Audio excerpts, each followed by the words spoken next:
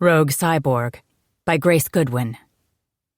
This book is read by Kit Swan and James McAdams. Chapter 1. Makarios Kronos of Rogue 5. The Colony. Fighting Pits. Raging, lust-soaked warriors faced one another in the fighting pits below. Sitting next to me in the stands, Warlord Braun pulled 100 credits from his pocket and tossed the money to a large Prion male seated 3 rows below us. "Hey, Stone, 100 on the Atlan Tane." The others called him Stone due to his complete lack of facial expressions. No emotion whatsoever. I could relate. The man was more machine than male, but I was not one to judge. I was a monster, even when compared to him. Stone nodded and entered the data onto the tablet in his hand. The betting had begun hours ago, the moment the Prion warrior bellowing in the pits issued his initial challenge. 7 warriors had answered his call. The tournament was set to begin. 8 cyborgs would fight until 1 remained. 8 would become 4, 4-2, and the final 2 would fight to the end for the ultimate prize. A battle, to the death if necessary, where the winner was granted the right to claim the female Gwendolyn of Earth as his own.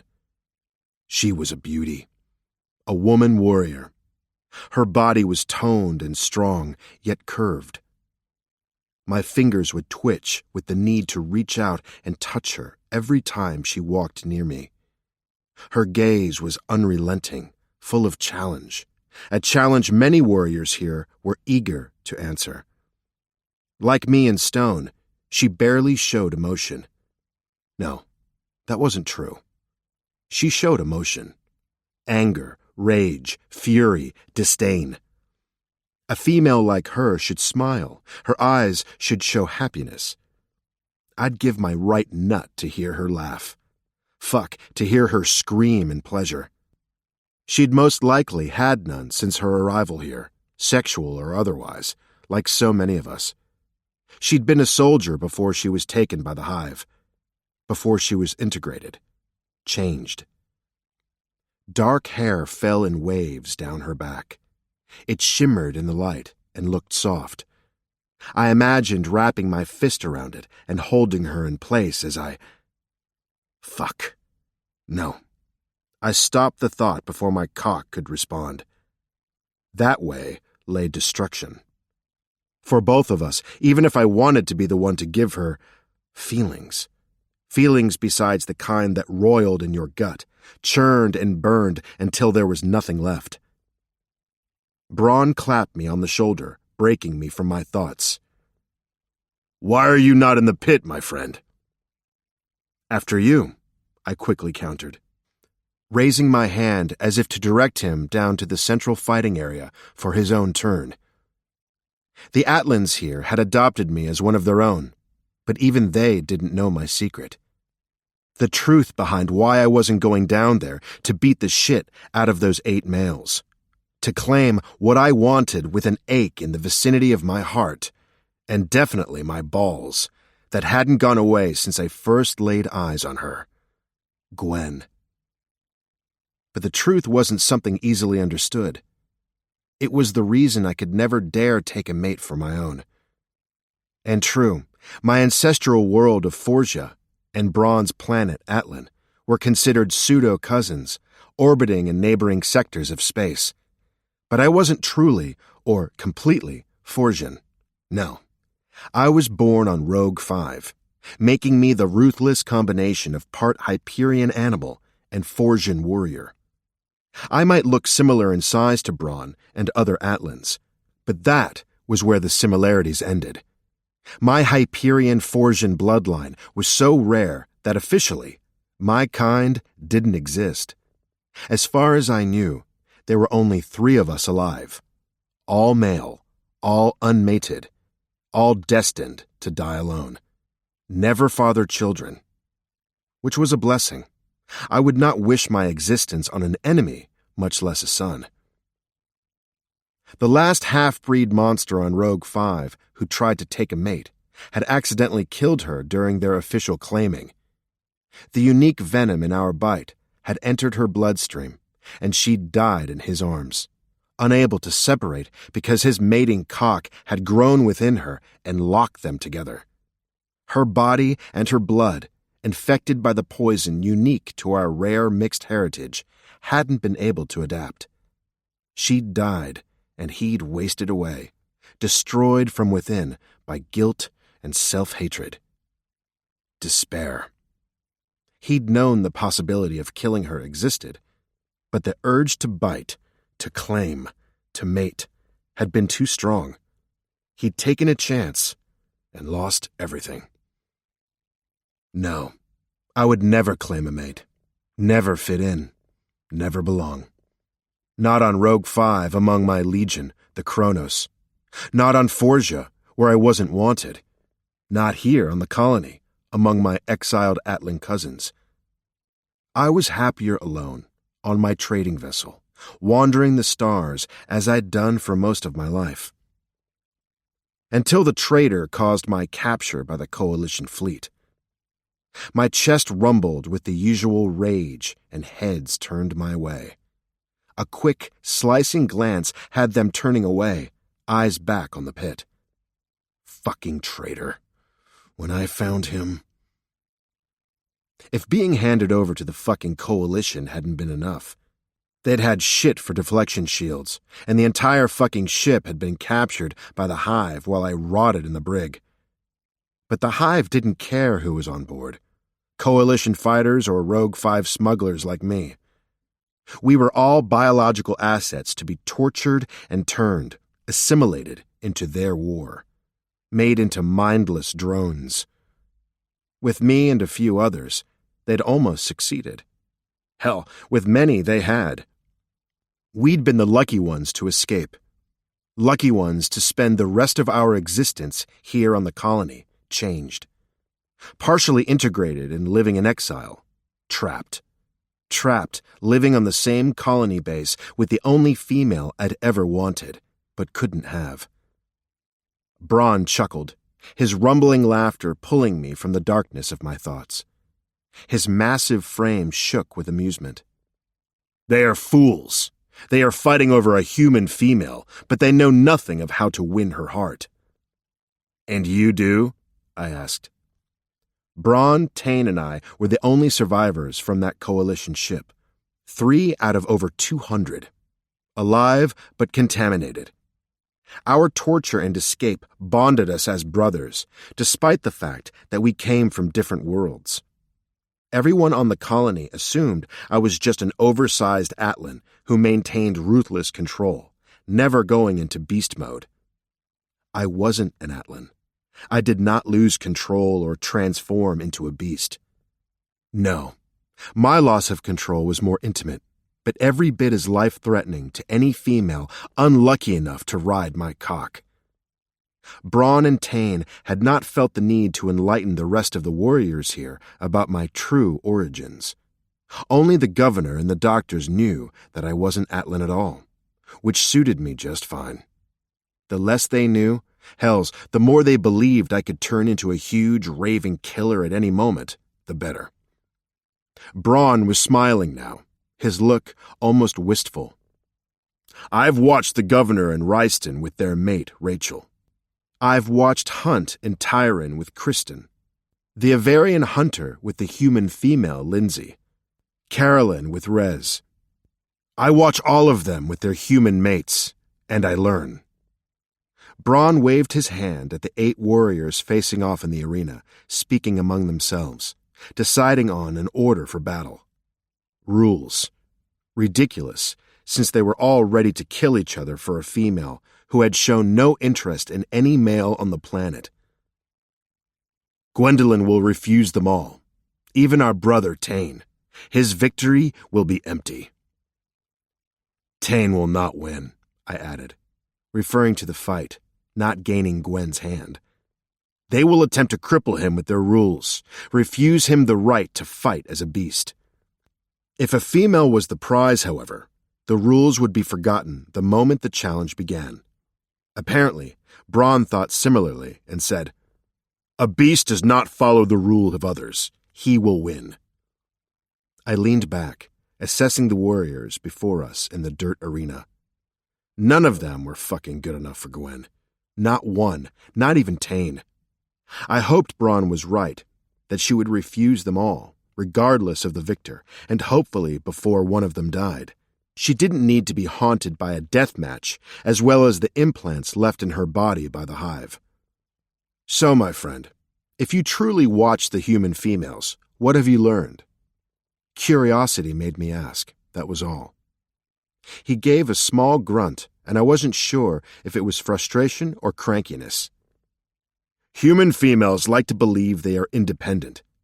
A mate must protect his Earth female without her realizing he does so. Why?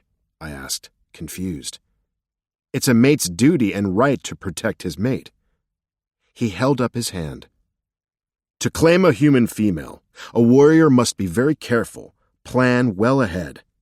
They are fierce and fearless mates. They will charge into battle against the hive if they feel the need to protect their mate or children. They are too brave for their small, soft bodies, too fierce for their own good. He practically growled. They are fragile in body, but strong in will.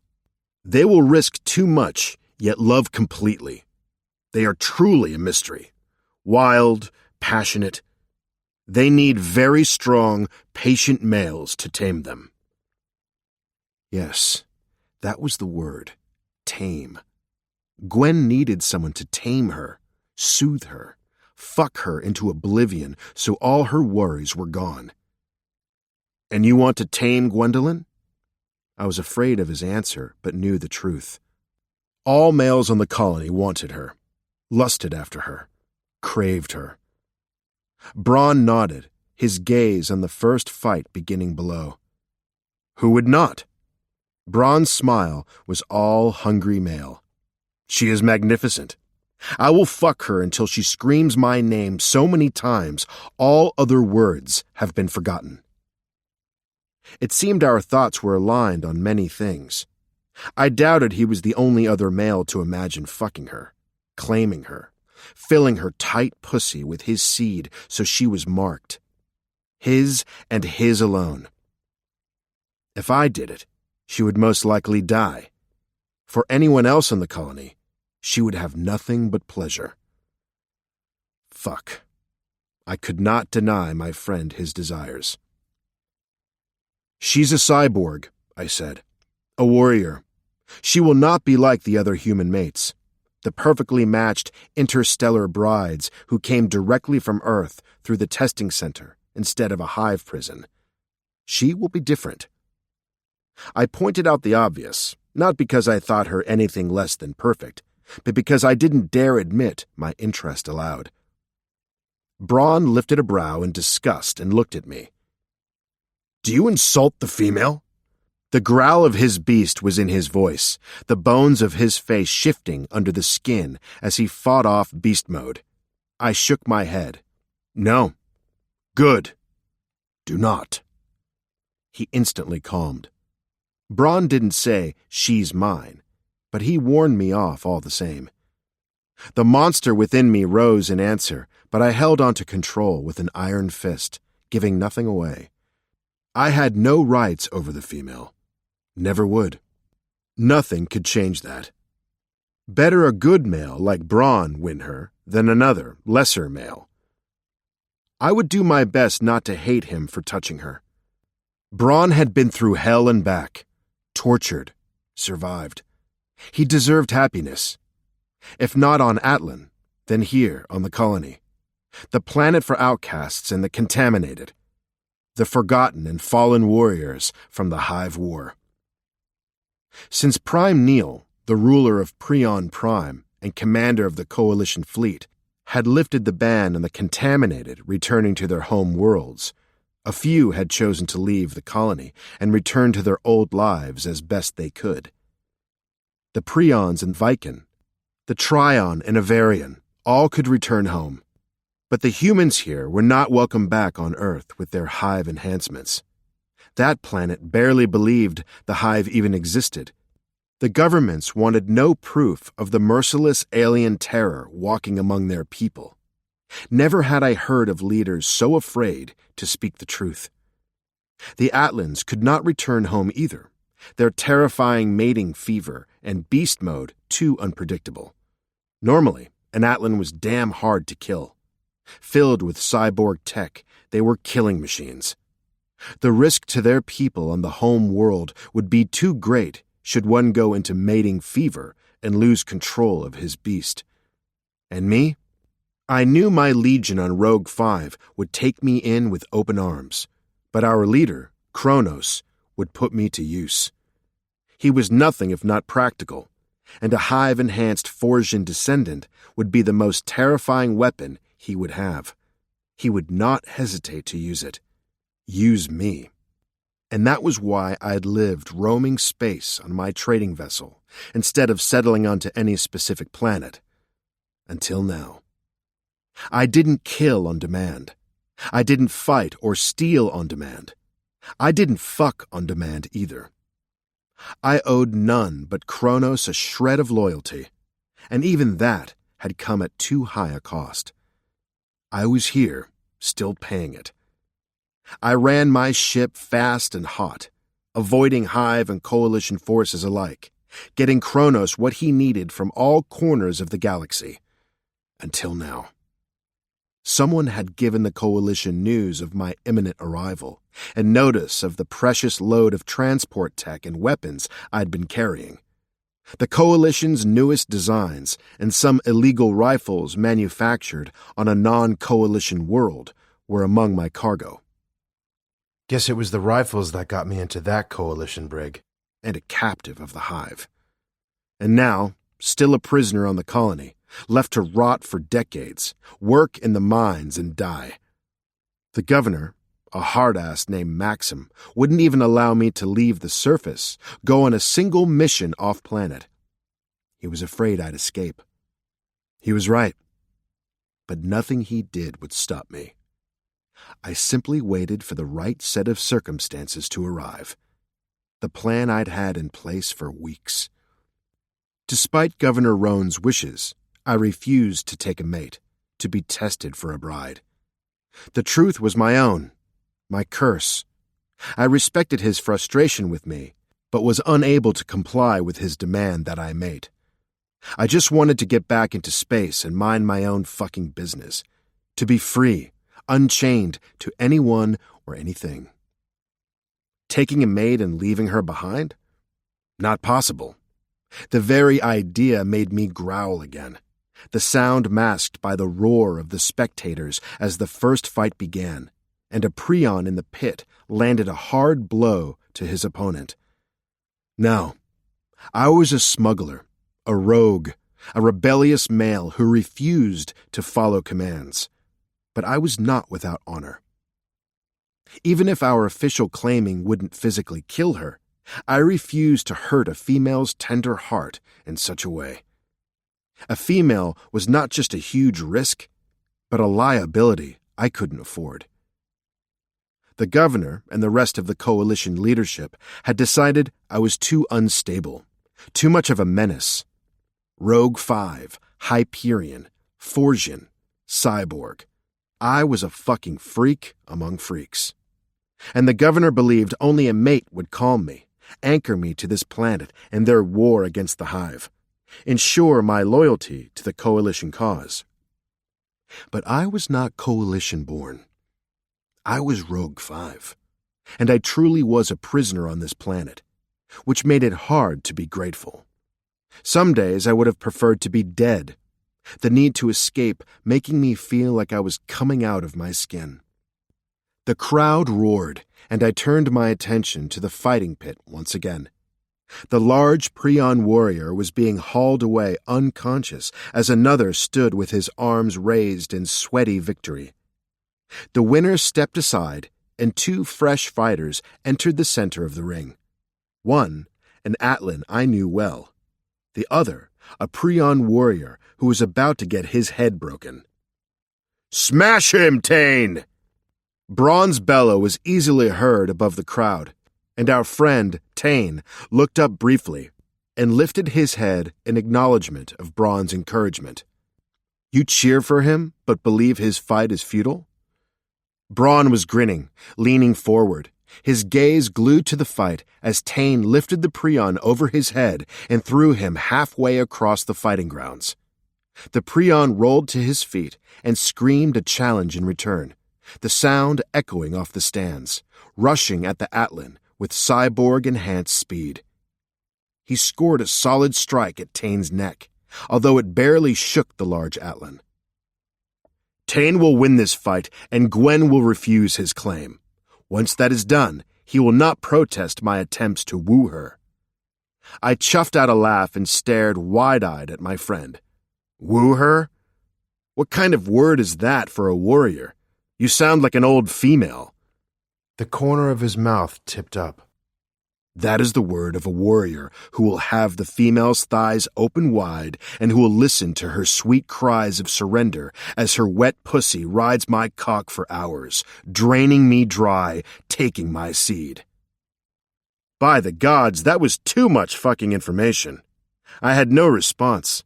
I should have been able to cheer for Tane, but the tension in my shoulders and chest moved up into my throat, and I couldn't force myself to speak or move. I could only watch and hate every male here for his ability to claim her, and Braun for his strategy to fucking woo her. I shouldn't have come to the pits. Part of me knew watching this was a bad idea. No warrior would ever be worthy of her. Not one on this pathetic prison world. But neither could I bear the idea of not knowing who she would belong to. Who would be charged with protecting her?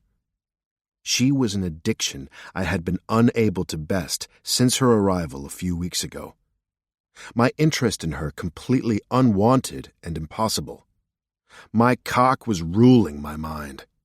I'd had to take it in hand in the shower tube often enough to will it down. But no matter how many times I sought release, my body remained hard and aching. For her.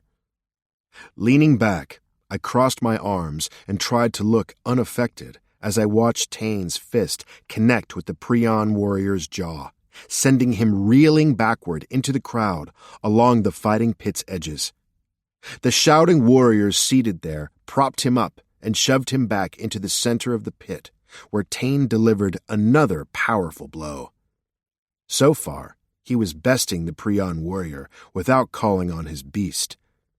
The young Prion male was fighting a losing battle, and he knew it, the swagger leaving his step and his shoulders slumping when another warrior, Tyron, stepped between the two combatants. Tyron was a Prion warrior and had a human female as his mate, Kristen. He shared her with his second, another warrior named Hunt. She was beautiful, and a warrior in her own right, like Gwen. I did not know how they could allow their female to work on missions hunting the hive. But Kristen did so every day, part of a special group of warriors led by an Avarian hunter named Kyle. Unlike the young Prion fighting Tane, Tyron was rumored to be the strongest cyborg on the planet, with implants running not just through parts of his body, but embedded deeply in both muscle and bone. He was a legend in the pits, but had stopped fighting once he was mated. It seemed he had other, more pleasant ways to ease his anger and aggression. I envied him the newfound method of release. Tyron stepped into the center and proclaimed Tane the victor. Braun settled back, more relaxed now that Tyron had arrived. That warrior would not allow things to get too far out of hand, and he was strong enough to handle Tane, even if the Atlan went into beast mode. Told you Tane would win. It's not over yet, I reminded Braun. Yes, it is. He didn't even use his beast. But he would. We both knew he would. Stupid to challenge an Atlan, I added, referring to the young Prion. Yes, none but Tyron, or perhaps the hunter, could defeat one of us. One of us. He included me among the Atlan ranks, as always, but I was not one of them. Never could be. The next 2 fights went as expected, until 4 warriors remained. Tane, 2 Prion warriors, and a male from Tryon, whose skin shone silver in the afternoon light. I had not met him, but he was rumored to be more machine than man, and his fighting instincts were superb. Tyron raised his hand, waiting for the crowd of warriors watching to quiet. Here are the remaining 4. Chance will decide their fates. Tyron held out a deck of cards face down. Highest values will fight first. The crowd cheered again as the warriors each drew a card and lifted it into the air. The 2 Prion warriors would face off against each other first. Then Tane would fight the male from Tryon. After that, they would be down to 2, and the champion would be the last male standing. Every single one of the 4 looked smug, confident, as if Gwen already belonged to him. I wanted to jump into the pit and pummel them all into dust, but I didn't dare move, not even to frown. Stone. I must be like stone. A woman's bellow of rage filled the air, and the cheering crowd of warriors went silent. The door built into the side wall of the fighting ring was flung open, striking the side with a loud bang as Gwen marched into view wearing full battle armor. Her hair flowed down her back like black flames, and fury rolled off her shoulders in almost perceptible waves. Eyes narrowed, muscles tense. She looked like a warrior goddess, too beautiful to be real. My breath caught. My cock lengthened at the sight of her.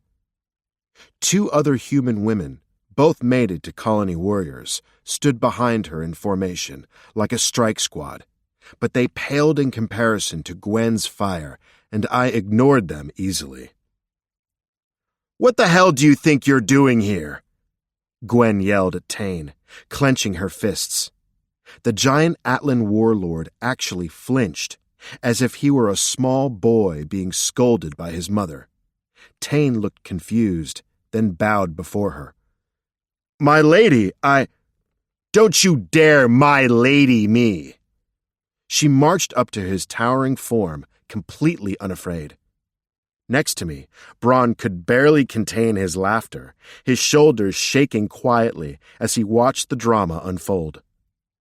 I wanted to punch him as well, for being right, for understanding more about Gwen than I had. Covered in sweat and blood, the 4 warriors turned as one to face her, closing in, pleading their individual cases. I could not hear what they said, but none of it pleased her. Her hands moved to her hips, her head tilted to the side as if she listened and considered their words. But her eyes were like fire, feminine fury shining brightly. Fuck, she was gorgeous. Braun's increasingly smug smile had my hands clenching into fists of my own as he leaned back and put his hands behind his head, stretching, resting, amused. I looked back to Gwen, afraid if I kept my gaze on Braun, I would punch that knowing and very possessive look right off his face. The males in the pit had lost any chance they had with her now. Braun just had to wait until she pulverized them all, and then step in. Gwen's gaze darted up into the stands, and Braun held his breath as her attention flitted over him, then moved to me. Air trapped in my lungs, her gaze like a physical blow, the gaze narrowing, her cheeks flushing even darker. Yes, I wanted to be the one to put color in her cheeks. I had to wonder how far down it crept beneath her armor, if her nipples were that same deep shade. It was over in half a second. The glance, the look, the stare, the intensity. Gwen looked away, rolling up the sleeves of her uniform shirt, although I had no idea why. Her voice, when she spoke, was not overly loud, but cold, hard. You want to fight? Okay, let's roll. Moving almost too fast to track, Gwen lifted the closest Prion warrior and threw him even farther than Tane had thrown his opponent earlier. The Prion offered no resistance, rolling to his feet after he landed, keeping his distance. When the other 3 warriors backed off with their hands out in front of them, clearly refusing to touch her, she kept pace, shoving the Trion warrior in the chest. She attacked in silence, each strike of her hands on male flesh loud in the distinct quiet.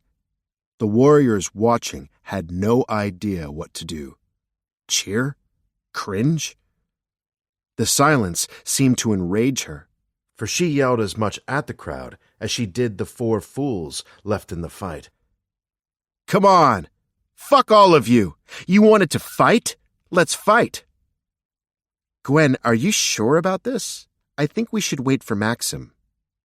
Rachel, the governor's mate, who stood near the open doorway, tried to plead with the irate female, but to no avail. Get out of here, ladies!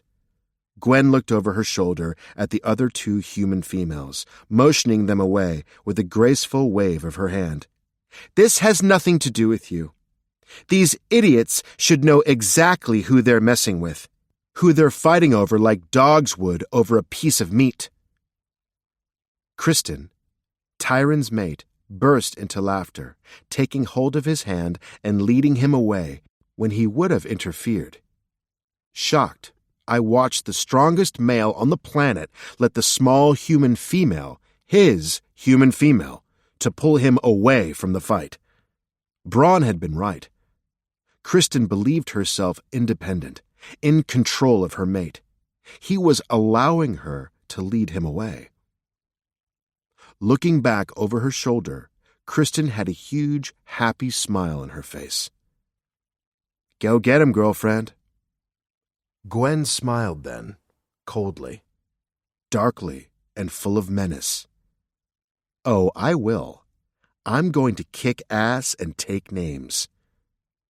I had no idea why she needed the names of warriors already familiar to her, the earth slang beyond me, but I had a feeling it wasn't anything good.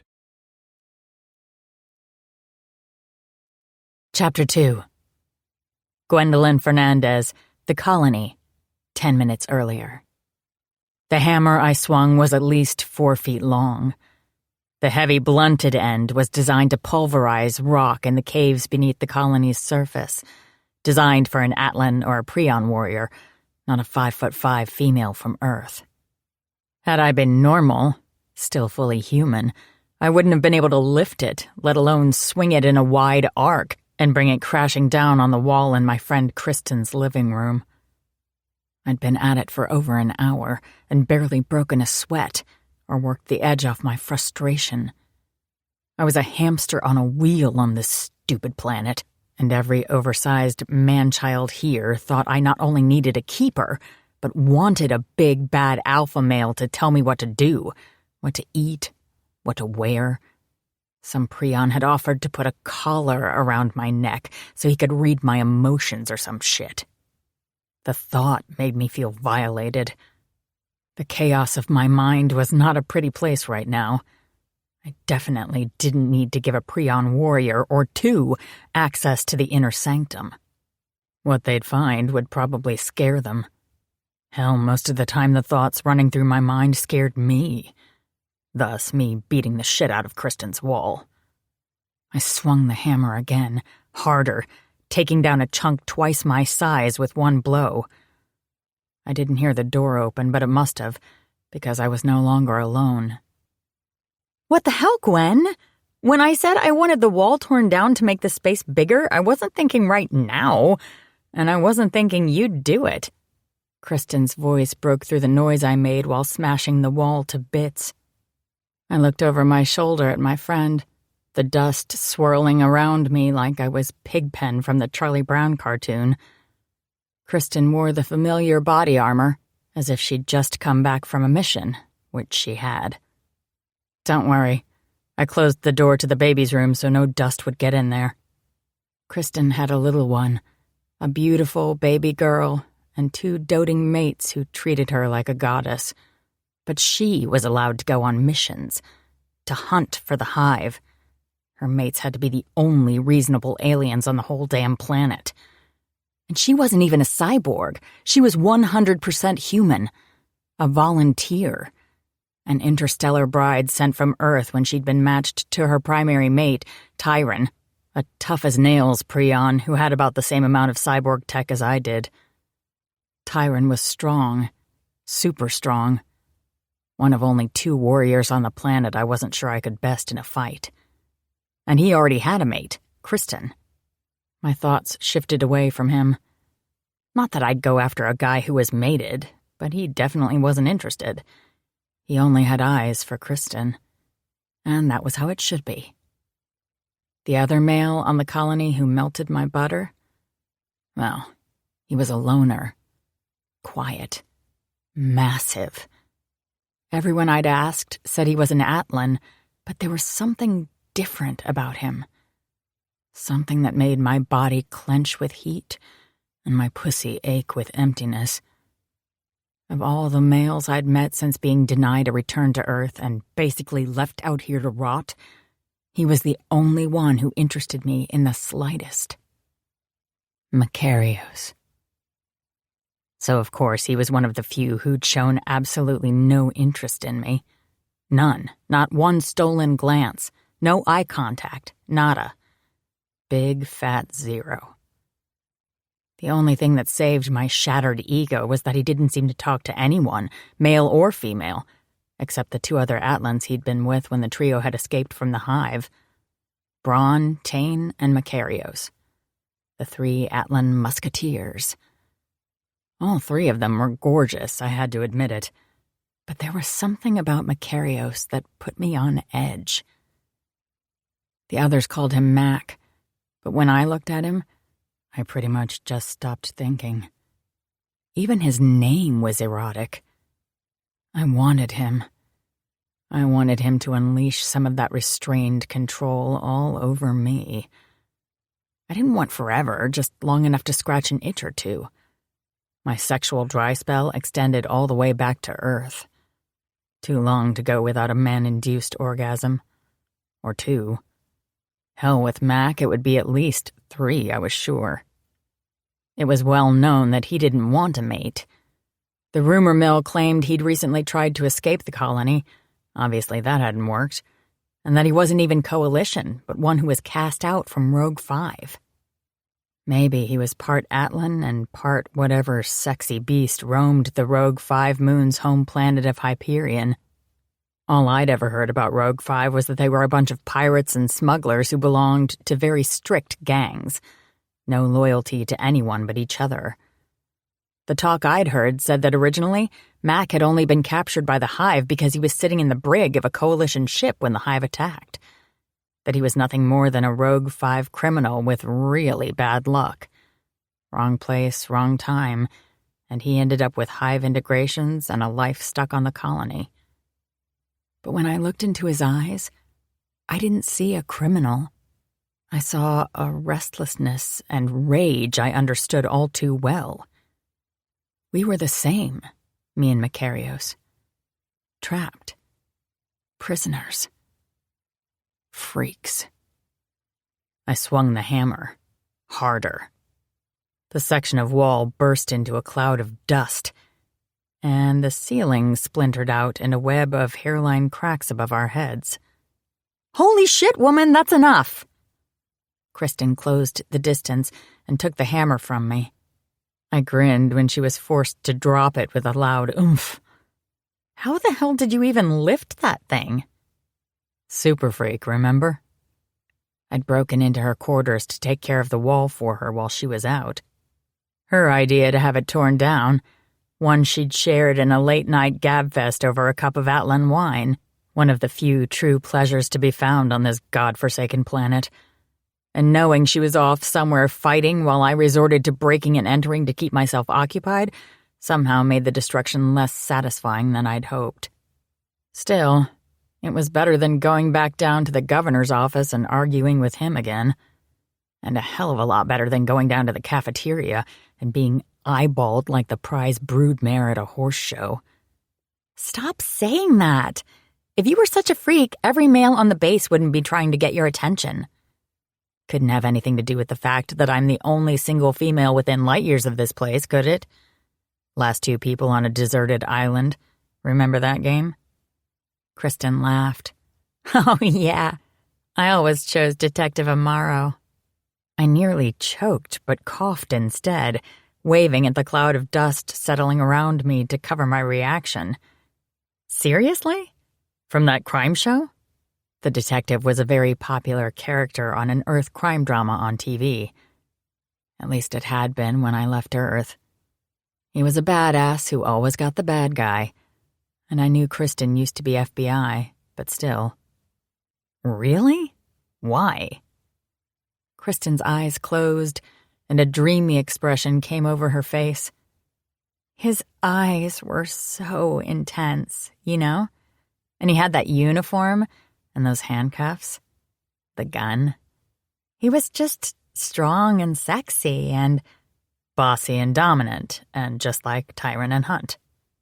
Kristen opened her eyes, laughing now. I guess so. I tilted my head toward the bedroom. Do I need to ask if all the bindings on the corners of that bed are for you or your mates? I'll never tell. She looked back down at the mess on her floor, but I couldn't miss the blush on her cheeks. There was no doubt she was well satisfied by her mates, with or without restraints. But I think you might need a little bit of attention from a special investigator of your own, if you know what I mean. Yeah, well, that's not going to happen. I pointed at the rubble on the floor. You wanted this little remodeling done, and I needed to work off some steam, I replied, inspecting what used to be a wall. The whole thing was broken to bits. The sturdy wall hadn't stood a chance against my strength. My cyborg strength.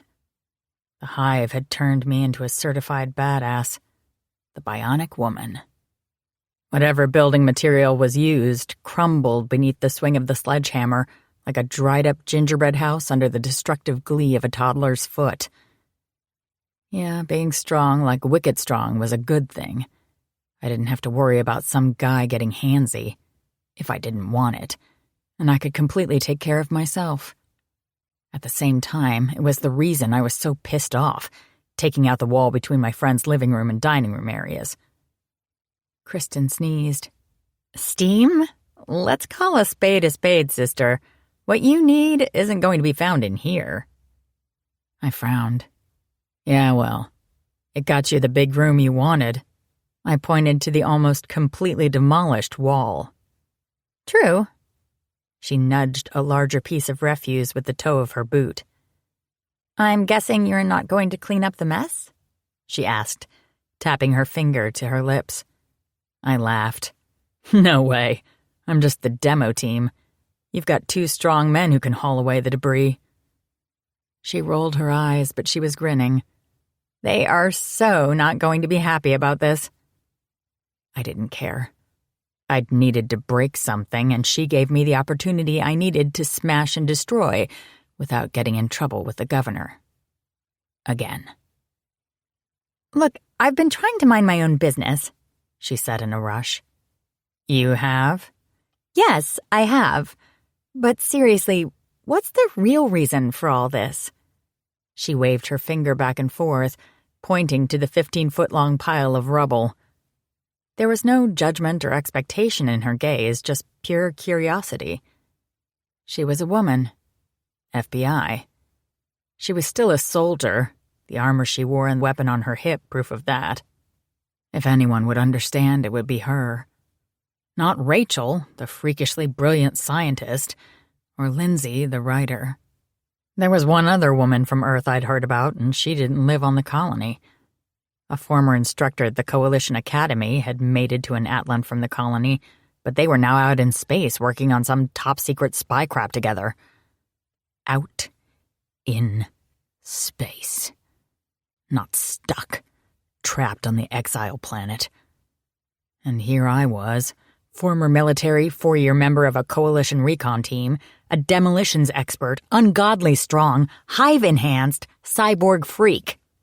I'd survived hell and came out the other side stronger, faster.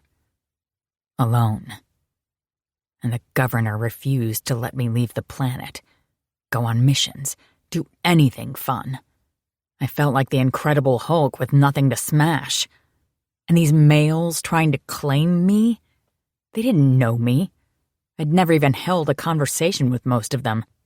I hadn't been matched to them through the Interstellar Brides matching protocols. I was female, available, breedable. Maybe. After what the Hive did to me, I didn't even know if I could still have children, let alone want to raise them here. And I hadn't bothered to ask the doctors at the med unit because getting a gyno exam in space after everything else I'd been through did not sound appealing. Kristen continued to stare at me, waiting for an answer I was too proud to give her. "I'm fine. Can't a friend do something nice for you?" I asked. She gave me a look that screamed, "Girl, please." "Nice would be making all the mess disappear before my men get back," she countered. "What gives, Gwen?" "You know the answer," I grumbled, reaching for the sledgehammer's handle and leaning on the sturdy length. Her eyebrows went up and waited. "The men, they're weird around me. Annoying, frustrating, and I can't go on any missions. The governor has grounded me until I'm mated, which is ridiculous and a total double standard. I'm a prisoner. I can't fight, I can't fly, I can't go home. I'm losing my mind on this planet." She remained quiet, letting me vent, even though I was dissing her new home, the place she'd been matched to through the Interstellar Brides program. She'd chosen to come here, to stay here permanently. It was her life and she seemed happy, but I didn't belong here, and the fact that the governor wouldn't allow me to go on missions, to at least get out there, was making me lose my mind. All the male attention didn't help. It just made me feel like more of a freak. I could have all the male company I wanted, and yet I was lonelier than I'd ever been in my life. The irony wasn't lost on me. Kristen bit her lip and winced at my words. "Shit. I need to tell you something. Please don't get mad. I was hoping it was a joke that would just blow over, but—" "What?" I asked. I'd known her for a short time but could read her easily, and I did not like the downcast eyes and pale face she was keeping averted. "You're so not going to like this." "What? Just spit it out." Dread coiled to settle in my gut like the dust around me. "Captain Mars, the Prion?" "Yes." I knew him well enough. I'd had to turn him away from my door multiple times the last few weeks. He was all right. He tried. Brought me flowers, for heaven's sake. I suspected Rachel or Kristen had suggested that one. But there was no spark there. I looked at him and felt nothing. "What about him?" "He issued a tournament challenge. They're in the fighting pit right now, deciding who gets to claim you." Deciding who gets to claim you. Is this a joke? Because it's not funny. She put her hand over her face as if afraid to look at me. Shook her head. "No. 8 warriors. Whoever wins gets to claim you. All of them have agreed to the terms. The rest of the warriors started a betting pool. The whole base had to either enter the challenge or agree to leave you alone. Tamed, the Atlan, is getting 2-to-1 odds. He's the favorite to win." "What?" I roared.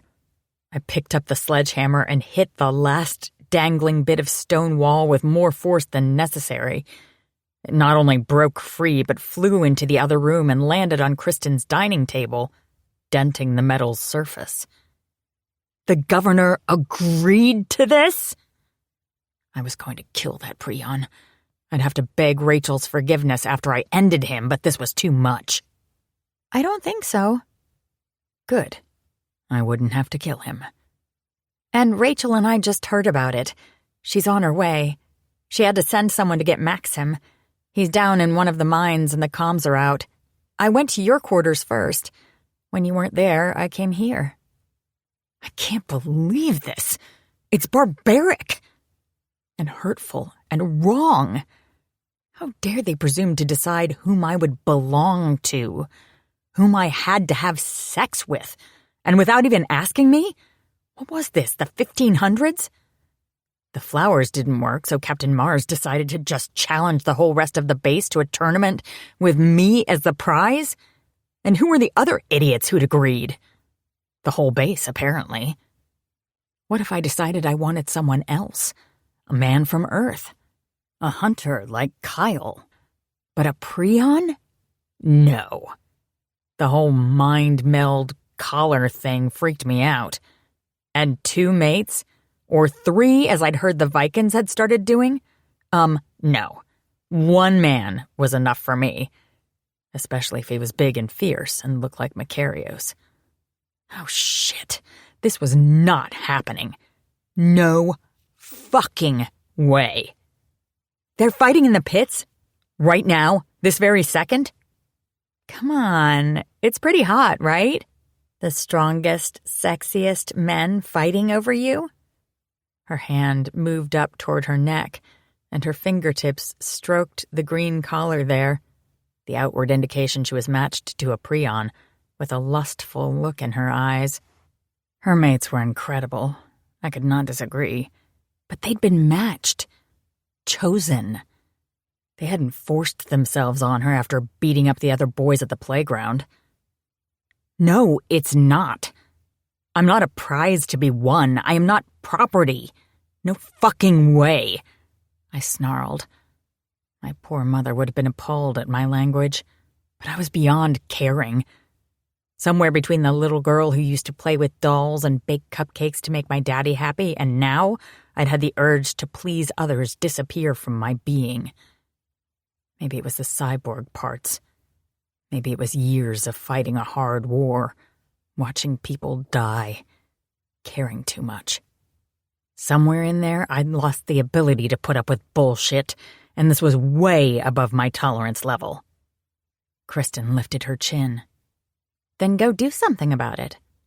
She looked around her living room, which I had definitely destroyed. Go beat up some alien hotties before the ceiling falls on top of us. I'm begging you. Wiping my hands together, I smiled. I was strong. Stronger than the men who were making me their prize. Good idea. I stomped past her, my stride long as I worked my way down the corridor and then outside. Distantly, I heard her on her comms unit as we went. Rachel, get to the pits. Gwen needs another wingman. She followed me, which was fine. Since neither one of her mates was interested in me, they wouldn't be in the pits to suffer my wrath. Wingman? It was a nice gesture, but it wasn't as if either Kristen or Rachel could back me up. No one could back me up. I was indestructible now that I'd spent some time with the Hive. Stronger than almost any male on the planet.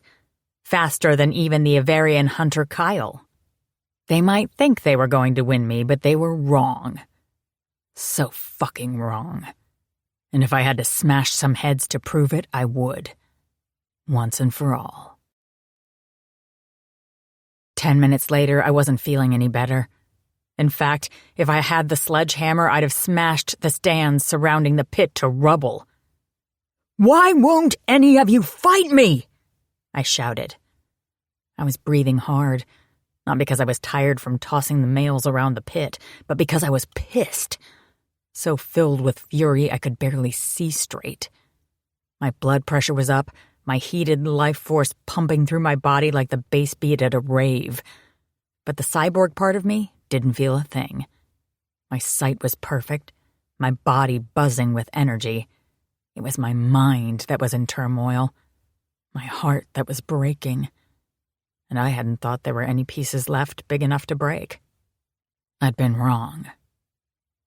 We don't want to hurt you, one brave male said. We won't fight a female. That was Tane, the Atlan, friend of Macarios. He seemed decent enough, but nothing was going to make up for the fact that I simply did not want him. I didn't want any of these overeager alpha males. The fact that they thought I was a prize to be won automatically eliminated them in my eyes. If they'd been paying attention to a damn word I'd said the last few weeks, they would have known that. But then, this wasn't about me. This was about them. Who's the biggest, the strongest? Who had muscles on muscles and the audacity to tell me who I had to give my body to? I looked to Tane, narrowed my eyes. Oh, you'll fight over me like a bunch of little boys with a new toy? You'll fuck me, mate me, but you won't fight me? I'd die before I'd let one of them touch me now, and I was pretty sure that opinion was blazing from my eyes when I spoke to the Atlan. He shrunk away from me as if I'd hurt him, then nodded, bowing at the waist. Too late for that, big jerk. You are a very desirable female. We honor you with this battle for the right to court you. It was unbelievable how different the customs were on the other planets. This wasn't Earth. I tried to use that knowledge to cool my rage. He thought they were being courteous, chivalrous, respectful.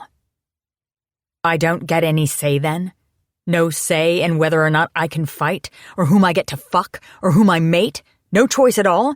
Because the winner of this, I motioned with my finger pointed around the circle of 4 that remained standing, is how you all treat your females?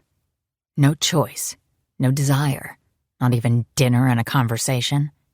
Straight to ownership of her body, and she doesn't have any say in the matter? My voice was quiet, cold. I let the cyborg parts keep me calm and hoped I sounded more like a machine than the heartbroken romantic that was slowly bleeding to death inside. Now I wasn't just a freak who could never go home to Earth. Now I was just a piece of meat to be fought over. My lady, I spun about, looked to the male who'd called me that. Don't call me. Enough! The governor's voice cut me off. Governor Maxim Roan walked with the air of a man used to being obeyed. Rachel was walking with him, nearly jogging to keep up with her mate's angry stride as he moved from the edge of the arena to the center. He was dressed in the loose clothing of someone who spent more time in meetings than in the field, the copper collar around his neck an exact match to the one Rachel wore. The connection between them all the more irritating to me at the moment. Maxim might sit at a desk, but he was still a Prion warrior with years of battle experience. He was a force to be reckoned with, well respected and elected to his post as the ruler of Base 3. The other males deferred to his judgment. But I was not a male, and I did not belong on this planet. I glared at Rachel. I only needed 10 more minutes to finish them off. She smiled, offered me a sheepish shrug. I didn't want you to get hurt. I rolled my eyes at that remote possibility but stayed quiet. The males showed you great respect in refusing to fight you. Unfortunately, Maxim's voice carried well, because the other males seated around the arena stomped and clapped in agreement at his words. The governor crossed his arms and stared down at me. He was big, almost 7 feet tall. His copper-colored skin, dark hair, and dark brown eyes reminded me of a Reese's peanut butter cup. Of course, I would never tell him that. Or Rachel. And he wasn't exactly being candy sweet at the moment either. God, I missed chocolate. I'm stronger than they are. I'm a soldier, a member of the Coalition fleet, I countered. I've seen as much or more combat than every male here. He gave a decisive nod. You are all of those things, but you are still female. We do not hurt females, not even in play. If you fight your enemies. We are not your enemies. You ask these males to dishonor themselves and their families when you ask them to fight you. I huffed and glanced at Tane. The Atlan was beginning to look smug again, which added fuel to my fire. That is such a double standard. It is no such thing. Coming from Earth, you are not as familiar with the ways of Atlan, Prion, and even Trion males. Other planets, too. Females are sacred, respected. To hurt a female or a child is to betray everything we fought for, everything we continue to sacrifice to protect. Why am I the one in trouble here? I waved my arm around as I spoke. They're the ones who got it into their Neanderthal heads that the last one standing was going to claim me. All of the men nodded, not the least bit contrite. Bloodied, sweaty, and wearing torn clothing, they didn't deny their actions. The idea isn't a bad one. Are you fucking kidding me? I shouted, completely aggravated. I tugged at my hair, paced in circles. I couldn't fight. What could I do? I was trapped on this planet, caged like a wild animal. You're running wild here, Lieutenant. I'm not wild, Governor. I'm caged, trapped. I walked until I stood nearly toe-to-toe with him and looked up, way up into his eyes. The resignation I saw there made my heart jolt with panic. He was going to do something here that I was not going to like. I could see it in that calm regret, hear it in the deep sigh that came rumbling out of his chest. No, not this. Just let me go on some missions. Let me go wild on a bunch of hive instead of on these guys, I said, pointing at the four who had fought each other for me but refused to fight me. The governor slowly shook his head. I cannot allow someone so close to losing control go on a mission. While I admit these men taking it upon themselves to decide your fate was not the ideal solution, they aren't wrong. You need a mate. I'll fight to the death before I agree to this. And I'll put you in the brig until you calm down. He held up his fingers and nearly touched them to my lips when I drew another deep breath to argue. The shock of that almost touch made me pause as he continued. It's not just you, but the males as well. They're practically feral over their desire to claim you. This base is starting to unravel. Years of work and discipline are coming apart at the seams, and all because of one unmated female.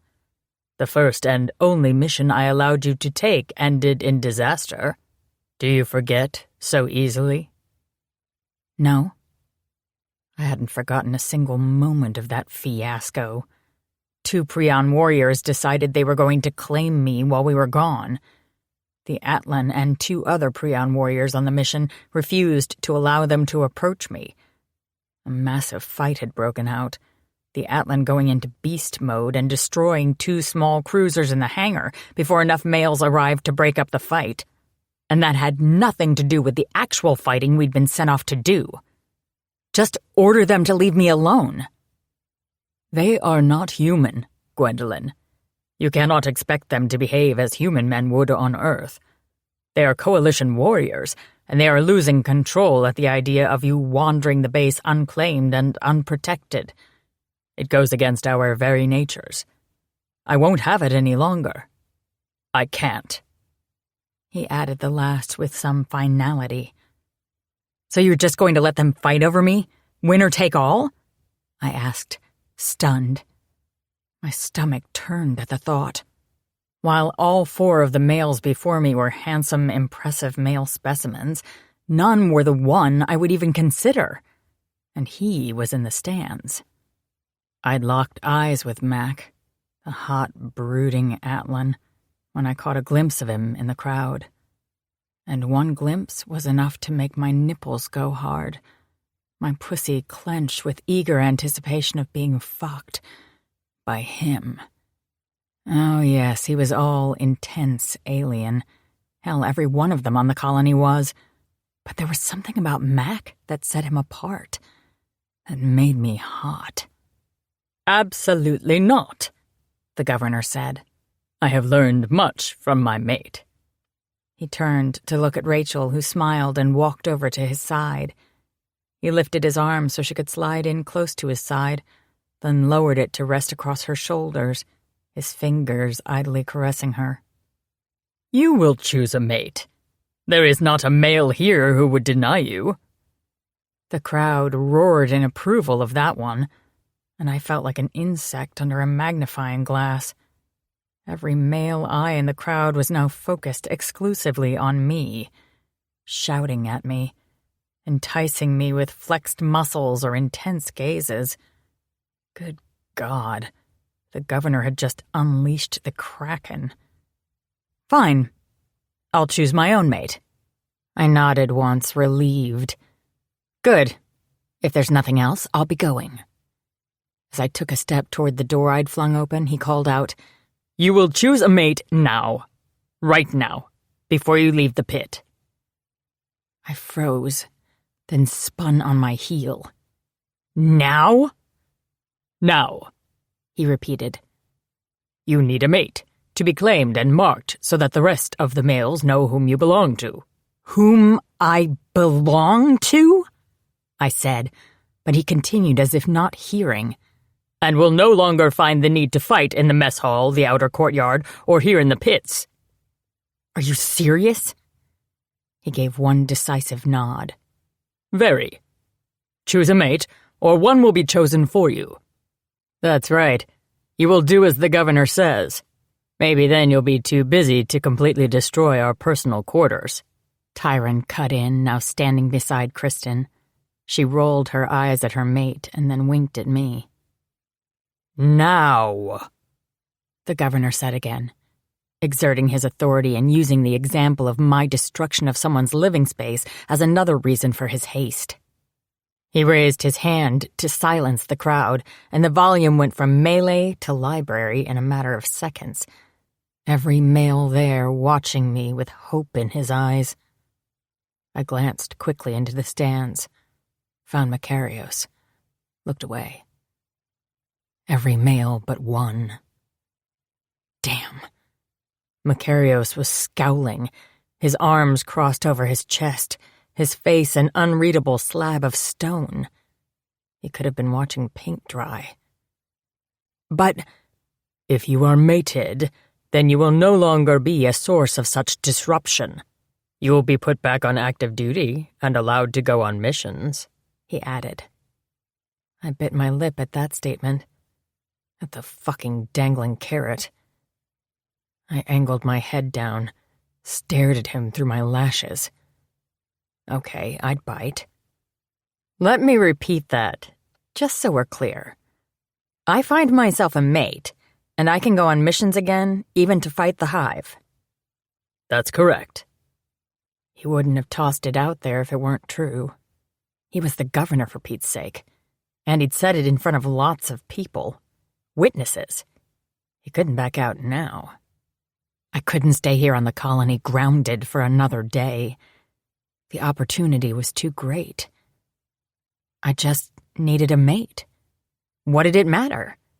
We could fuck and have fun, and then I could go off on missions, do my own thing. No connection except a good time. Any one of these males would be good in bed. But there was one who made me eager to get there. And now. Even better, it was well known that he didn't want a mate at all. I did not need an overly protective, possessive alpha male bossing me around thinking I belonged to him. I needed freedom and a smoking hot tumble in the sheets. Refusing to glance up into the stands, I focused my thoughts on the one who made me hot, who could make my time between missions filled with orgasms. The idea, and the thought of Mac's hands on me, his cock in me, was making me burn up with lust. His eyes, light and piercing, would hold mine as he thrust into me. His skin was tanned, his jaw strong. With hair a little too long to be considered military cut, he stood out from the others. Even in the standard coalition uniform, he stood out in a crowd. Taller than the other Atlans, He was a silent, sulking giant, and I wanted to get under his skin and find out what made him tick. What made him hot. What made him burn. There was nothing about him that overtly confirmed the rumor that he wasn't coalition military, that he wasn't a fighter at all. But I believed the gossip, and those in the know said he was a rebel and smuggler from Rogue 5, that he broke laws as easily as he could crack skulls, that his code of honor and loyalty belonged to his legion on that ruled part of the rebel moon above the planet Hyperion, that he was different, unique, alone in the galaxy, one of a kind, exactly like me. I put my hands on my hips. Hot sex, no strings, we'd both get what we wanted. Fine. The governor arched a brow. That easily? I should have given you an ultimatum days ago. This base wouldn't be in such turmoil. I pursed my lips, not pleased he'd put all the blame for things being a little crazy on me.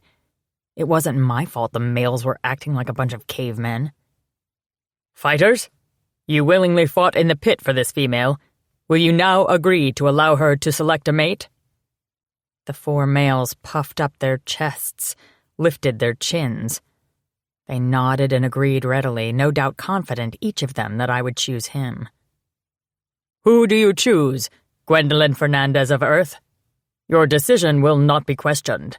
Your answer final.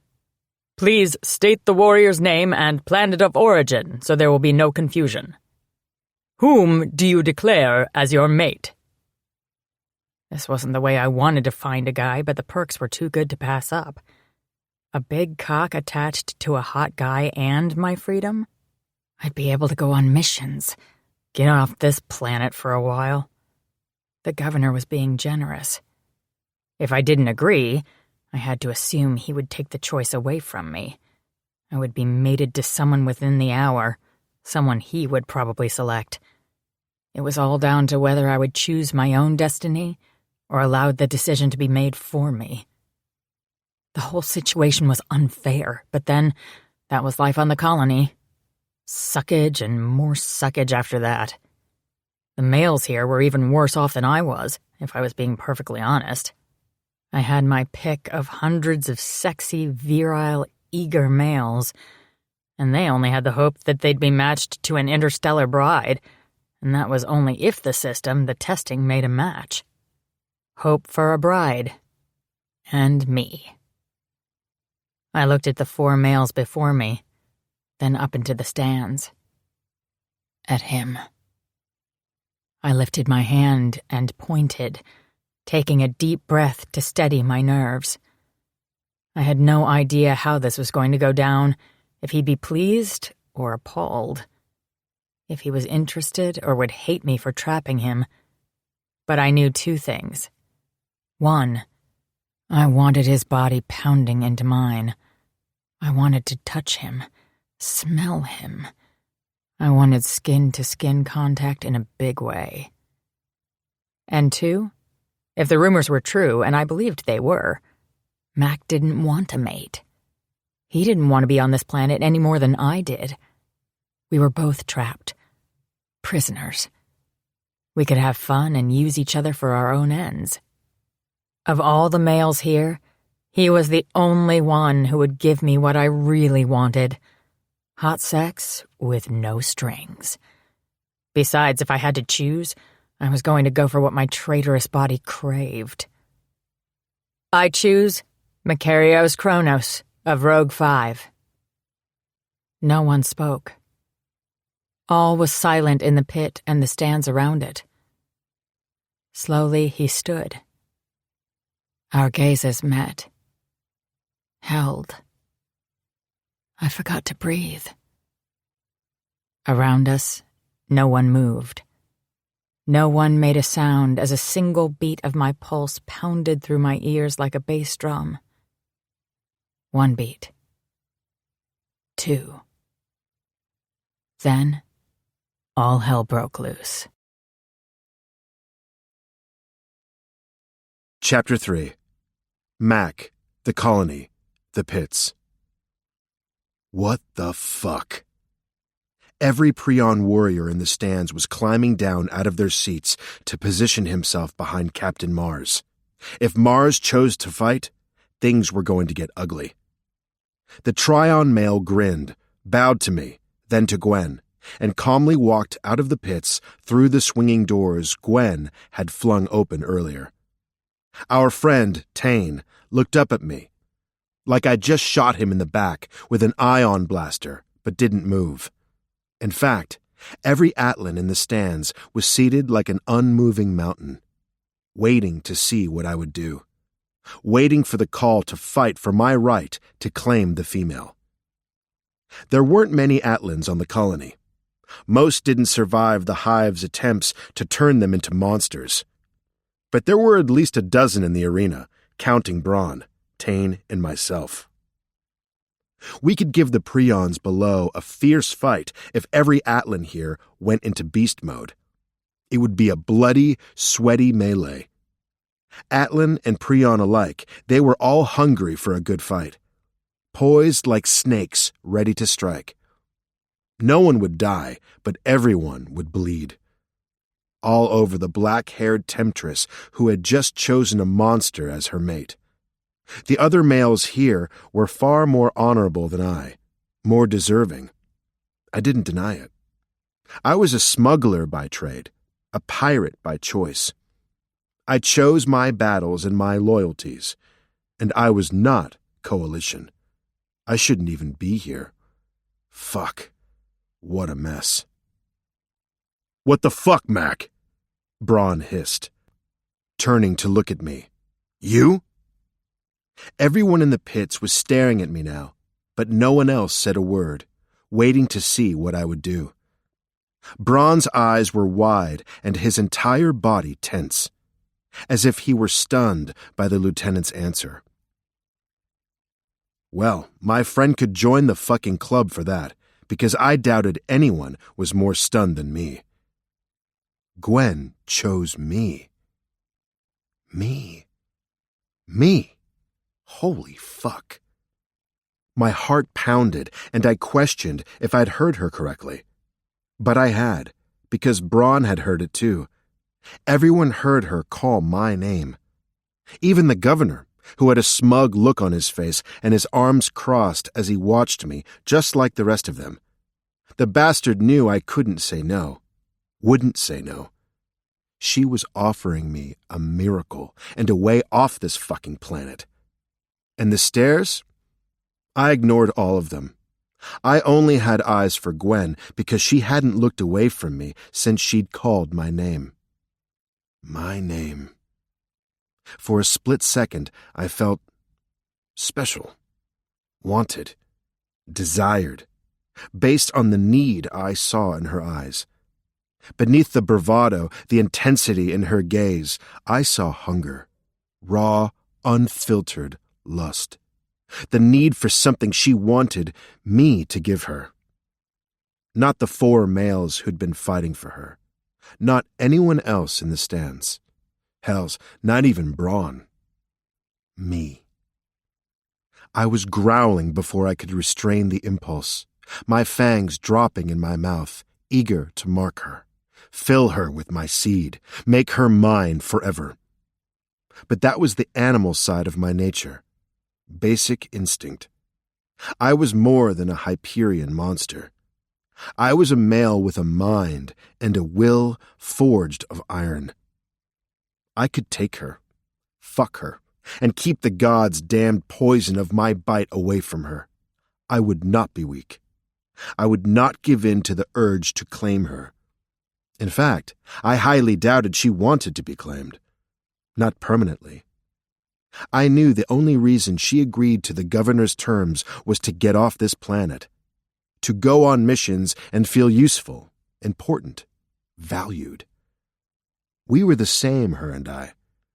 I heard it in her voice when she argued with the governor, begging to be allowed off this rock, begging to fight the hive, go out into space, get out of the cage. I'd stood slowly when she'd called my name, holding her gaze, I watched her attention roam over every inch of me with blatant hunger. But the moment of surprised elation was over. Clarity fell like the sharpest sword. Why me? Why the fuck would she choose me? I was from Rogue 5 of all places. And half Forsian besides. I was the last male she should choose in this arena. And perhaps that was exactly why she had chosen me. Before her declaration, I'd believed only a handful of warriors on the planet knew of my true origin. I assumed they all thought I was an Atlan. I'd been wrong. She knew I wasn't Atlan. Knew I was from Rogue 5. What else did she know?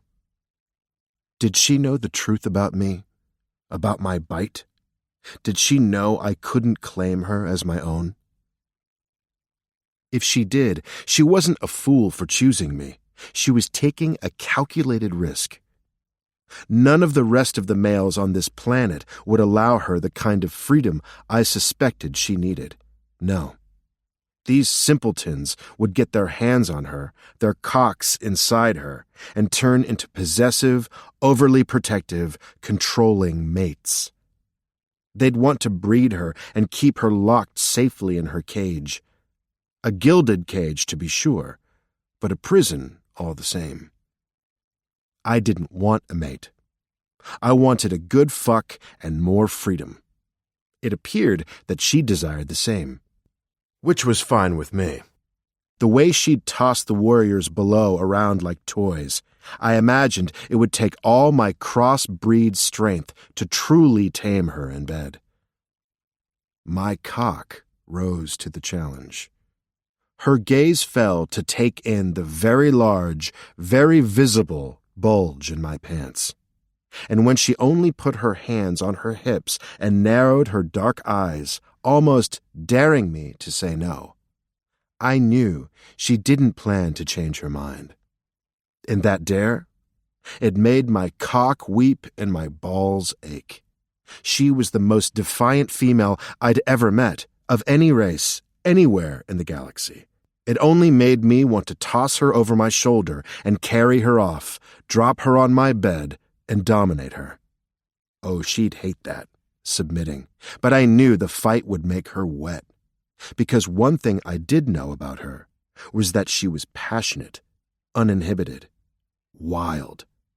I looked forward to allowing her to work out all that feminine angst on me, riding my cock with the deliberateness she gave to everything she did, using me to soothe whatever had her perpetually riled. Perhaps she just needed an orgasm or two. Or 5. Oh, I'd give them to her, and more. I'd give her so many, so much pleasure, that she'd be a sweaty, sated mess. Her mind would be empty, her body satisfied, replete, finally soothed. Slowly, I moved. Brawn shifted to allow me to pass, to work my way to the steps that led down to the dirt pit where she stood, waiting. As I went, fighters moved out of my way, making a path for me, perhaps waiting to see if Gwen would lift me and toss me across the pit like she had the Prion. She could try. I kept my eyes on hers as I went. Yes, I wanted that fire, loved that it was directed at me. But this wasn't a mating in the sense of claiming her as my own forever, no. I couldn't have what the governor had with his mate, Rachel. Or Tyron with Kristen. Impossible. My cock wanted to fuck her, to spend in her tight pussy, to mark her. And my Hyperion fangs? I felt the pressure in my gums as I forced them to ascend. The beast within needed to bite her neck and make her mine, permanently. But because I was Hyperion and Forsian, my cock and my fangs had to work together for the true claiming. This was the secret, the truth no one knew. Not even the doctors who'd treated me when I'd arrived here. A bite and the Forsian mating cock together would kill her, Forsian women dreamed of the day they'd take their mate's enlarged cock with the mating head deep in her pussy. A Forsian cock was compared to a club on the homeworld, filling their females to the extreme. Once a female agreed to the official claiming, the average male would be hard, his cock swelling in eagerness to fill, fuck, and mark with his seed. But a Forsian cock changed more than most. It grew and grew. The wide head flared and it caught inside, impossible to pull from a female's tight passage until the claiming was complete. The couple was joined, locked together until the inner Forsian was satisfied that the female was truly and completely his. It took hours of fucking for a Forsian male's balls to be emptied of all his seed, for the cock to finally be satiated, for the pleasure to recede enough for his body to return to normal size, which was still larger than other races, and able to withdraw. Historically, it ensured the female was so filled with seed that the chances of being bred the first time were high. An innate and biological way for the Forsian race to continue. By the time the cock was finally withdrawn, the female was unquestionably well-pleasured, delirious with bliss, sometimes even driven unconscious. But there was no question of the claiming. No male in the galaxy could miss the scent and marks on a mated female, no matter the race. All would know that she belonged to someone, that her pussy was her mate's and his alone. She was ruined for all others by the pleasure she found riding the engorged mating head. Once claimed, a Forsian female never longed for another. As I stepped down onto the packed dirt, I knew Gwen could handle a Forsian mating cock. It would be a pleasure to finally get her stretched open with mine, and that alone would be fine. But I wasn't just Forsian. Fuck no. Having her pussy pummeled by my club-sized cock along with my Hyperion fangs embedded deep and ruthlessly in her shoulder would surely kill her. It happened again and again with my rare kind. The fact that there were so few of us left, all males, was proof. Something about our genetic line, the mixture of Hyperion and Forsian DNA, turned the Hyperion bite of pleasure into a rare and deadly poison. Gwen would die if I bit her. It was one thing to fuck her unconscious. My male ego could handle that. But I would not fuck her to death. I couldn't survive that kind of mistake. And that was why I'd avoided all females, for their own protection. But now, somehow, the one female I'd avoided with deliberate intention had chosen me, destroyed any chance I had to keep to my plan, to save her from me. For while we could fuck non-stop, I could never truly claim her as mine. He wasn't a choice. It was to be one of us. The bold Prion, Captain Mars, insisted. He crossed his arms over his broad chest, and there were 36 Prion warriors fanned out behind him, prepared to support his claim. The threat caused Gwen to break my gaze, and she glared at the Prion. I was told to choose a mate. The only rule was that I had to do it now. He's not shown you any interest at all, Tane added. Gwen narrowed her eyes, crossed her arms over her chest, mimicking the Prion. She was so much smaller, appearing tiny surrounded by the 4 males, but I didn't miss the way her breasts were lifted by her actions. Her clothing did nothing to disguise her female shape. The curves that had incited the constant fighting across Base 3 since she'd arrived. Tane's words were true. I'd done everything in my power to appear disinterested. If that Atlan only knew the extent of my obsession with her, he'd be shocked. I'd avoided her to save her, and for that reason alone. Now she was mine. She'd chosen me, and that changed everything. Standing at the base of the seating area, I bunched my legs and leaped across the arena, landing squarely in front of Captain Mars and his supporters, with my knees bent and a growl rumbling from my chest. The Prion didn't budge, standing his ground as I stood to my full height and looked down my nose at his nearly 7-foot frame. He was big, strong, a good fighter, but I would smash him into dust if he tried to interfere. She's mine. By the gods, Mac.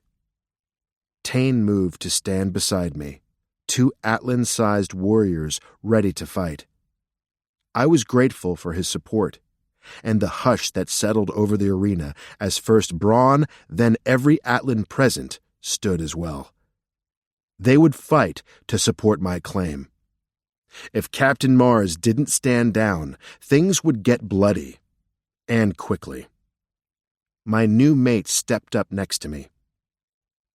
I can take care of myself, Makarios. I looked away from Captain Mars to look down at her upturned face.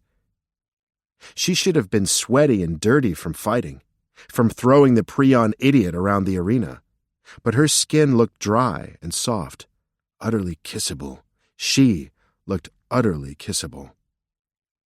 Moving slowly, I lifted my hand to the side of her face, cradling her, shocked to my bones by the erotic jolt of lust the small contact sent roaring through my system. When she allowed my hand to wrap around the side of her neck, I pushed my advantage, burying my fingers in her hair and pulling her to my chest. I know how strong you are, Gwendolyn of Earth. I know you are a warrior in your own right, capable of destroying these fools. But you will not. This fight is my right as your chosen. I will make them bleed for you. God, that's sexy. Her grin was permission, the sparkle in her eye hinting that she just might enjoy watching the show. The lieutenant's decision has been made, the governor said from behind me, his voice more than loud enough to carry to the farthest seats in the stands. I will not renege on the agreement, and neither shall anyone here. Warriors, your honor demands you respect her choice. Captain Mars, do you wish to deny a female the right to refuse your claim? He looked to the 4 males as he said the last. Finally, he looked to me. Shamed, Captain Mars bowed his head, first to Gwen, then to me. Mac, she is yours. Gwen shook her head. Oh, no. The Prion males grumbled almost as one, perhaps pleased that she'd changed her mind, eager to fight the gathered Atlans after all. I don't belong to him, Gwen said, looking from Captain Mars to me. She wrapped her small hand around my waist and leaned into my touch, her head tilted back to rest in my hand, where I still held her as she stared directly into my eyes in pure feminine challenge. He belongs to me. Get that through your thick skulls. She was making a claim of her own, and God save me, her need to make it known that I was hers made my fangs burst free. There was nothing I could do to bring them back under control. Right then and there, my viewpoint on having a mate changed. I wanted her. I even had to shift my cock in my pants with my need for her. I didn't give a shit if everyone saw my desire for her. This female was contrary, feisty, and ridiculously independent. She didn't need anyone's protection, and she'd proved that by the way she'd tossed the Prion around as if he were a pebble, not a 7-foot giant. And I wanted all that energy, that fire, focused squarely on me. Now, my cock agreed. The sooner it was deep inside her, the better. I wanted her fingernails digging into my skin. I wanted her with a need I'd never felt before. I'd fuck her until we both passed out. I just couldn't bite her. Sex, skin on skin, her pussy wrapped tight around my hard cock. If that was all I could have, it would have to be enough for both of us. When a Prion stepped forward to argue some more, I put my arm out, my hand slamming into his chest and knocking him back a few steps. "Mine," I growled, fangs on display. That one word, that newfound possessiveness, sealed my fate. The Hyperion beast, raging within, had come to the surface, ready for battle. My fangs were fully extended, and I bared them, hissing a warning at anyone stupid enough to challenge me now, half out of my mind with the need to protect my female. Fuck, Mac. Even Tane backed away from me, his hands open, palms out in front of his chest as he walked backward, slowly. "Listen, Mac, you in there? No one wants to take her from you. Got it?" Gwen from Earth was mine. I wouldn't tell her that, or she might rip my balls off and wear them for earrings, but she was. And I'd gladly be hers. I'd fuck her, get to see all that energy focused on the best way to get us both off, and often. The governor stepped between me and the Prion, breaking my beast's eye contact with the challenger, the threat to my female. "Enough, Mac. Get it under control and get your mate out of here." When both Captain Mars and the governor backed off, I turned my head to my mate and held out my hand for her to take, to accept whatever it was I could give her. Part of me wanted to throw her over my shoulder and run, but I fought for self-control. Even now, no, especially now, it had to be her choice. Removing my hand from her hair, I held out the opposite, palm up, and waited like a God's damn saint. No one would force my female to do anything. Not me, and absolutely not the Prion governor or any of the other warriors on this planet. She was mine now. Mine. My entire body shuddered when the soft skin of her palm slid over mine. Gently, so very gently, I closed my hand around hers, and that alone had my fangs retreating. "Yes?" My voice hadn't fully recovered, but she understood. "Yes." That was all I needed. I lifted her off the ground, cradling her to my chest, and walked away from the arena. Chapter 4. Gwen. Put me down. I could walk. I wasn't some helpless little girl who needed to be carried around, no matter how good it felt to let go and trust someone else who seemed to want to take care of me. But I took care of myself. The fact was, being so up close and personal to the sexiest man I'd ever laid eyes on was making it difficult to breathe. He smelled like heat and sex and wood and some alien spice that made my pussy clench and my breasts grow heavy. I'd never smelled anything like it. Like him. I couldn't think. Thank God I'd never gotten too close to him before now. Close enough to smell him. I'd have been climbing him like a monkey, ripping at his clothes. I wasn't sure what to expect. But it wasn't for him to stop moving completely and set me on my feet in the hallway that led to the private quarters. No. What? I swayed, leaning toward him, drawing his scent deep into my body. We were alone, and he knew I wanted him. Hell, I picked him out of every guy on the planet. I didn't have to pretend not to want him anymore. Mine? What was he asking me? He moved to lift me into his arms again, and I shoved his hands away. No. One word. Again. His voice was unnaturally deep, and the fangs I could see peeking out from his upper lip were making me hot. I'd heard about the Hyperion bite, the rush of pleasure the women experienced when the males bit their mate, claimed them. I'd heard rumors that the bite was orgasmic, that black market dealers had created a synthesized version of the chemical and sold it from the shadows all over the galaxy. But I wouldn't have to track down a drug dealer out on a space station or back alley world.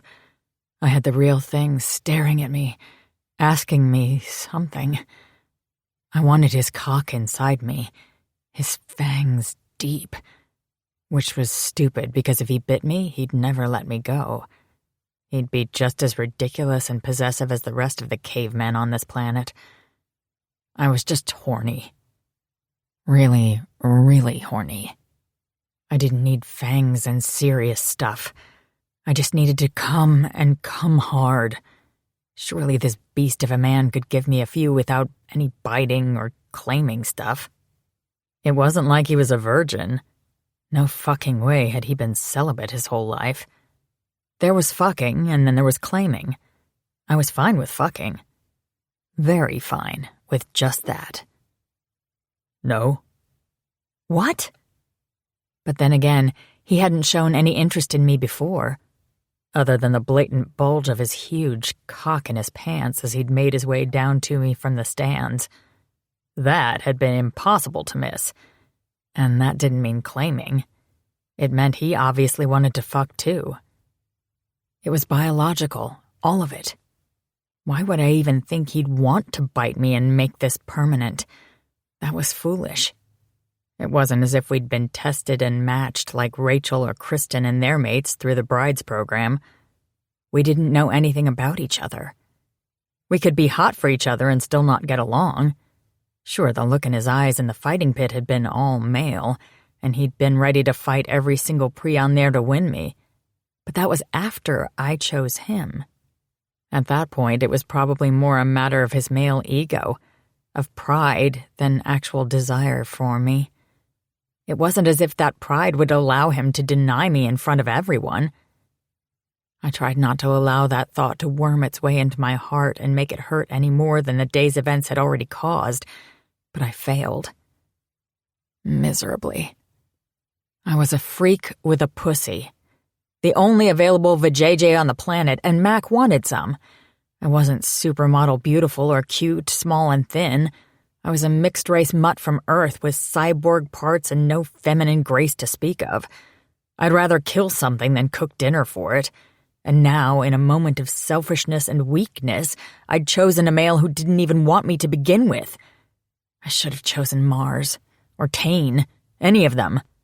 It wouldn't have made any difference because each and every one of them wanted to gobble me up with a spoon. But no, I had to trap the one male on the planet who didn't want anything to do with me in the first place. First-rate fuck-up. I didn't think with my pussy very often, and this was why. Nothing but trouble, that needy bitch. I'm sorry, Mac. I shouldn't have forced you. Gwen. He backed me up against the wall, and I used the cold, hard surface to brace myself as he got closer, his lips hovering over mine. We have been talking in circles. Let me ask you plain. Yes or no, female? I want you. I want to fuck you, fill you with my seed, devour you, eat your pussy and make you scream my name. Yes or no? No more games. Oh. Yes or no? He meant him. Him and me. He wanted me after all. At least the fucking part. And I was a go for the screaming. Screaming meant orgasms. Lots of orgasms. Mac didn't touch me, his entire being inches from mine, as if he were waiting for the answer to make contact.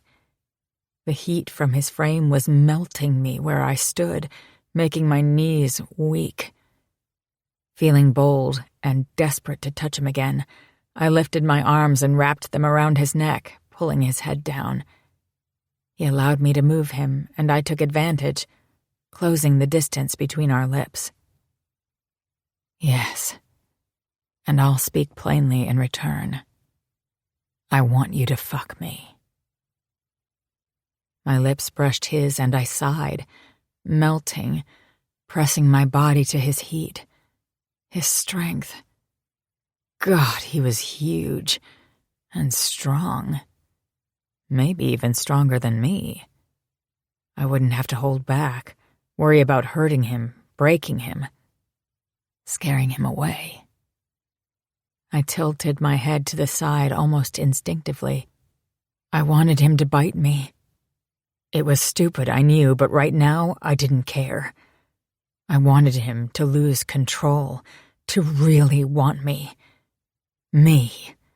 And not in a fucking forget-it way, despite what my head was screaming at me as I tilted my head even farther to the side, practically begging for his teeth, his mark, his claim.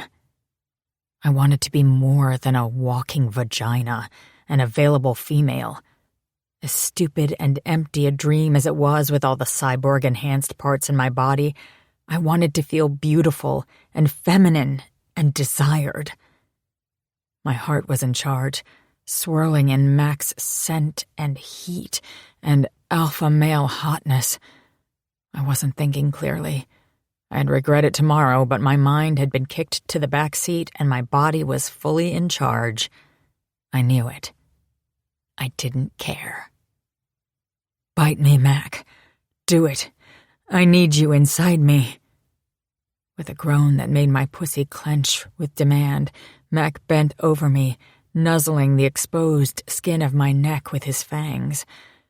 I shivered, the air frozen in my lungs in anticipation.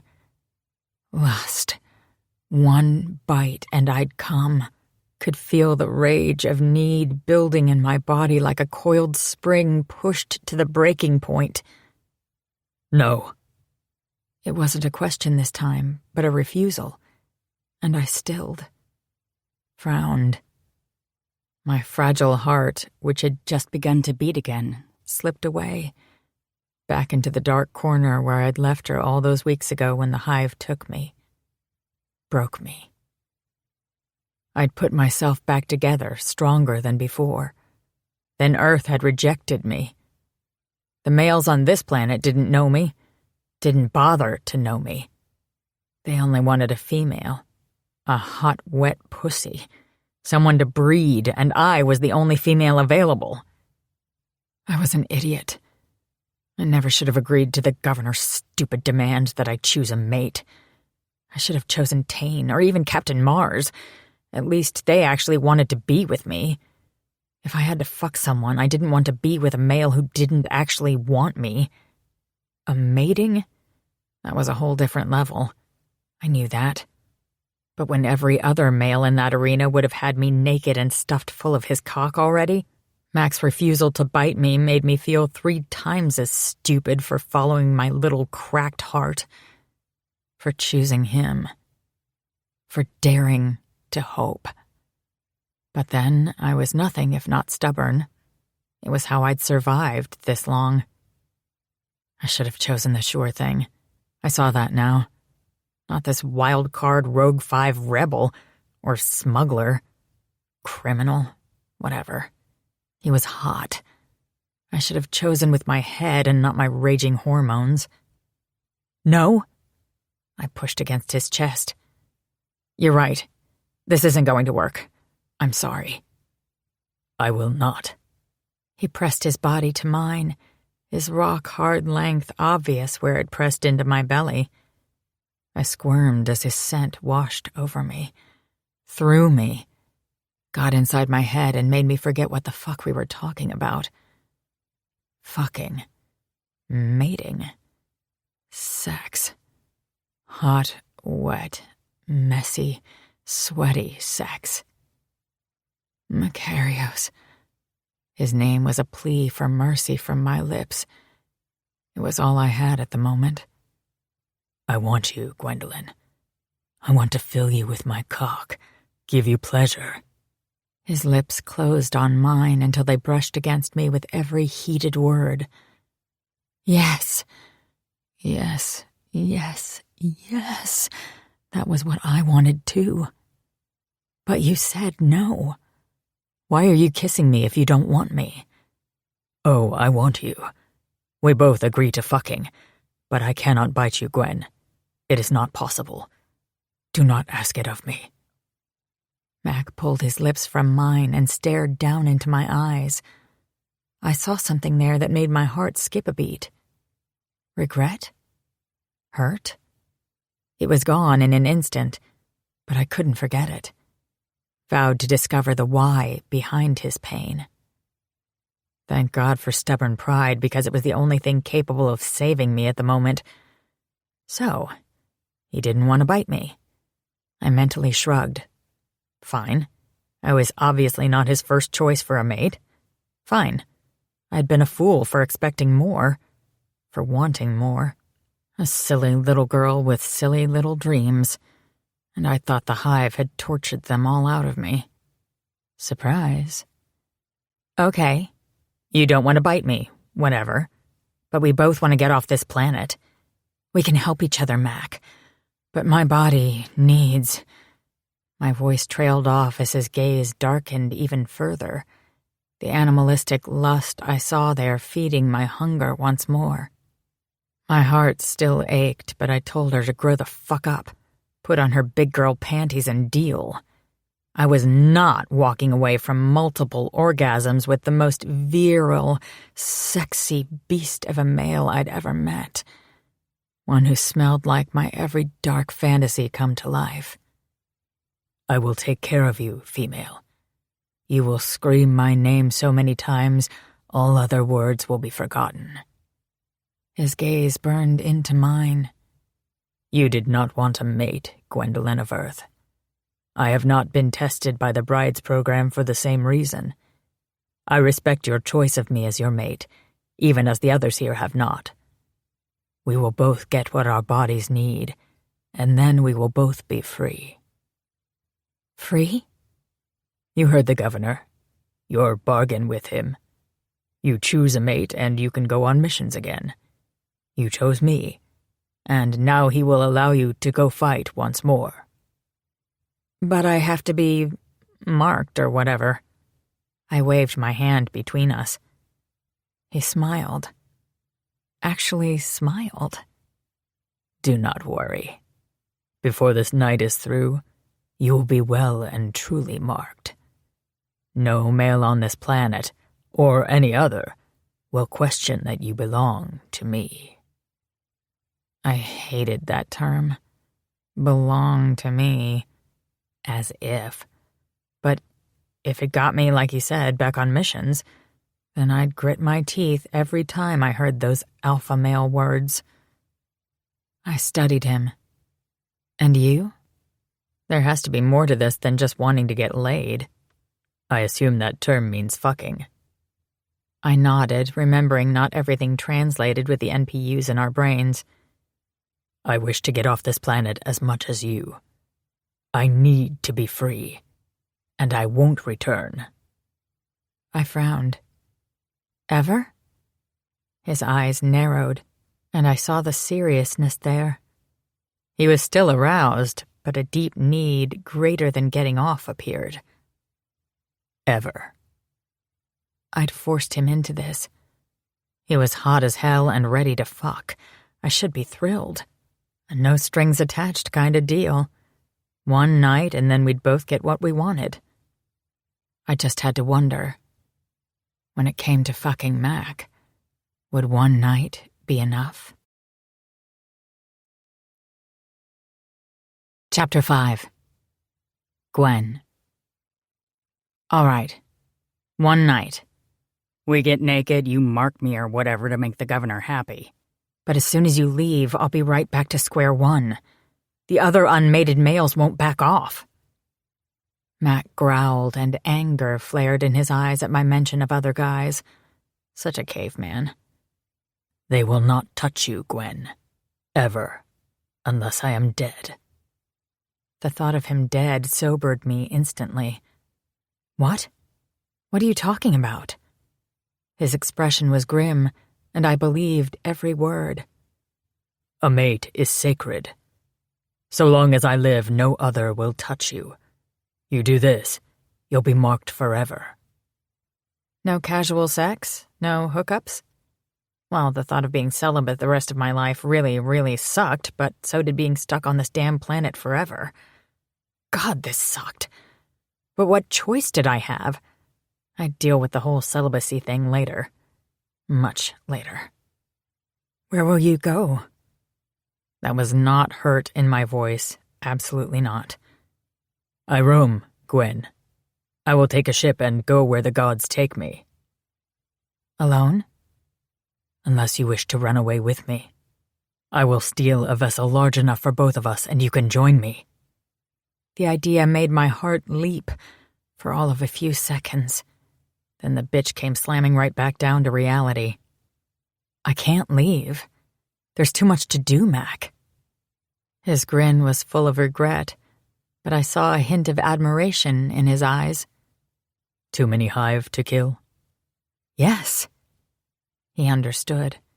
At least that much. I couldn't leave the war knowing Earth was defenseless. That my old recon team was out there somewhere fighting and suffering. Dying. That the bastard who'd done this to me, modified my body to be his breeding machine, was still out there. I don't run, Mac. I'm not a pirate or a smuggler. I fight. It's what I do. His hips pressed forward, his hard cock pinning me to the wall, making me burn. Even if you get burned, Gwen? Even if you die? Even if I die. He kissed me, hard. So hard I forgot to breathe. I clung to him until my lungs burned and my body screamed for oxygen, until my head swam with want. Then I pulled back. Let him go. It was hard, and I knew after this night together, letting go would be even more difficult tomorrow. All right, Mac. One night, no bite, no official mating.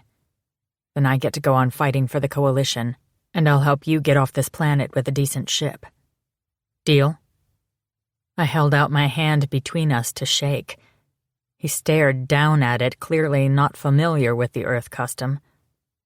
With a gasp of surprise, he lifted me into his arms again, almost jogging now as he carried me to his quarters. This time, I didn't protest. I held on tight and wished he would hurry, relief coursing through me. He wanted me, and he was in a hurry to have me.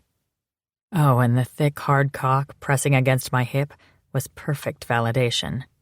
And since it was one night, I was glad he was hurrying. When the door opened to his rooms, I looked around with a quick glance. The entire space was steel gray, with splashes of a dark, burnished gold, like evaporated sunshine left behind to glow forever. The pillows on the couch, stripes on the bedding. One section of wall was the same color, a large black symbol painted into the middle in a strange language I'd never seen before.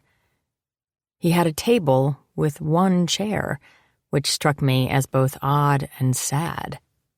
Most warriors had two, even though they weren't mated. Guess Mac didn't get many visitors, or didn't want any, or have any intention of staying. I looked at the huge bed as he carried me to it and tossed me down on my back. I bounced against the soft mattress. He loomed over me, his chest heaving, not from exertion, but fighting for control.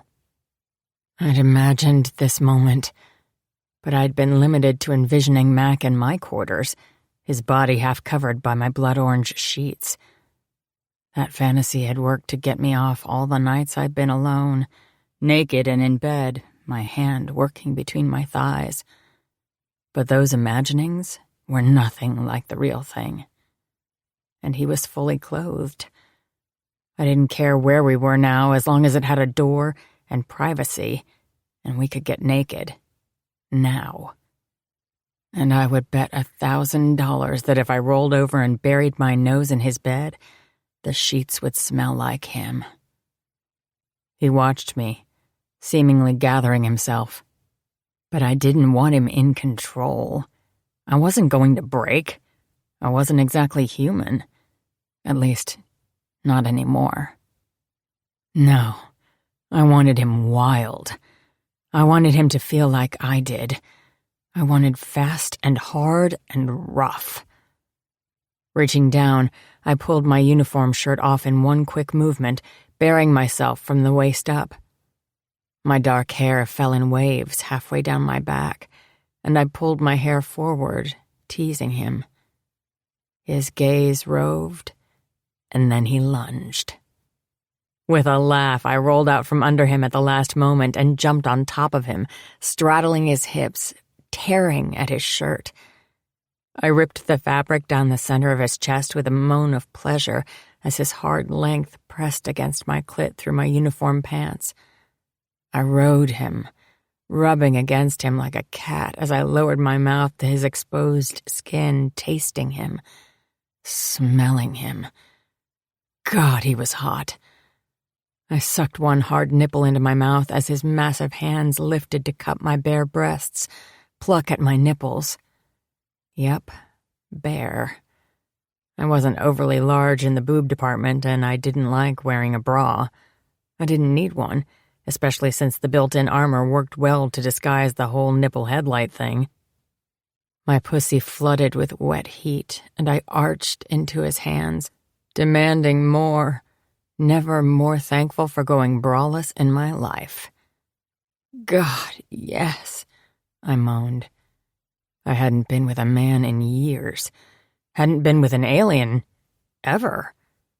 And it was as if my body had stored up all that need, all that fire in a pressure cooker just waiting to explode.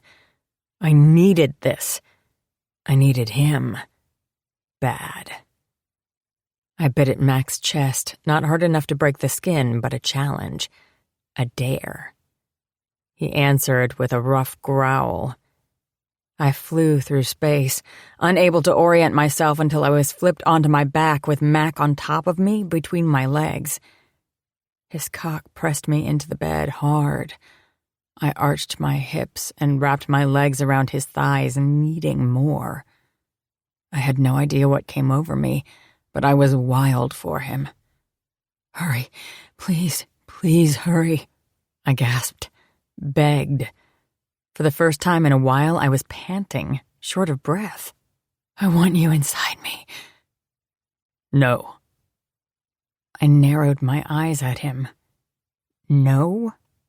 No? What the fuck? No, I needed. Why did he keep saying that word, damn it? No other male on the planet would be such a pain in my ass like he was. My controls snapped and I lifted us both from the bed. I moved him until his back was against the wall, pressed to the dark symbol that I would investigate later. Much later. When my pussy didn't ache with emptiness. I pressed my hand to his chest, holding him in place as I tore his pants from his body with my free hand. Boots.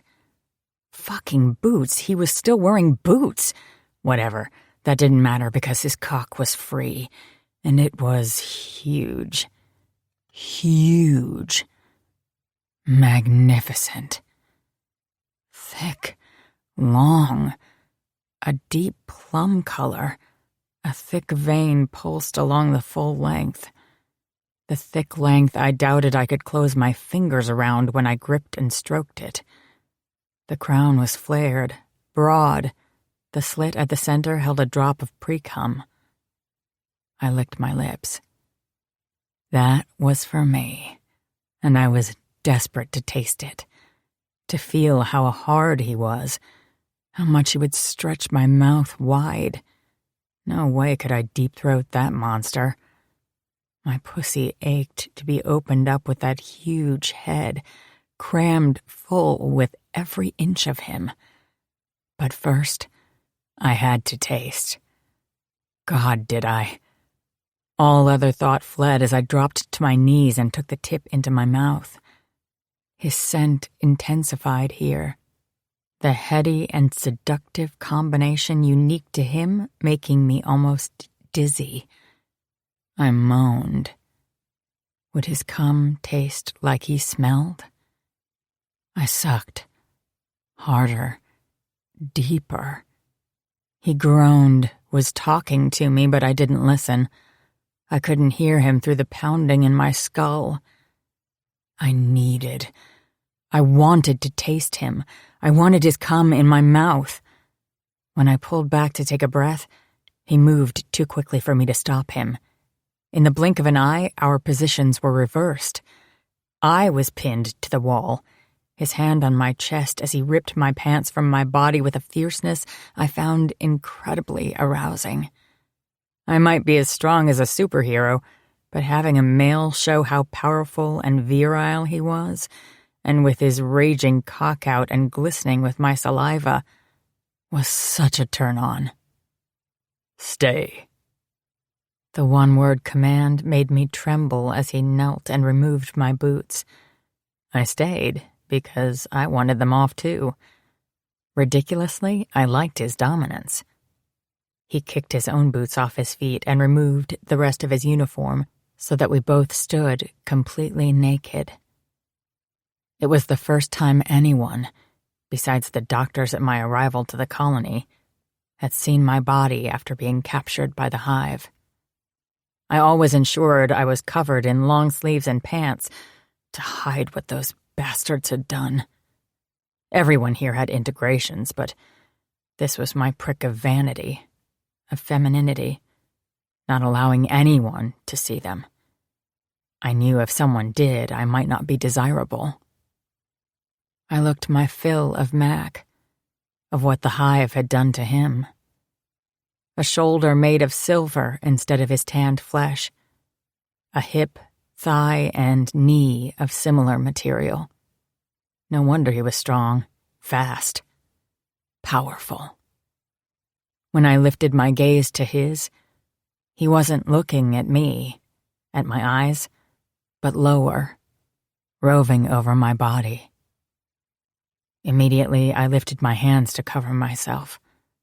I hadn't been modest about the smaller size of my breasts or even the size of my pussy. No. I covered one arm with the other, but it was no use. There were too many integrations all over my body to cover without a blanket.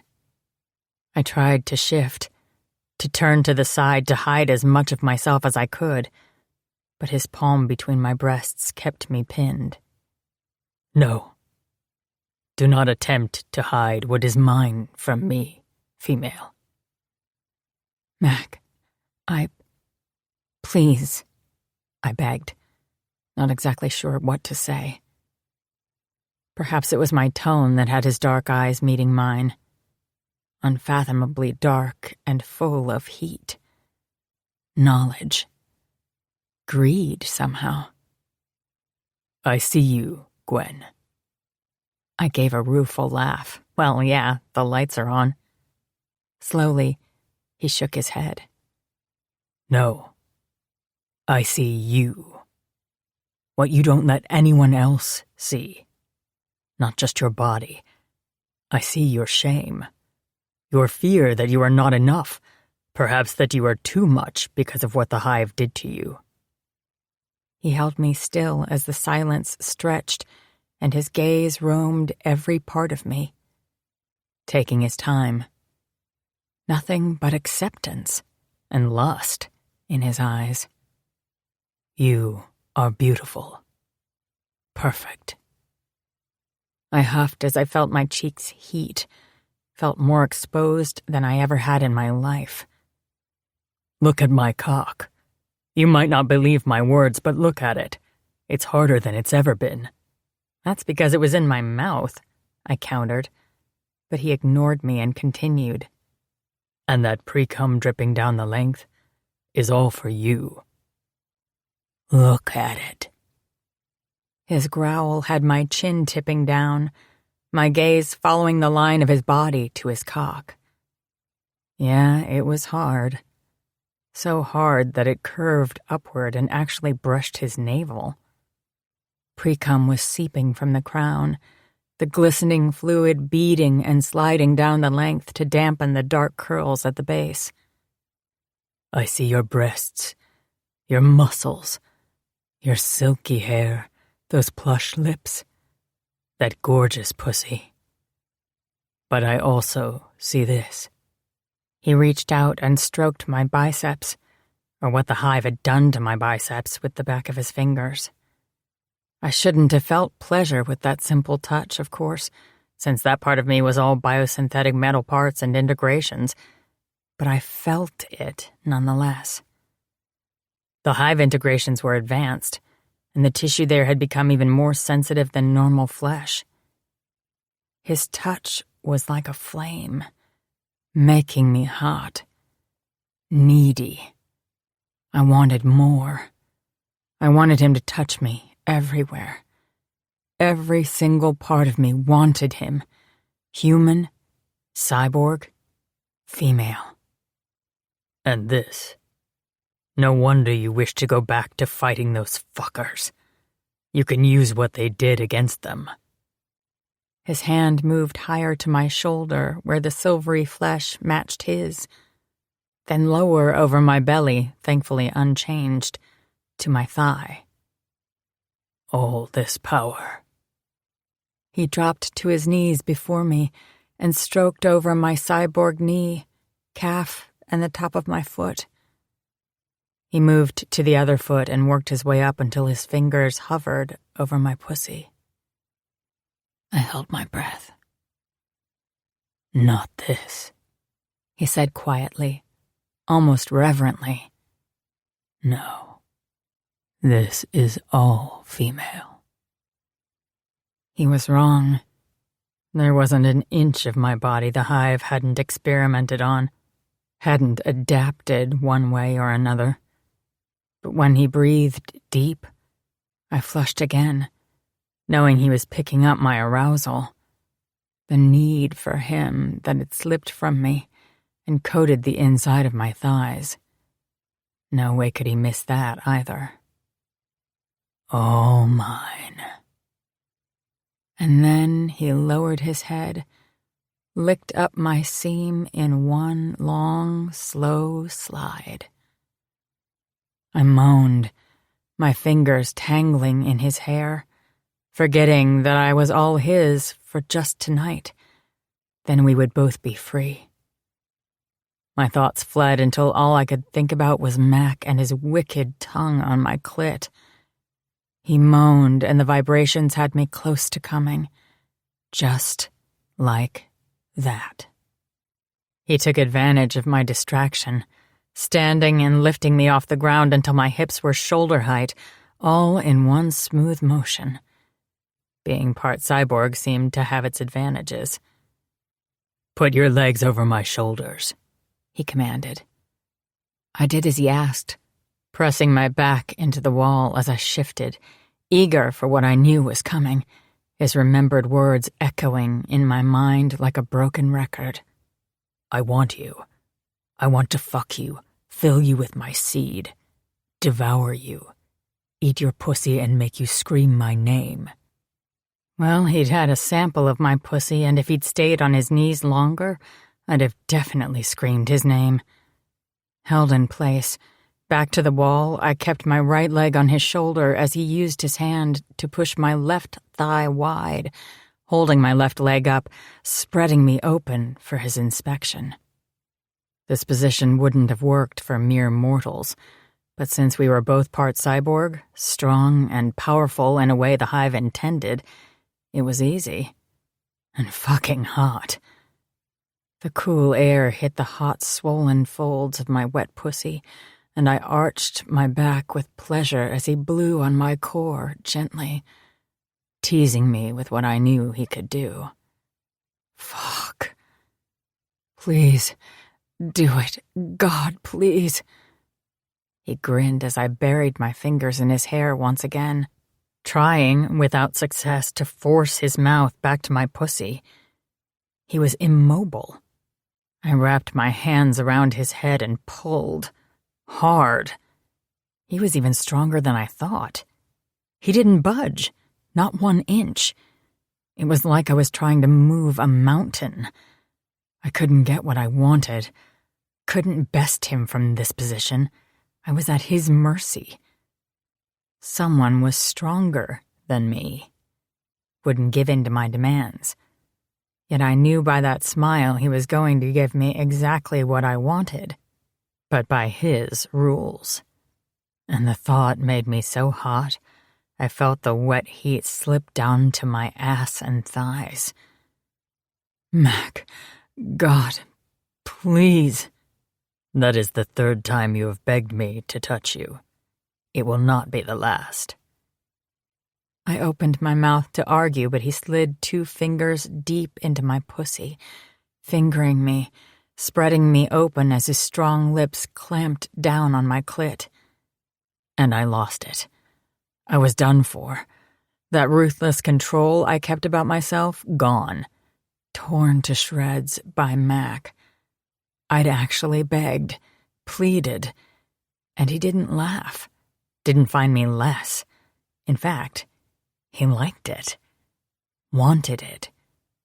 He was right. He saw parts of me no one else saw. I was exposed, vulnerable and at his mercy, and not just because he had his face in my pussy. The fact that he was about to make me come from just his fingers and mouth proved he had a control over me in a way I never imagined. And I never wanted it to stop. Chapter 6. Mac. I had a driving need to fuck Gwen. Hard. Bed-breaking, wall-smashing fucking. And we'd do it, too. My cock demanded it. My fangs would be the only part of me that wouldn't be satisfied today. Or ever. But my satisfaction wasn't my top priority, no. It was to get Gwen to scream, to feel her muscles tense, her thighs clamp down on my ears as I made her come, as I licked up every bit of her sweet, sticky essence. One whiff of her arousal for me, then one hit of it on my tongue had me ravenous. The proof of her desire for me had my balls aching with the need to empty deep inside her. My cock swelled and swelled. I recognized the change, the shift in my cock to mate, to fill, lock, and remain deep in Gwen's pussy. It had never happened to me before, this possessive need to claim in the basest of ways.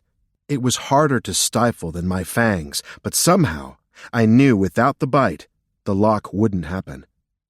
Oh, she'd take my massive cock for a ride, but I wouldn't remain deep within her. It couldn't happen. My body wouldn't let it, and neither would my mind.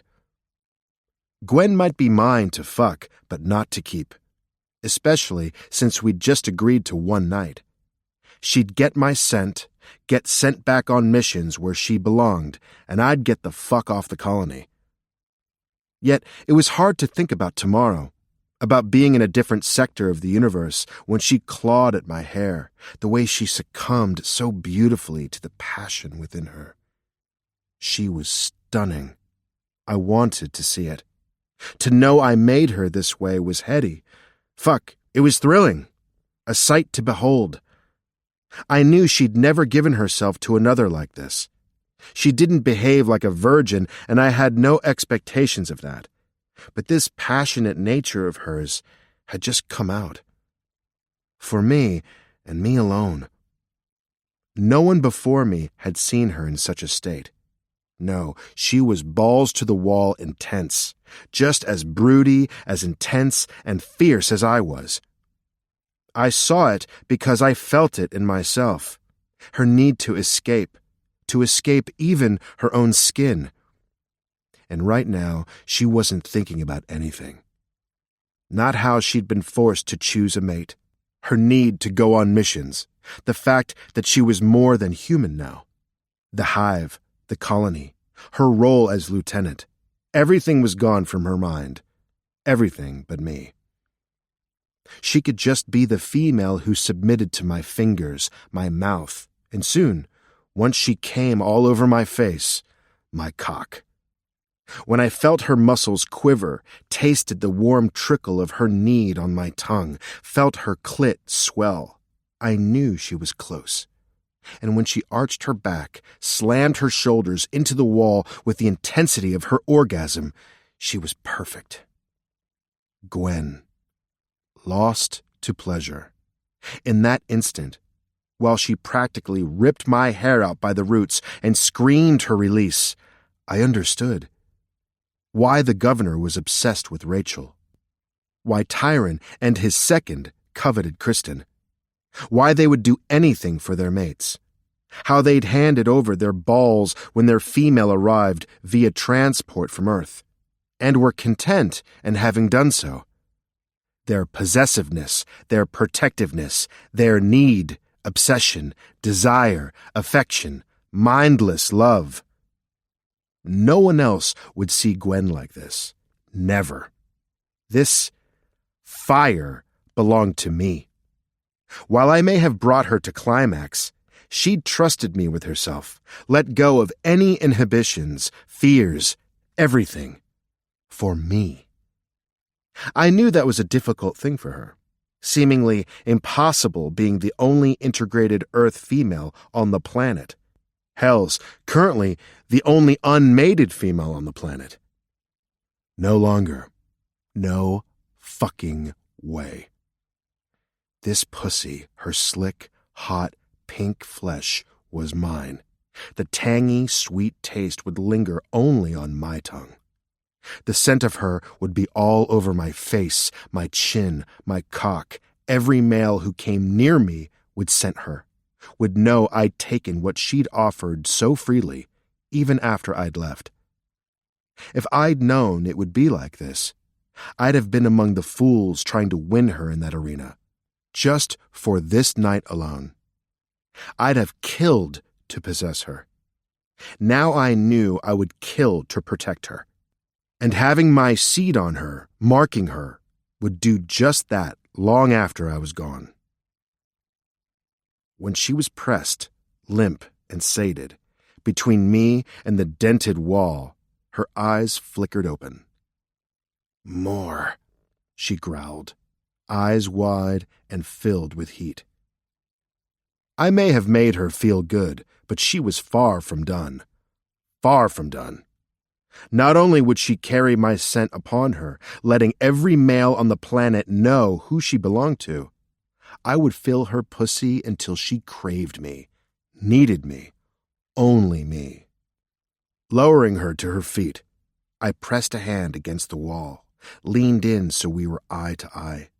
Her cheeks were flushed the same shade of pink as her pussy. Her hair was a wild tangle and clung to her sweaty temples. Her breathing was ragged, something that didn't happen from tossing prions around the pit. She was stunning. "We are not done," I agreed. With the back of my free hand, I wiped my mouth, then licked my lips. "I am marked. Your turn." With her new quick reflexes, my cock was in her fist, and she was pumping me before I blinked. My hips jerked involuntarily at the tight squeeze, the smooth slide. A groan ripped from my throat, and I slapped my hand against the wall. Fuck. Fuck! It felt so good. So fucking good, I gave myself over to it, to her. For just a few seconds, then I opened my eyes, looked at her, saw her looking down at my cock, at the way her hand was working me, with precision, ruthlessness, intensity. "No. Shit. Fuck. No," I snarled, and pulled my hips back, tugging my cock from her hold. Her eyes flicked up to mine. "What?" She licked her lips. "I know you're close. You swelled in my hand." Any male would fucking swell in her hand if stroked with such talent. "Holy crap, are you always this big?" she asked. Her eyes were on my cock again. I glanced down between us, saw that it was bigger than it had ever been. Yeah, The mating instinct was making me grow, and there was no way it would fit back in my pants. "With you, always," I replied. It was true. Until the true claiming was complete, my mate would know the pleasure of riding a Forsian cock. And when true claiming occurred, wouldn't be free from it until the biological need to fuck, to mate, to breed was done. And that would take hours and an obscene amount of cum filling her pussy. "You can get me off, this time," I added, when she opened her mouth to speak. "Get my scent on you. Fuck, it will be hot to watch you smear it all over your body, to know that you're mine." "I'm not," I pinned her with a dark stare. "You're mine. As soon as you called out my name, you became mine. Ask the governor. Ask anyone on the planet, even the other females from Earth. You are mine, but I will honor your wishes. Our agreement. I will not bite you, force you into a mating you do not desire, but I will fuck you before this day is through. Hells, before this hour is through. I promise you. I will be hard and ready for you, over you, and settled between those firm thighs, sinking deep, always hard." Her gaze dropped to my cock, and I felt a spurt of cum seep from the tip. I wasn't lying. The first stages of the mating cock had begun as soon as she called my name. It wouldn't go down all the way now until I claimed her. Perhaps if I thought of hive torture, it might diminish, but definitely not when she was in my presence. When I could smell her female scent, her need. And once she was marked, when our scents were mingled, fuck, I just got harder. "This first time can be with your hand, right here against the wall. But know this, Gwen, I will be balls deep in you soon enough." Heat flared in her dark eyes, and her gaze dropped to my cock. Leaning forward, she flicked her tongue over the tip. "You're giving me control?" Was I? Would I stand still and allow her to work me to completion? If it felt like what she'd been doing, fuck yes. But after, when I got her beneath me, she'd know my dominance. "For now." She shook her head. "No?" I asked. "If I get to be in control, then I don't want it this way." I arched a brow, watched as the corner of her mouth turned up with a hint of challenge. "Oh?" Her hands pushed on my shoulders, and I was launched backward and onto the bed. I bounced, but the bed frame collapsed beneath me, the mattress dropping a foot to the floor with a loud thump. Naked and very pleased with herself, she stalked toward me, nude and glorious. If I'm in control, I'm taking that massive cock for a ride. Fuck yes. Grip the headboard. I tilted my head down, gave her a stern look, but I completely forgot I didn't like being bossed around when she put one knee on the mattress and crawled toward me, naked. Her small breasts were perfect swells beneath her, dark pink, hard-tipped nipples pointing toward the bed, her hair long down over her shoulders. Wide hips swayed with each foot she moved closer. A predator, and I was her fucking prey. Fuck yes, this worked for me. Glancing up, I reached for the headboard. Knew it would be in pieces before we were done. My fingers curled around the metal slats, gripped. She worked her way up my body until she straddled me, her knees on either side of my hips. I was big, so big that she was spread wide, her pussy resting directly on my stomach. My cock brushed up along the seam of her ass, and while I held on with a fucking death grip, my hips involuntarily bucked, spreading my pre-cum along that gorgeous ass, as if it knew it would soon get in there too, not just her pussy. Her desire smeared all over my belly, and I knew, while I was huge, her passage was well prepared for me. "I can't believe I have you at my mercy," she whispered, studying me. "Is that still what you think?" I countered. Cocking her head to the side, she studied me. I watched the fall of her dark hair over her shoulder. "I think you're giving me control," she paused. "That as soon as I've had my turn, you'll have yours." "I told you that you are mine. I will prove it before we leave this room." "Don't you mean this bed?" she asked. I lifted my hips, stroked my cock along her ass again. "You have a better imagination than that, I'm sure. We will not limit our fucking to a bed. I will give you what you need any time, any place." She squirmed on top of me. "And what do you need? Do you wish to talk while you have me pinned to the bed, or do you wish to fuck?" Her eyes widened, then narrowed just before she pushed up onto her knees, hovering over me. Sliding back so the broad crown of my cock was at her slick entrance, she met my gaze, held it as she slowly worked her way down onto me. She gasped as my hard length began to stretch her open, as the head breached her. Lifting back up, she eased off, then pressed down. An inch, then retreated. Lower, but another inch, then back. She fucked herself slowly onto me. "Jesus, Mac," she gasped, circling her hips, taking more and then more of me. "Do you ever end?" It took a while for her to sit fully on my lap, to have my massive cock deep inside her. By then, my teeth were gritted, my molars dust. The metal of the headboard was bent from my grip, and my control was close to snapping. I'd give her this, but only if she started to fucking move. My balls burned to fill her, my fangs ached to descend. Every fiber of my being wanted her to move, to fuck herself on me. And when she did just that, placing her palms on my chest and lifting and lowering herself, I groaned. She was a sight to behold. The way she bit her lip and closed her eyes, giving over to the pleasure of me being inside her. Her breasts, while small, swayed slightly with her motions.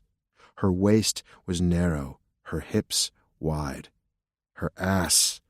Fuck, I wanted to grip it in my hands and hang on. And the hive integrations, the silvery hints of her new strength, only reminded me of how I could reduce her, once again, to the female within. I can't come like this. I need more." I saw the frustration on her face mixed with her arousal. "Touch yourself. That's it. Yes, put those fingers on that hard little gem and rub it. Show me what feels good. Ride my cock and get yourself off. I promise that when you do, your pussy's going to milk the cum right from my balls." Maybe it was my dark words. Maybe it was the knowledge that I was right there with her. But she moved one hand down between us and she began to play, to circle and press as she began to fuck me faster, harder. The combination had her inner walls clenching, squeezing me. The sound of her arousal was all I could hear over her ragged breathing. "Mac!" she cried, coming all over me. I did come then, her pussy milking the cum from me, just as I'd said. I couldn't hold it back. There was no chance. The pleasure was intense, the feel of her wet heat too much. She was just too perfect. The slats of the headboard ripped away, and I had her flipped onto her back, my cock still deep inside her as we continued to come. I didn't let up, but fucked her hard, pushing us both into another orgasm. Hells, I wasn't done. It wasn't the mating cock keeping me deep. It was this need, this obsession with Gwen. I needed it. I needed her. More, I growled, echoing her earlier words. When her eyes flickered open, she smiled. Her hands slid down my sides and to my ass, pulled me closer, if that were possible. More, she repeated. There would be no question when we went to our mission meetings in the morning that Gwen was marked and taken. Claiming her with my bite wasn't necessary. When she clawed at my back, her body shuddering as another orgasm ripped through her, her pussy pulsing and rippling around my cock like a hot fist, the Hyperion beast awoke. I couldn't stop my fangs from descending, the urge to bite her so strong I buried them in the mattress as I pumped my seed into her yet again. I wasn't sane in that moment. I knew it. But the beast within didn't care about rules or promises or honor. He simply wanted. Gwen was mine. To fuck, to protect, to touch and pet and spoil. No one would fucking look at her if they wanted to keep breathing. Mac! Gwen's cry was sweet torment as she raised her hips beneath me, ankles locked behind my back, her incredible strength lifting us both up off the bed, driving my cock deep, demanding more. I gave it to her. I gave her everything I could. And the beast howled in pain, denied his final claim, and with our agreement, denied anything more than right now. For this night would be it. Chapter 7. Gwen, Mission Briefing Room, Base 3. Governor Roan sat in one of the large chairs that circled the round table and crossed his arms. He looked entirely too pleased with himself, smug even for getting me mated. And to him that meant subdued, under control. Jerk. But I couldn't exactly be mad at him either. Not after the night I had. Mac sat next to me, his scent lingering on my skin, my pussy hot and aching and very, very hungry for more. I was a little subdued. Who wouldn't be after a wild night like ours? Mac was an incredible lover.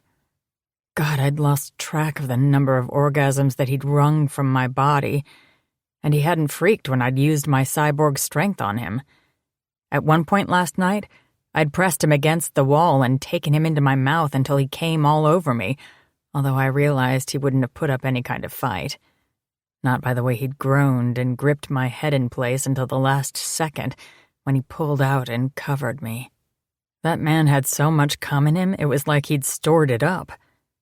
We'd been in the bathing tube, and I'd rubbed his essence all over my skin just to watch his eyes burn into me like they were doing now. When the water washed it away, he growled, fangs bared, lifted me from my knees and shoved my back against the wall, fucking me standing as the water cascaded down over both of us. It had been erotic. The sexiest thing that ever happened to me. So far. I wanted more. But I wasn't going to get it, and my pussy wasn't too excited about that. It hadn't ever been an issue before, but now being horny occupied my mind, which was bad. Mac's arm rested along the back of my chair. I should have protested, but since I was literally counting down the minutes until we'd leave on our mission, and he'd leave me, I leaned into him instead, soaking up what I could get. I wasn't in love with him by any means, my heart not aching for him to stay. But my pussy? She was head over heels in lust and wanted more. Tough, sweetheart. You're not getting it. Get over it. The moon's atmosphere is highly toxic.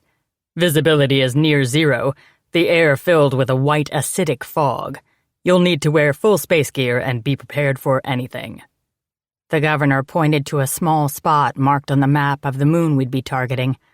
A hive transmission had been caught bouncing off the moon to the surface of the colony, which meant the hive had some kind of base, ship or communications center just over our heads. The thought made my skin crawl, because that meant they were focused on the planet. And if they were focused on the planet, that meant they might come here, invade, capture us. Again. Captain Mars was the leader on this mission, and it was all I could do to look him in the eye after the whole pit-fighting fuck-up the day before. But I did. In fact, I glared, not quite ready to forgive him yet. But I listened when he spoke because he wasn't rehashing it all, and so I wasn't going to either. And I'd follow him on a mission because, well, I wanted to go on a fucking mission, but also because I respected him as a fighter. I wouldn't let stupid alien mating rituals get in the way of our jobs. We'll be taking 2 ships, overlapping our scans. If one of us takes a hit or engages in battle, the other must take out the Hive communications before anything else. That is the first priority. Take down the fucking Hive comm. Understood. I couldn't wait to get up there and kick some Hive ass. I hoped Captain Mars and his Prion friend, Vance, found the communications gear because I wanted to get down and dirty with some Hive assholes. Crush them. Maybe rip off an arm or 2. I should have been worn out from staying up half the night fucking. Instead, I was energized. I will go with Lieutenant Fernandez. The Trion warrior seated next to the governor who spoke was not one I knew, but I didn't care. He was irrelevant. Mac and I had a plan, an agreement. He'd given me what I wanted, his scent all over me and more orgasms than I could count. Plus, I was here for the mission briefing, ready to go out and kick some Hive ass. And, true to their word, every male on the colony I'd come across since we left Mac's quarters now treated me like I was no more or less interesting than any other member of the Contaminated. They were honoring Mac's claim. I refused to think about how they could somehow, in their space alien way, scent his cum all over me, even though I'd washed it off. As for our agreement, I'd keep to it, which meant it was time for me to pay up. I looked up at Mac, nodded for him to go ahead, that I was still in this with him. A deal was a deal, no matter how much it sucked balls and made my hungry body want to weep. One night was not enough, and I had a feeling I was ruined for all other guys. Not that they'd get near me now that I had Mac's scent all over me. I will accompany my mate, Mac said, giving the Trion fighter the Vulcan death stare. I will keep her safe. I do not trust these weaklings to ensure her safety. Mac made the declaration with a cold, quiet voice that spoke more loudly than a shout would have. The Trion looked to Governor Roan for guidance and kept his mouth shut, but I could see he was angry in every line in his body.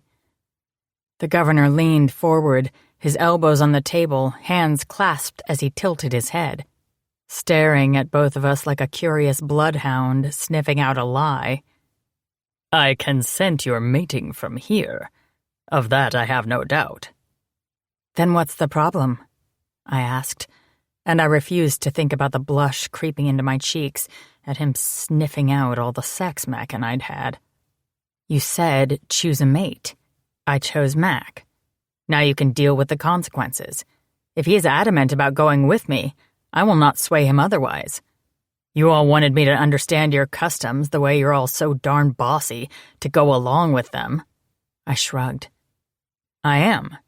If he wants to go, then who am I to stop him? You aren't, the governor said. I'm the one to stop him. The Prion shook his head after the governor finished. It's too soon for you to leave the planet, Macarios. Mac rose to his full height, and I sat back and grinned. God, he was magnificent. Truly. I don't give a shit what you think about me. Things have changed. She is mine. His voice was a roar now, fangs fully extended as Mac pointed at me, like there was any doubt who he was talking about. 2 more guards rushed into the room at the outburst, but the governor raised his hand and they held back, waiting to see how this mess played out. I was interested in seeing that myself. What I'd thought of as alien posturing before, I saw now as hot as fuck. At least with Mac all growly and alpha. I wanted to drag him out of the room and have my way with him. "Calm down. She is mine," Mac repeated. "Mine! She does not go into battle without me. She is mine to protect. Mine!" He was going full beast, or whatever alien version of it he possessed. I knew his fangs were down, knew from seeing him fight back the instinct to bite me last night that his eyes were probably glowing, that his muscles swelled, his fangs dripping with venom. Leaning back, I put my feet up on the table, crossed my ankles, and literally twiddled my thumbs. I wanted to laugh at the horrified expression on the governor's face. He so deserved this little Hyperion display of rage. I knew Mac was acting, but they didn't. All they knew was they could smell us on each other. Such simple-minded males. As if that was the end of the discussion. "Mac," the governor began, but Mac was having none of it. He leaned forward, put his hands on the table, and glared at everyone around it.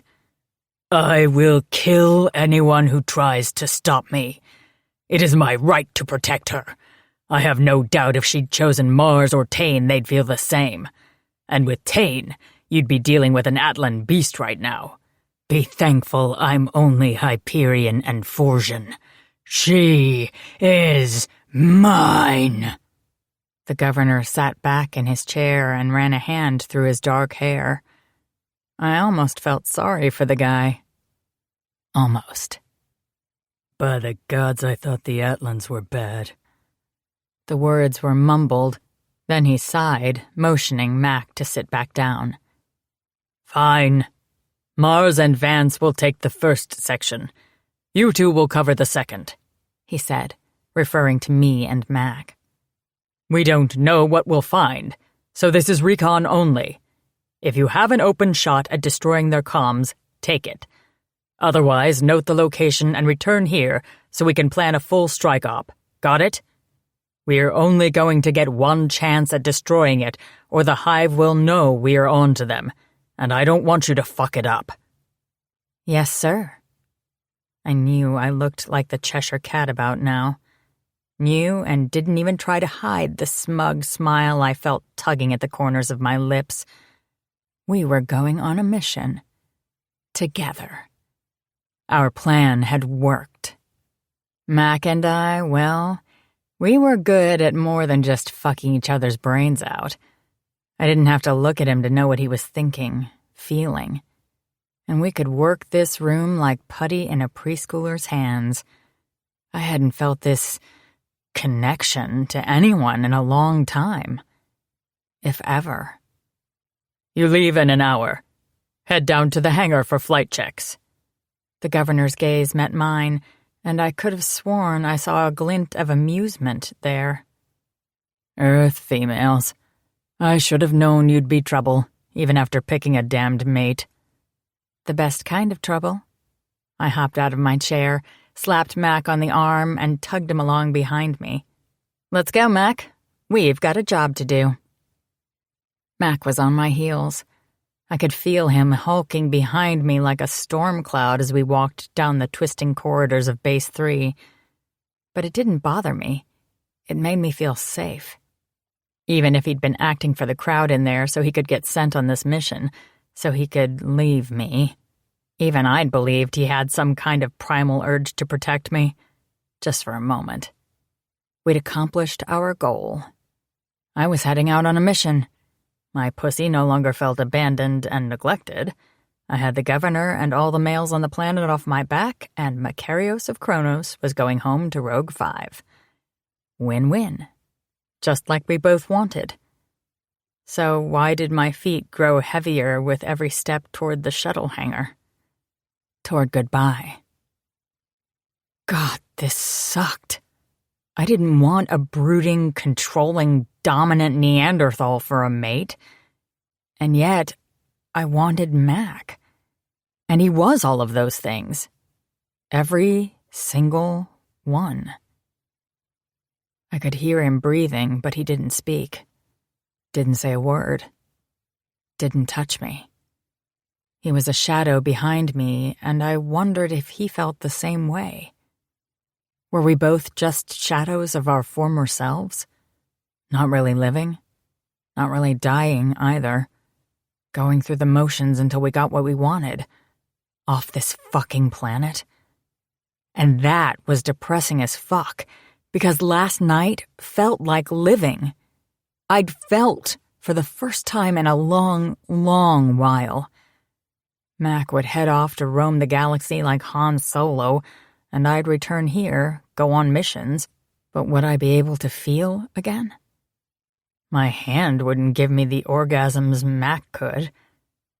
And that was the kicker. I had exactly what I'd wanted. A life. Well, being on the colony wasn't exactly home sweet home. With missions. With purpose, once again. Now I'd have that, thanks to Mac. Because since I chose him, he wanted me to go on missions, to do what I was supposed to do with my life. As long as my goal wasn't to be officially claimed by him, he was fine. He was leaving. But somehow, over the course of one night, I wanted a tiny bit more. No, not tiny, huge. I wanted Mac's huge cock. What hot-blooded female wouldn't? One taste, and I did mean taste, and I knew I'd ache for more. My pussy clenched at the thought of never being filled with his enormous cock. Shaking my head to clear it, because I was being all girly and ridiculous, I stopped cold in the deserted hallway and turned around. Thanks, Mac. That was perfect. You should win an Academy Award for that performance. He stopped and frowned. What is this award? I studied him. His fangs were still down, his skin flushed. His hands were in fists at his sides and his chest was heaving. What the hell? It's an award given to actors back on Earth. What is wrong with you? Are you all right? I reached up and placed my palm on his cheek. I couldn't reach his forehead, but I'd take what I could get. He was hot to the touch, burning up. Are you sick?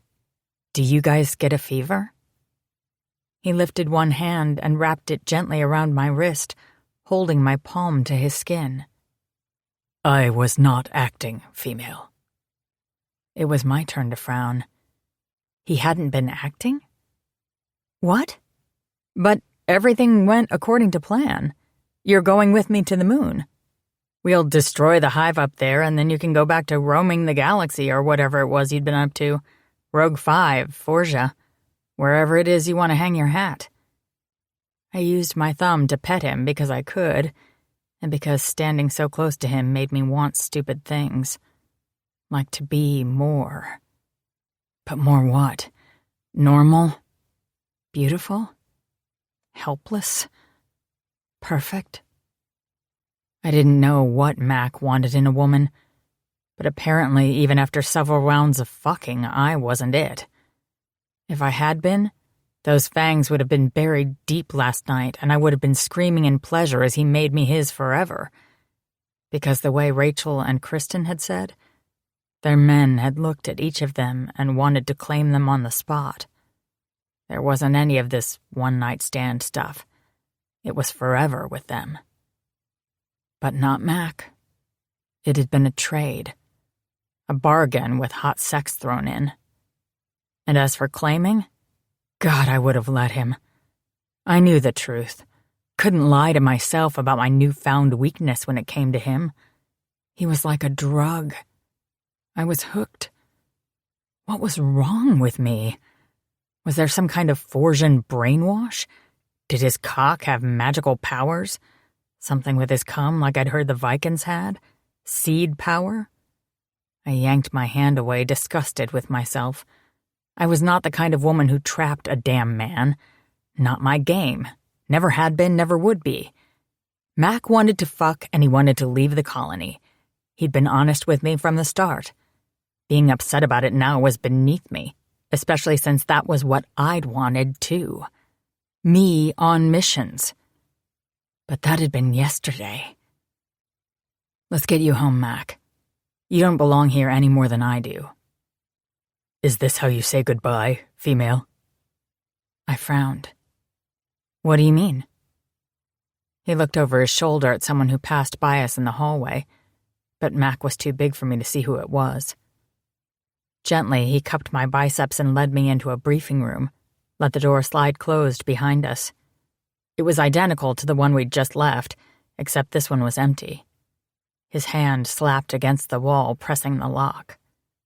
We have an hour. What do you usually do before a mission? Talk with my teammates. His eyes drifted to my lips. I have much better uses for your mouth than talking. Oh. Oh. Holy fucking oh. He dropped his hand and I stepped back. While I liked sucking his cock, I couldn't get much more in my mouth than that flared crown, and I'd tried. I undid the clasp on my pants, let them hang loose on my hips as I turned about and bent over the large table. Settling on my forearms, I glanced over my shoulder in invitation. Mac watched my every move, and his gaze settled on my upturned ass. Between 1 second and the next, he was behind me. Fingers tugged at the top of my pants and yanked them down so my ass was bare. I expected him to tug open his own pants and fuck me. Instead, he spanked me. I startled, felt the sting as it spread through my body. Pushing off, I spun around to face him. Big mistake. He was huge, hot, sexy, and smelled like heaven. Instead of arguing, I wanted to touch. Sheesh, pathetic. Still, I worked up the willpower to protest the heat spreading on my bottom. What the hell was that for? Your mind wandered, worried, he said, cupping his cock that now stretched his mission pants to capacity. Now you are here, with me. And while taking you from behind appeases the Hyperion in me, the Forsian is angry. He opened his pants. Finally. Pulled out his cock, stroked it once. Stepping into me, the backs of my thighs pressed into the hard table. I had nowhere to go. You have too many personalities to keep up with.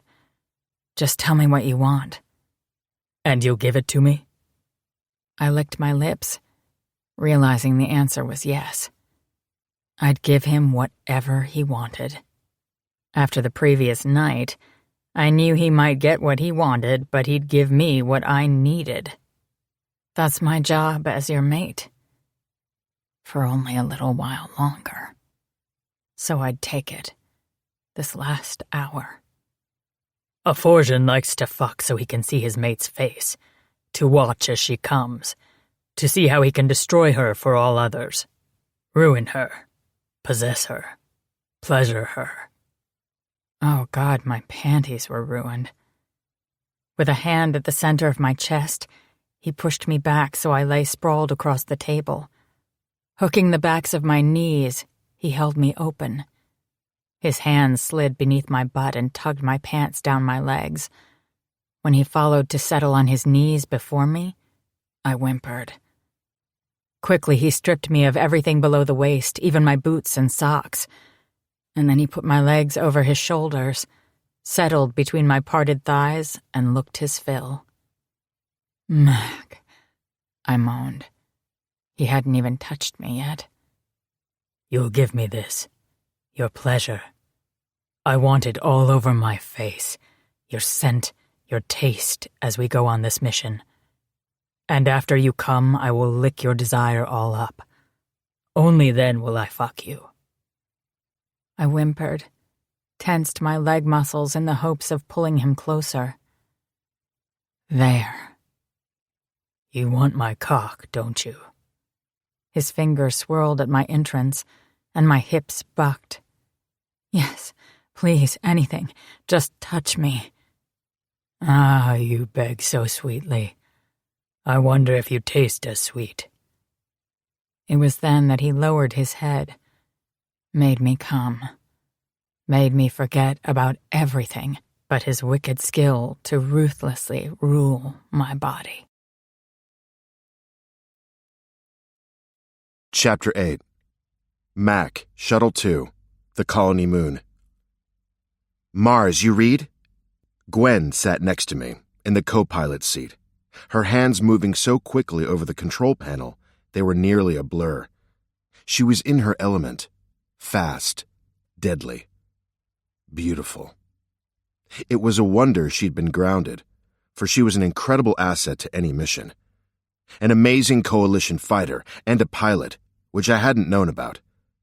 To think she had to bargain with the governor to be able to use her expertise was a shame. Her scent lingered on my skin, and it made my cock grow hard. Again. I did not wish to bathe for days, so I could hold on to that last connection to her once I left. "We're here," Mars copied. "We're on foot. 10 minutes to first coordinates." "Copy that. We're heading out in 5. Radio checks every 10. 10 minutes, mark." Mars sounded calm, which was good. I needed to make sure this mission went according to plan, that Gwen and the 2 Prion warriors wandering around out there in the moon's fog returned to the planet's surface alive. I might be leaving Gwen behind after this, but while she was with me, I'd ensure her safety. "Mark." Gwen checked the display on her wrist and looked up, those dark eyes looking at me, but laser-focused on the mission. "Ready?" Nodding, I looked back out the cockpit display and set our small shuttle down gently, the landing struts taking the weight with a soft groan. "I will protect you, Gwen, and then I must leave. I can't go back to the colony." "I know." She unbuckled and climbed out of her seat to stand, for once, taller than me.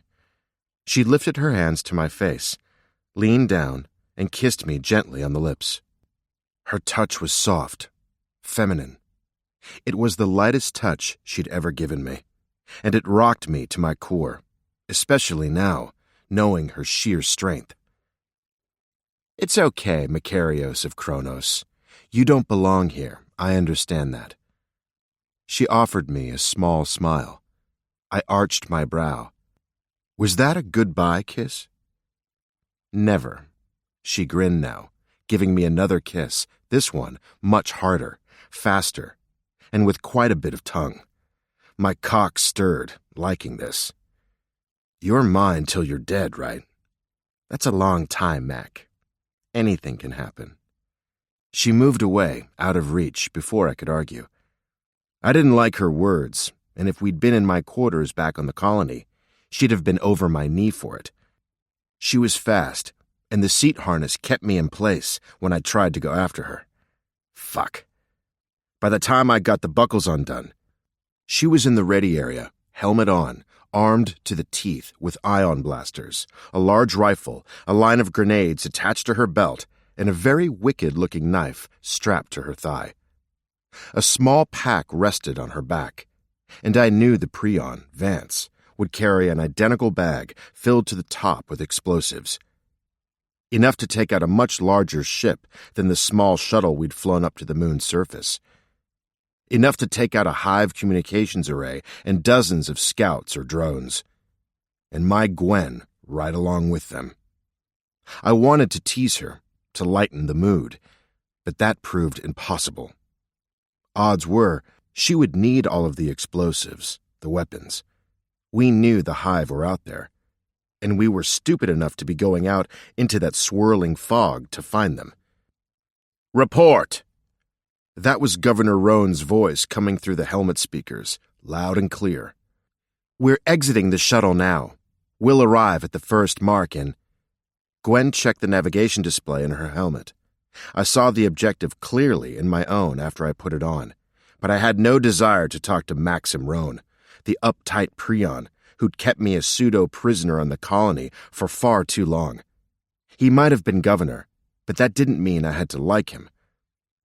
About 5 minutes. "We're listening, Lieutenant. Tracking both teams," he stated, making sure we knew she was being watched. One fuck-up on Gwen's part, and I had no doubt he'd yank her back to base and ground her again. Figured you would. I raised a brow at her flippant tone, but she just smiled at me through her helmet and hit the control switch that lowered the ramp to the ground. A dense, swirling gray mist enveloped us both, wrapping around us like coils. Instantly, visibility went to just a couple of steps in any direction. Right away, I was on alert. Not as a fighter, for I wasn't one, never had been, but as a mate. It might be a new thing, but the protective instincts I felt for Gwen were fierce. I grabbed her by the arm as she took her first step toward the ground. Not hard, just hard enough to get her attention. "Stay where I can see you," I ordered. My female tilted her head up at me and smiled. It wasn't a sweet smile. "Check your in-helmet display, Mac. You can track me all over this rock. And you might like being bossy in the sack, but here, in this fucking fog, I'm in charge." Fuck. She was right. I was only here to keep her safe, not run the mission. So I did as she asked, already knowing what I would find. I could indeed see a small dot indicating her position relative to mine. Captain Mars and the Prion Vance showed up on the monitoring display as well. In red, the areas we'd mapped out for recon were bright targets laid out over a grid between the two shuttle landing sites. I didn't care. Blips of color weren't enough. "No, mate. Stay where I can see you with my own two eyes." "Mate?" Gwen shrugged off my grip. "That's ridiculous. That's like 3 feet. I will not argue with you, female." "Female?" I should have taken note of Braun's earlier words about Earth females. I should have remembered that they had to be tricked into allowing for their own protection. But my body raged at me to protect her, to stay next to her, to keep her safe. I imagined her hurt, caught by the hive once again, and my mind seethed. My fangs dropped and my voice was part growl, part hiss. "You will obey me in this. You are mine. I will protect you." Gwen patted me on the arm, her head tilted to the side, a look of seeming innocence on her face. "Get a grip, Fang boy. Not gonna happen." Before I could argue, she was gone, disappearing into the swirl of fog, nothing more than a small green dot inside my helmet. "Gods be damned! Gwendolyn! Get back here!" I roared into the microphone. But that little green dot kept moving farther and farther away, and at a pace too fast for a normal human. The husky masculine laughter I knew was coming from base didn't help my mood. Neither did Captain Mars's amused chuckle in my ear. "Shut the fuck up, Mars, or I'll remove your arms from your body," I growled. Now Vance was laughing at me too. "Fuck both of you." And my sweet, docile female's voice chimed in last. "No, Mac, the only person on this planet you get to fuck is me." The laughter continued, completely at my expense, and that only angered me further. "Gods damn all of you! Stay on task and shut the fuck up!" The governor's orders shut down Mars and Vance's laughter, but I should have known it wouldn't stop my Gwen. That female was too fierce and stubborn for her own good. Again, advice I should have heeded from Warlord Braun. "Sorry, Governor," she said sweetly, almost too sweetly. "Just staking my claim on Mac's magnificent cock." What the fuck? "Shut it, Lieutenant!" The governor meant it, but it was my mate's distant laughter echoing in the background that made me grin. Yeah, that was my mate. That, and the fact that Gwen had just told everyone on the planet that my cock was magnificent, which it was. Giving up on taming the wildness out of my female, I followed her little green dot on the helmet display, determined to protect her, whether she wanted my protection or not. Gwen. I couldn't see a damn thing, but I could hear them. The hive, in my head. The subtle vibration of multiple high-ranking hive soldiers moving over my flesh, under my skin like the subtle stroking of 1,000 mosquitoes' wings hovering over my body, ready to bite. The hive hadn't given me this technology to use against them, but that's exactly what I was doing now. They were here, somewhere, and I had to find them, kill them before they could hurt Mac again. When I'd been a prisoner, I'd vowed to fight them until there was nothing left of me. I'd hunt and kill the hive with my dying breath. But that was my choice, not Mac's. All he wanted was his freedom, to get away from all this madness and forget, go back to his old life, to just fly away. I couldn't do that, but he could. And I could help him. If I could take out the hive communication center before he caught sight of them, the deed would be done. He'd be free, and he'd never have to face them again. He wouldn't have to look one of them in the eye and remember what they'd done to him. It wasn't much, but it was all I could do to help.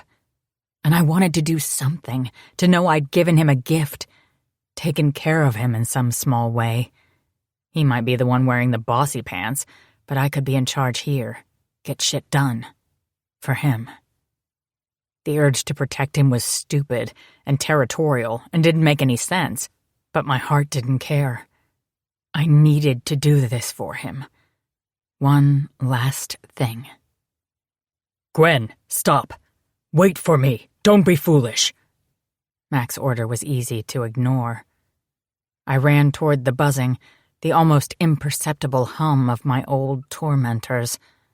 The signal wasn't exactly like I remembered, but then the specific Nexus unit that had worked on me, tortured me, and began the integrations, who'd made me part of his hive mind, was far from here, in another sector of the galaxy. The hive soldiers who were here on the moon must be under the dominion of another Nexus unit. Not mine. They called him Nexus 2. I would never forget it. He'd told me his name as he worked on me, tortured me, changed me to his liking. His real name. He'd wanted me to stay, to be his, to have his children, to be his queen. My stomach churned as I ran toward my past, the horror of those weeks spent in thrall of Nexus 2, fighting the dark depths of his mind, the hypnotic pull of his dark eyes on my emotions. He wasn't like the others the Coalition fought and killed every day. He was an alien race. His skin the darkest blue. His eyes like the black, inky depths of a great white shark back on Earth. There was nothing human in those eyes or in his touch. He wasn't a drone. Wasn't what the Coalition thought of as the Hive, the warriors from other worlds controlled by biosynthetic integrations and psychic frequencies, the ones who traveled in threes. No. Nexus 2, my Hive nemesis, was something else. One of the Hive core. He controlled millions, perhaps billions of minds. And he'd wanted mine. He'd wanted me to give myself to him willingly. As if. Lieutenant, where are you going? Governor Roan's voice was in my ear now. You're off the grid. We were wrong. They're here. I'm close. I can hear them. Radio silence. Then all of them were yelling at me at once. Stand down now. Wait for backup. The governor. Yeah, no on that. No, Gwen, you will not. I forbid it. Forbid? Sorry, Mac, I don't know that word. We're 20 minutes from your location. Wait for us. Mars. Wait? That might be smart, but then they'd all want to play, and I wanted to kill every single one of the hive bastards myself. To be done with them until the next mission. To keep Max safe on this one so he could be free. What the fuck are you doing, female? That was Vance, and he was the only one who said anything worth responding to. I'm going to kill me some hive, that's what I'm doing. I checked my timer, took stock of the level of buzzing inside my head. You should arrive in time for cleanup, boys. I'll try not to make too big of a mess. Lie. I was going to stain the ground with their hive blood like a warrior goddess. I'm out. No! I turned off my radio. Seriously, did not need to hear all the shouting or have them pick up on anything I said or did. I had an advantage. Something none of them knew. Not Mars, not Vance, not Mac, and not even the governor. Something I'd never admitted. Not when the intelligence corps questioned me for days after I showed up alone in that hive ship. Not when the doctors poked and prodded me for hours, running hundreds of tests. Not when I looked into Mac's eyes and felt the urge to reveal the truth I carried to someone I trusted. But I kept my secret, because Mac wasn't mine. Not really. We'd made a bargain. Fucked and agreed that we would go our separate ways. He was leaving the colony. Leaving me. Therefore, he didn't need to know. Shoulders set, I did the one thing I hadn't let myself do since I escaped the Nexus who tried to own me. I went full hive. Yeah, it was a thing. A thing I had a feeling others on the colony couldn't do. It was like being Bruce Banner and going all Incredible Hulk. No one, at least no one but those from Earth, would understand that reference. In alien speak, it was like going Atlan Beast, but better. I was already ridiculously strong. I didn't need to let the beast out. I needed to let the hive out. Or let them into my mind. Into my body. I could use their technology, their plans for me, against them. I'd connect to the hive soldiers I now knew I'd find over the next rise on the lunar surface. The buzzing in my head went from dull ache to chainsaw scream in a matter of seconds, but I just gritted my teeth and didn't fight the flow of information they were giving me. I was like a moving supercomputer, processing on-the-fly data and information. Running toward them, I filtered out what I could around the massive migraine making my eyes feel like they were literally about to pop free from their sockets. A warm dribble of liquid slid from my nose to my lip and I tasted blood. My brain was literally full. Overflowing. So be it. I ran faster, as fast as the biosynth fibers in my new body allowed, and I was fast. Rocks and dust flying under my feet as I passed the landscape in a complete blur. The faster I got to them, the faster the pain would stop. The mission would be finished. I'd take the fuckers down. Just as I'd anticipated, the hive were waiting, lined up, 3 by 3 in triangle formation. 9 in total. They all had their weapons pointed at me as I came to a dead stop a few steps before them and cleared my throat. I wasn't winded at all, yet adrenaline coursed through my veins, making me shake, making my heart race too fast. I would have worried about it bursting, but it wasn't wholly human anymore either. I didn't need to say any words aloud, knew they were linked to me telepathically, just as I was now linked to them. But I spoke regardless, needed the sound to ground me to reality, remind myself that I was more than just a hive integration. We are Nexus 2. Report. Why have you not finished here? I was careful to speak as a true hive, even though it sounded ridiculous. As part of the complete entity known as Nexus 2, as part of my supposed hive master, I never would have referred to myself as singular. No hive did, except the solo Nexus units that controlled the entire hive collective. The hive bosses. The dark blue creatures were terrifying, and so powerful with their telepathy they could convince a woman she was standing in a field of butterflies and wildflowers while she was undergoing surgery. Could make her feel affection, even love, with no basis or knowledge that it wasn't real. Yeah, that had been fun. Not. Until later. Waking up with Nexus 2 out of telepathic range had been an agony of self-hatred that I never wished to repeat. In fact, seeing the 9 Hive soldiers before me made my skin crawl and my stomach churn with acid. While I'd been afraid of the Nexus units, these Hive were underlings to me.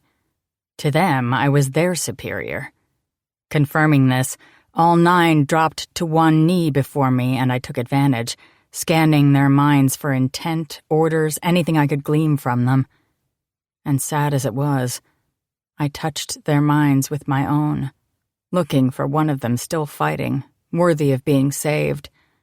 A coalition fighter who still fought the hive mind control and just hadn't been lucky enough to escape, to exist on the colony. The highest-ranking soldier was once Prion. Covered from head to toe, not 1 inch of skin remained untouched by silver hive technology. He looked like an android, nothing biological or natural left. He spoke aloud as I had done, and I realized the hive hadn't been able to hear me through my closed helmet. I couldn't hear his voice above a soft mumble, but I heard him inside my head. My queen, we are to protect the communication array until Nexus 4 is complete in his task. Complete? I'd heard that term used before. That was hive code for stealing a female, forcing her to endure hive implantation and breeding, hive Nexus mind control, and becoming one with the Nexus who tormented her. And what of the transporter resources? Have they been secured? I'd been in on several meetings where the possibility of the hive stealing the mineral mined on the colony, the substance used to make our transport systems work, had been discussed. If the hive took enough to cripple coalition operations, they would win the war. Despite months of searching, we hadn't been able to find them, led by Nexus 4, in the network of caves beneath the planet's surface. Didn't even know if that was in fact what they were doing, sulking around like sewer rats underground. And we knew they were there, just like Krail, the traitor who was with them. The first shipment was received. The second shipment is scheduled to depart as soon as Nexus 4 gives us the command. Great. So they'd already stolen enough mineral from the mines on the colony for a full shipment, with another ready to go. And what is the delay? We are not pleased with the delay. The hive soldiers shuddered at the tone of my voice. As a female linked to a Nexus unit, I could torture them with my mind alone. I was a queen bee in a hive of soldiers and drones. I could quite literally kill any one of them on a whim if the mood struck, and I was definitely in the mood. Everything personal might have been stripped from these coalition fighters when they returned, but they did no fear. They still had an instinct for survival. Not even the hive programming could drive that primal instinct from their bodies, and fear was an emotion that served everyone well if they wanted to remain alive, or at least functional to the hive. Nexus 4 has not been successful in securing a female. I swallowed down the bile that had crept into my throat. I knew very well what it was like to be a secured female. Nexus 2 had taught me well. The dark blue alien creature had wanted me as his mate, his queen, and I'd nearly lost my mind, all sense of self under his control. A mile-wide stubborn streak, the same one that got me into so much trouble when I was a little girl, hell, still got me in trouble with the governor, had saved me. I simply refused to stop fighting until finally my chance came, and I stole a ship and escaped. We demand the exact location of Nexus 4. We will speak to him directly, I said, continuing with my use of plural speak. I'd kill these 9, then return to the planet's surface and take out the rest of them. And Nexus 4 The telepathic Nexus unit who'd tried to murder CJ's and Rezer's twins a few months ago? Tried to take Caroline Jane for himself? Kill Rezer's Atlan children already growing strong and healthy in CJ's womb? Was the Nexus still down there, hunting for another female? There weren't too many women on the colony. The Nexus wouldn't care if she were single or mated, which meant bad things for my Earth friends. And I knew Rezer would most likely go into beast mode if given the chance to join me in a little payback. I'd give that dark blue asshole a female, all right, just not the easily tortured variety he was counting on. A taste of his own medicine was in order. The Hive soldier before me stood, slowly. Nexus 4 has agreed to meet with you. He will petition you to ally with him, as Nexus 2 is not here to oversee your care. It took me a moment to understand what he was saying. That Nexus 4 wanted to be my Hive protector. What a load of bullshit. Breeder was more like it. Jesus. Were the damn Hive no different about females than the aliens on the planet below? Since my so-called mate, Nexus 2, was in another sector of space and not standing beside me, Nexus 4 felt the need to steal me for himself, for my own protection, to oversee my care, to keep me, what, safe? Torture was more like it. Forced breeding of more little blue sociopaths. No.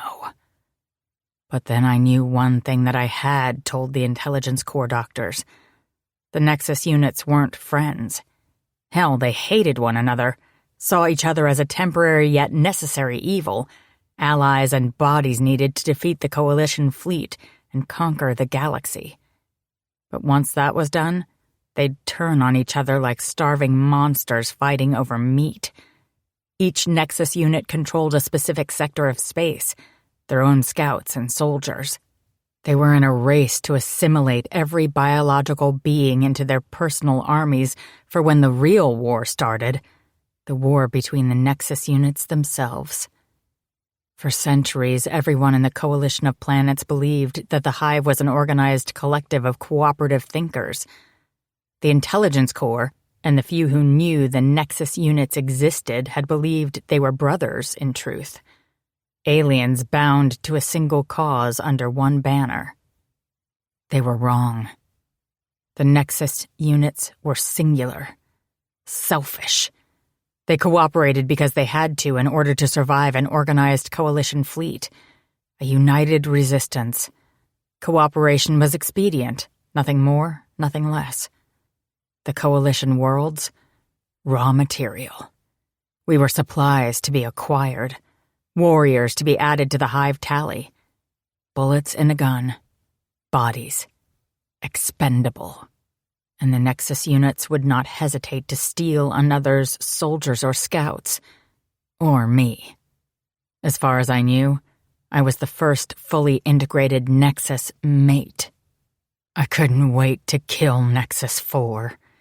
They were all the same to me. Pure evil. Without a conscience, without a soul. I just needed to remember not to look into his eyes before I got the job done. One look into those dark depths, and I'd be done. Trapped. Completely under his control. Because while I was balls to the wall tough thanks to them, I had one weakness. One way they could gain control over me against my will. Connection. Mind-to-mind connection. If I let Nexus 4 in, I was done. Mind fucked. It would be OVER. "Send us the coordinates," I commanded. "We will go to him now." Yes, my queen. The information streamed into my head like a data upload, and I pushed deeper, gaining access to more information than he intended to give me. Like taking candy from a baby. I received the location of the ship on the lunar surface, maps of their hidden dens on the colony, coordinate numbers, mining sites, positions of Hive soldiers and drones. I had all of it in seconds, including the location of their waiting Nexus cargo ship and the amount of stolen mineral in the ship's hold. In a matter of 2 seconds, it was all mine. "Thank you." Smiling now, I walked to him and grabbed his head, helmet and all. Twisting with all the rage I'd held in check the past weeks, I cracked his neck and dropped him dead at my feet. I felt nothing in the action. There was no prion left in that body. Had I met him in the past, I was sure he'd want me to kill him, to end him, knowing he'd never want to be like this. His mind gone, nothing left but a shell forced to do evil. Shocked and surprised, the others hurried to rise from their kneeling positions and fire their weapons. The first ion blast stung more than I thought it would, but not enough to stop me from cracking the offender's ribcage, forcing the bones inward until his heart stopped beating. He'd been Viking once. Now he was a monster. A dead monster. 2 down, 7 to go. Pulling out the knife strapped to my thigh, I cut the throat of the integrated Atlan closest to me. He was still on his knees. His eyes glazed over, and I swear I saw gratitude there. He didn't fight or try to stop me, which broke my heart. Hurt in a million different ways. He looked too much like Mac. Too big, too strong, too noble. He could have killed me, but he'd fought the conditioning, held himself still for the killing blow. Yes, this was what I had expected. Some hint of life, of the original being within. The relief in his eyes would haunt my dreams forever. He was finally at peace. The injustice of his sacrifice made me want to scream and cry my eyes out, but that wouldn't do any good. He wanted to die, to have dignity, honor. He deserved no less. An ion blast hit me from behind, and I turned into the line of fire with a smile. I was Nexus now, thanks to their own masters. They would need a lot more than their ion blasters to take me down. They were shooting a pellet gun at an angry bear. Evidently figuring that out, 3 of them rushed me and I took them down with an arcing roundhouse kick that would have made Chuck Norris proud. The kick broke the first soldier's skull, shattered the second's ribcage, and took off the bottom half of the third's leg. He fell to the ground with a scream of pain which went silent as I stomped on his neck. I faced the others, striking without mercy until I stood alone, surrounded by the dead. The entire encounter had only taken a couple of minutes, but I felt like I'd been fighting for years. Because I had. I'd wanted to go on missions, to destroy the hive one at a time, but it was never easy. Never without personal pain, emotional destruction. I needed a Valium, Xanax, something to make me forget. Mac had accomplished that. For a few stolen hours, I'd been something other than a broken thing, a hive queen, a mate of the Blue Nexus bastard who'd wanted me to carry his children. Mac made me feel alive, beautiful, sensual. Me. But not wanted. Sexually, definitely, but not completely. Not the way my broken heart needed. He refused to bite me. Refused to even consider staying with me and living on the colony. Once the Intelligence Corps figured out the truth I'd kept from them, and what I'd just collected in my head, they'd want to use me to lure and capture the Nexus units that controlled the hive. They'd want to transport me all over the galaxy. I'd be bait to lure the Nexus to them, over and over. It made sense. I couldn't fault them for the plan. Hell, it was a good idea, although I wasn't excited about being the lure at their whim. I wasn't sure I'd survive it, and I wasn't sure I wanted to. I'd just be living, surviving, fighting. No happiness, no joy, no connection other than through the minds of other hive.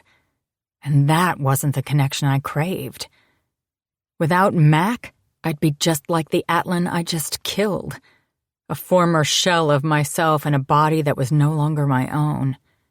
Used for battle, for fighting, for strategy and nothing more. I would be a pawn in the fighting cog that was spread out over the entire galaxy. I couldn't live with that. Not for long.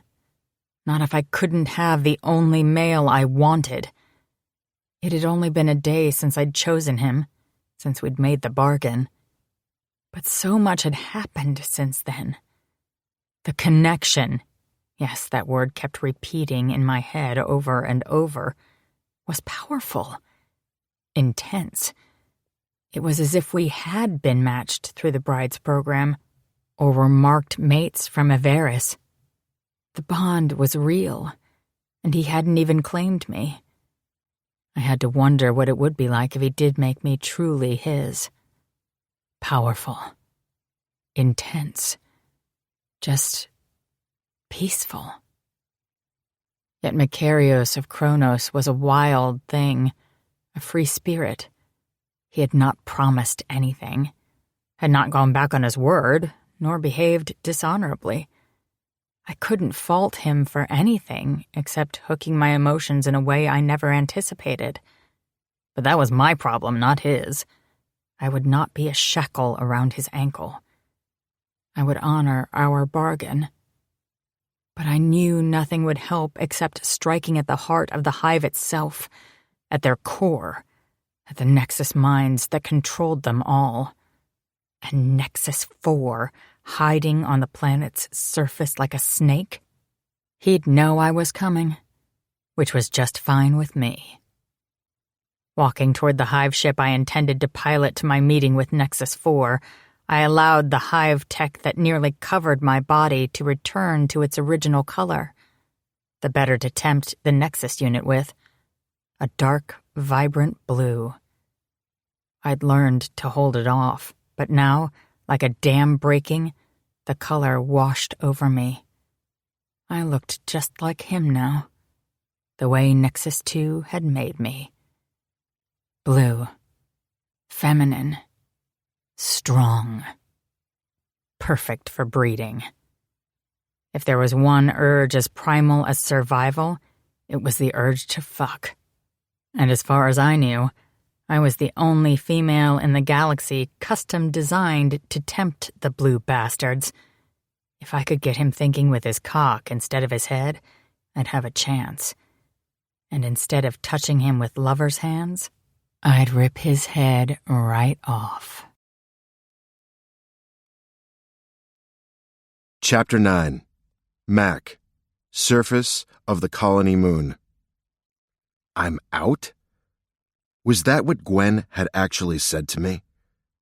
I was going to find that female, put her over my knee, and spank her ass until it burned red under my palm. I'm out. No. She'd be spanked, and then I'd be inside her, fucking her into submission, making sure she never did anything this stupid again. When I'd sat in the mission briefing, I'd said I'd keep Gwen safe. Yes, it had been a ruse to get me off the fucking planet, but I'd told the truth. While she was with me, I'd keep her safe. And then she went off and did this. What the fuck? She could be off on her own being killed by the fucking hive right now. And she had a bag full of explosives strapped to her back. Fuck. The thought of her dying, being blown to bits, had me running faster, screaming at Mars and Vance to hurry the fuck up. We're closer to our ship, Mars replied. We'll run back and fly to her last known location. Just hurry the fuck up, Mars. We're coming, Mac. Just keep her alive. I heard his pissed-off tone. While I had no doubt he'd want to spank Gwen for her behavior too, he'd just have to be satisfied knowing I took her in hand. I just had to keep her alive until then. Easier said than done. If this was how the governor thought he would control my female, he had failed, miserably. No doubt he was following every second of this clusterfuck through the SATCOM. What had I been thinking? I could never leave her under his protection. She was too damn stubborn, too strong-willed, too fierce for her own good. And the way she'd run off, with her ridiculous hive speed, into the swirling fog and toward the enemy, was proof of that. Warlord Braun's advice on human females haunted me yet again. I had not understood the weight of his words, the depth of understanding he had gained about these females. Fierce didn't begin to describe them, and mine, with cyborg integrations, I was fucked. These females charged into battle with no thought for their own survival. And even if Gwen was not officially my mate, the fact that I could not mate and bite her would not stop me from protecting her from herself. I was a male of honor, and whether she liked it or not, she had given herself to me, submitted to my care, submitted to my cock. She was mine. I shut off my helmet's relay, the line of communication back to mission control, back to the planet's surface. There were some things I didn't want to share, including whatever the fuck set Gwen off. I smelled them before I saw them. The metallic tang of Hive who survived on their strange mixture of nutrient shakes and electrical charges, who did not sweat or cry or feel. My Hyperion fangs burst free, not to mate, but to rip and tear flesh from bone, to fight. I scented Hive, and my female was among them, fighting, alone. Never again. With a roar of challenge, I leaped over the small rise to find devastation, and Gwen standing, untouched, in the center of 1, 2, 3, 6, no, 9 dead Hive soldiers. One of them so big he had obviously been an Atlan. The sight made me tremble. She'd taken them on alone. All of them. 9 fucking enemies. When she turned to look at me, her eyes swirled a dark, impenetrable blue. The color one I'd never seen before. Not her own. Alien. Like her face, her hands. Blue. But the way she was looking at me was a punch to my gut, so filled with agony and betrayal. I doubted she knew how much she revealed to me in that gaze, but I knew her, had been inside her, loved her. Fuck. I loved her. I'd die for her, never leave her. If she'd have me. It took almost losing her to realize that. And after only a day, when I thought now that she was mine, I wasn't just a protective male. No, I was so much more. My heart was involved. "Go, Makarios," she said. "Take the ship we arrived in and go home. You are free." Turning away from me, she removed her helmet and shook out her black hair, letting it fall down her back. The toxic chemicals that swirled in the air around us seemed to have no effect on her. She wasn't gasping for breath. No warning signals came through my helmet because of her diagnostics. Nothing. And thankfully, I'd shut comms down. I didn't need the governor hearing this conversation, knowing I'd planned to take a ship and go back to Rogue 5. "Gwen? What are you doing?" I took a step closer to grab the helmet and shove it back on her head. "Put that back on." She turned to face me, unzipping her uniform as she did so. She stepped out of everything as I just watched, transfixed, stunned, confused. After a minute, she stood naked before me, the strange fog swirling around her body like whispers caressing her skin. Frozen in place, I stared. I couldn't look away. She was beautiful, yet not the same Gwen I knew. Vibrant, deep blue from head to toe, her black hair formed a dark halo around her curves. The blue was divided into sections of color, forming a pattern of light and dark I longed to trace with my hands, my lips. By the gods. What the fuck had the hive done to her? Go, Mac. We had a deal. You're free. She repeated her words, but I still couldn't move, or look away. Like I'd be able to leave her now, naked and blue with dead hive littered around her feet. And where are you going? What do you think you're doing, female?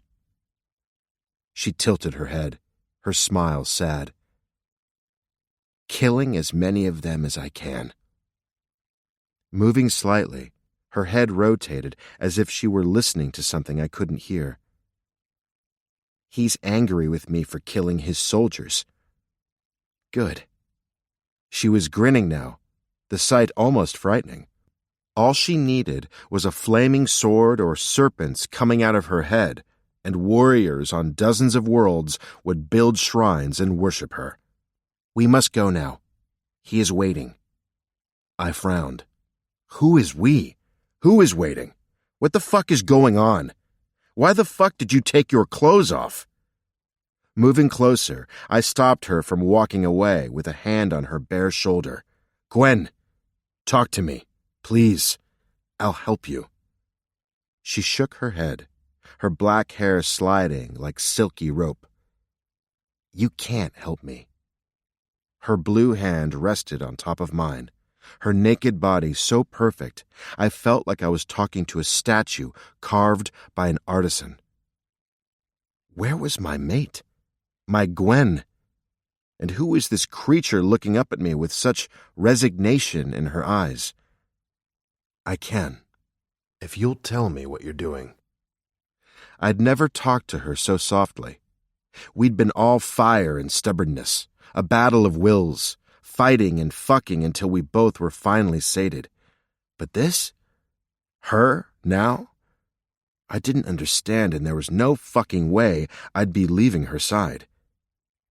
She blinked, slowly, and I would swear I could see her mind calculating her options.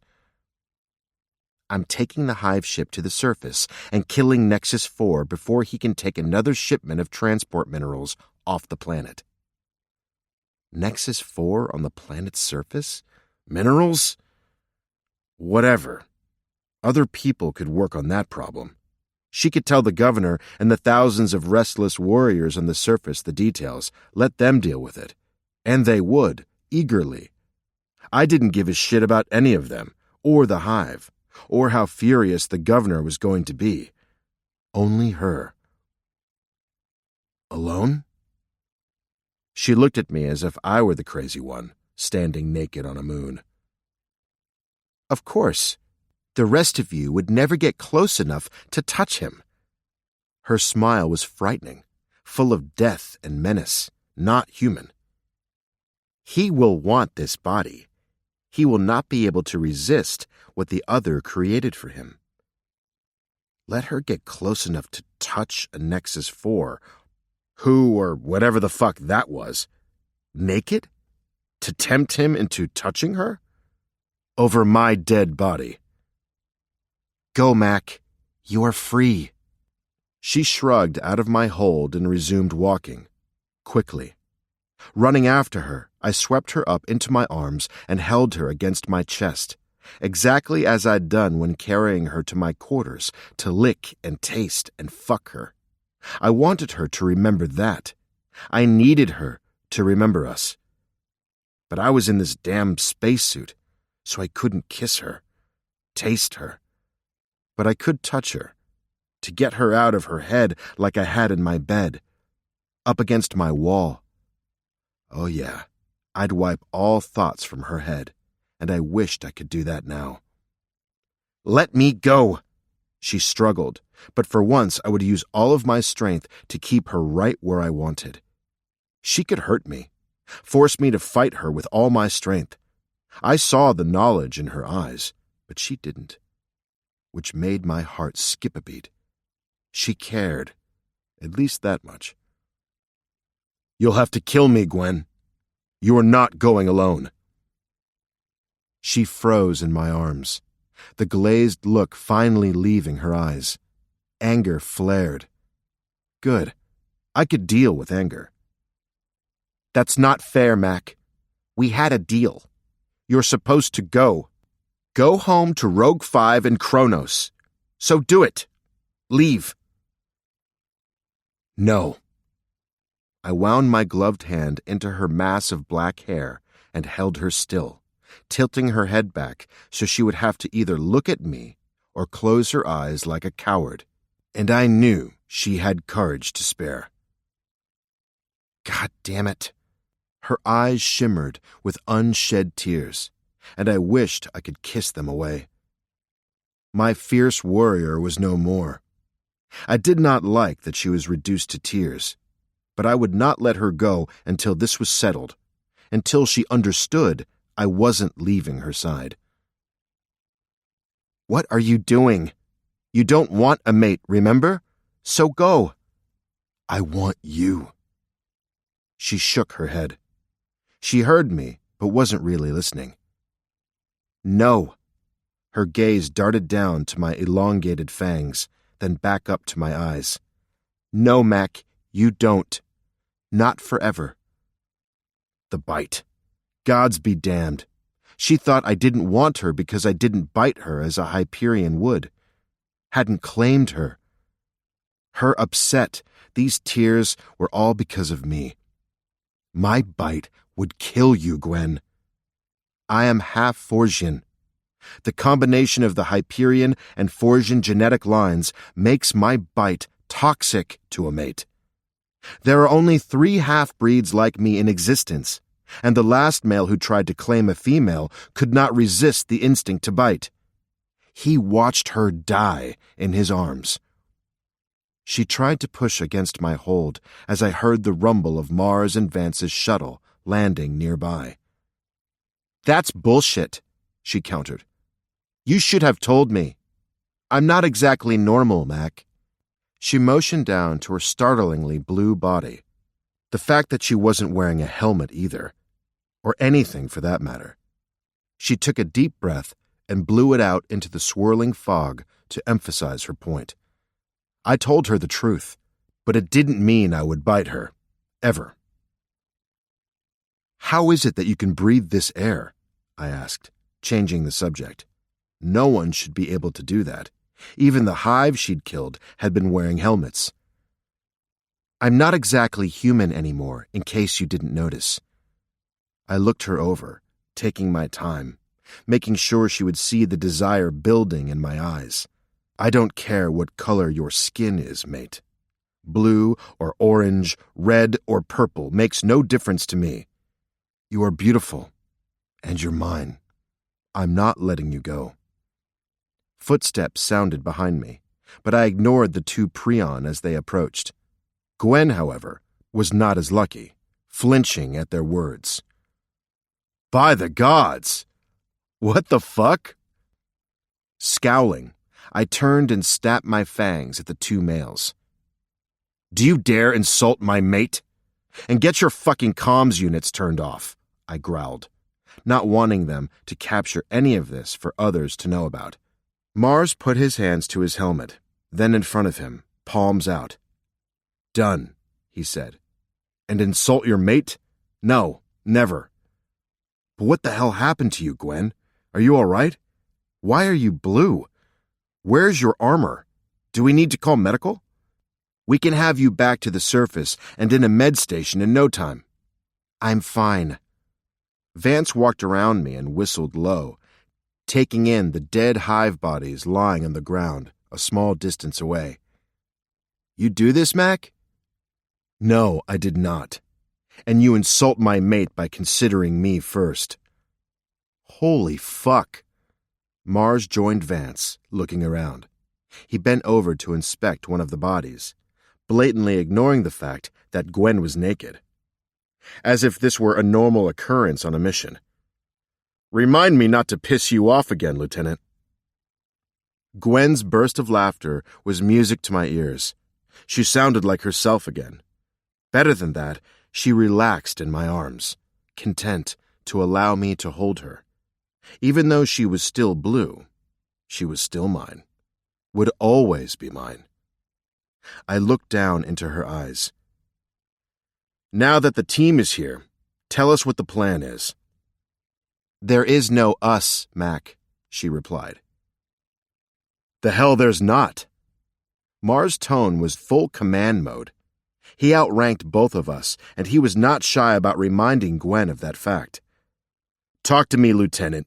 Tell me exactly what the fuck is going on here, and why the fuck are you naked? With a sigh I knew was surrender, I wrapped my arms around her body the best I could to cover her.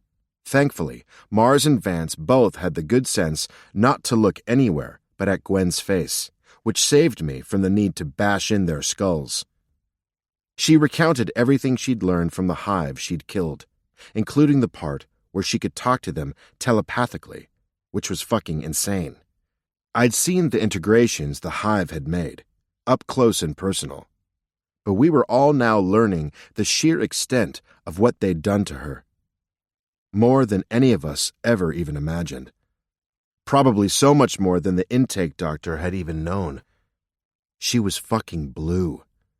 When she was finished, we all stood in silence, shocked, numb. And deep within, the Hyperion beast paced in his cage, biding his time, waiting to kill. Vance was seated on a rock, tapping his ion blaster against his thigh. Shouldn't we tell the governor? At least let him know what we're going to do? My mate fought my hold, and I let her stand, let her pace before us, glorious, beautiful, and naked. She had no modesty, no shame, and so I sat back and admired what was mine. When I suggested she cover up, put her armor back on, the scowl she'd given me shut me down instantly. It's covered in blood, Mac. I didn't like the idea of Mars or Vance seeing her, but unless I wrestled her to the ground and covered her up forcefully, which wouldn't get me anywhere with her, I'd just have to resign myself to the fact that those males could look, but would never, ever touch. She was fierce, and I had no hope of controlling her. Each sway of her hips, every rock she crumbled to dust with her bare hand, was a reminder of that. A trail of dust clung to her feet from the rocks she'd pulverized as she paced, thinking. Gods, she was strong. Stronger than anyone I'd ever seen. Man, beast, Atlan, or hive. And she'd given herself to me. Let me hold her down. Fuck her. Fill her with my seed. Eat her pussy. Conquer her body. Let me. Because if she hadn't really wanted me, there would have been no way for me to do any of it. She was too powerful in her own right, and yet, mine. I ached to toss her over my shoulder, carry her to the nearest boulder large enough to bend her over and fuck her, hard. Mac, you still with me? Telling my cock to stop tormenting me, I lifted my head and answered my female. The plan she laid out for us was dangerous, deadly, insane, and she was fully prepared to do it alone. Always, mate. Good.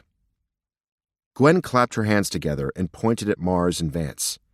You two, take the 2 shuttles back to Base 3. Get Rez. Tell him what's going on. Just Rezer, no one else. You have a locator beacon? Of course. Mars reached into his pockets and tossed her the small device. She caught it easily. Good. Give Rez the frequency to this beacon and tell him to be ready to move. Tell him we'll meet him at the beacon's location. Got it? Mars nodded. Even though he was the one in charge, he was quietly taking orders. Warlord Rezer deserves vengeance for what the Hive Nexus attempted to do to his mate and children. He may not want to come alone. The other warlords may request to join him. Too many cooks spoil the soup, she replied, although I had no idea what the hell that meant. And I don't want the governor to find out what we're doing until it's too late. He can't know until it's over, and I'm long gone. Gone? Gone where? You'll have to answer to him eventually. The Intelligence Corps will have you in debriefing for weeks. Captain Mars dared argue with her. I let him. He was saying everything I was thinking. Let him be the one to anger my female. The hive ship you see behind me is mine. This is only one Nexus unit on one world. There are at least 8 others. And you want to hunt them all? I asked. I knew the answer, but I asked anyway. Where she went, I went. End of discussion. If she wanted to spend the rest of her life hunting hive, I would be at her side, bashing skulls and killing as many of the bastards as I could. Gwen turned to look at me. Her eyes still blue, not her natural soft brown, but the determination was easy to recognize. Yes. All right. Her jaw dropped. No argument? No chest beating? Caveman protests? Aren't you going to forbid me from leaving you? From hunting? From putting myself in danger? No, mate. Where you go, I follow. If you want to hunt and kill 1,000 hive, you will hunt, but you will not do it alone. By the gods, will you two shut the fuck up? You're talking about stealing a hive ship, disobeying the governor's orders, and going rogue. Captain Mars paced now, frustration evident in the quick steps and stiffness in his spine. Chapter 10. Mac. Despite Captain Mars's irritation, Vance sat on the ground, one leg propped up, one flat out in front of him, completely at ease. Once the hive on the planet are taken care of, I don't much care what you two do or where you go, especially since you have this blue thing going for you. Mars is right. They'll never let you go. But we all agree the threat to the colony gets taken care of first. And I think we should take a full force of warriors into the caves. Gwen was shaking her head before Vance finished. This is not a normal battle. This is a Nexus unit. He'll feel every mind approaching, know we're coming. If there are too many, he'll run and hide again. I have to go in alone, take out his protection, subdue him so we can finish him once and for all. Once I have him down, Rezer can come in and do whatever he wants. I'll give him that, because I know his experience with the Nexus unit still eats him up on the inside. But I don't want the governor to know. Ever. That's treason. Captain Mars cleared his throat. Punishable by death. She glanced down at her blue body, then back up at us. If the Intelligence Corps finds out what I am to the hive, that I have more integrations than they ever imagined, that the Nexus units will come out of hiding to pursue me, to claim me for their own. Gwen paused at the growl that rumbled in my throat, but glanced away as quickly as she had turned to me, trusting me to pull myself together. No, demanding I do so. They'll put me in a cage, Mars. This is why I'm naked, to show you what I'm really like, what they really did to me. I'm not normal. I'm not even normal for the colony. I'll be an experiment at best and a weapon at the worst. I won't survive it. You saw me going crazy, grounded on the planet. I'm not just contaminated, I'm something else. I am one of them. Not a drone or a soldier. They made me Nexus. I'm permanently broken. Wrong. At first, I thought I could just do missions and kill hive and be happy. But that had been unrealistic. I won't be able to hide who I am now, what I am now. I can never go home. Hell, I don't even have a home.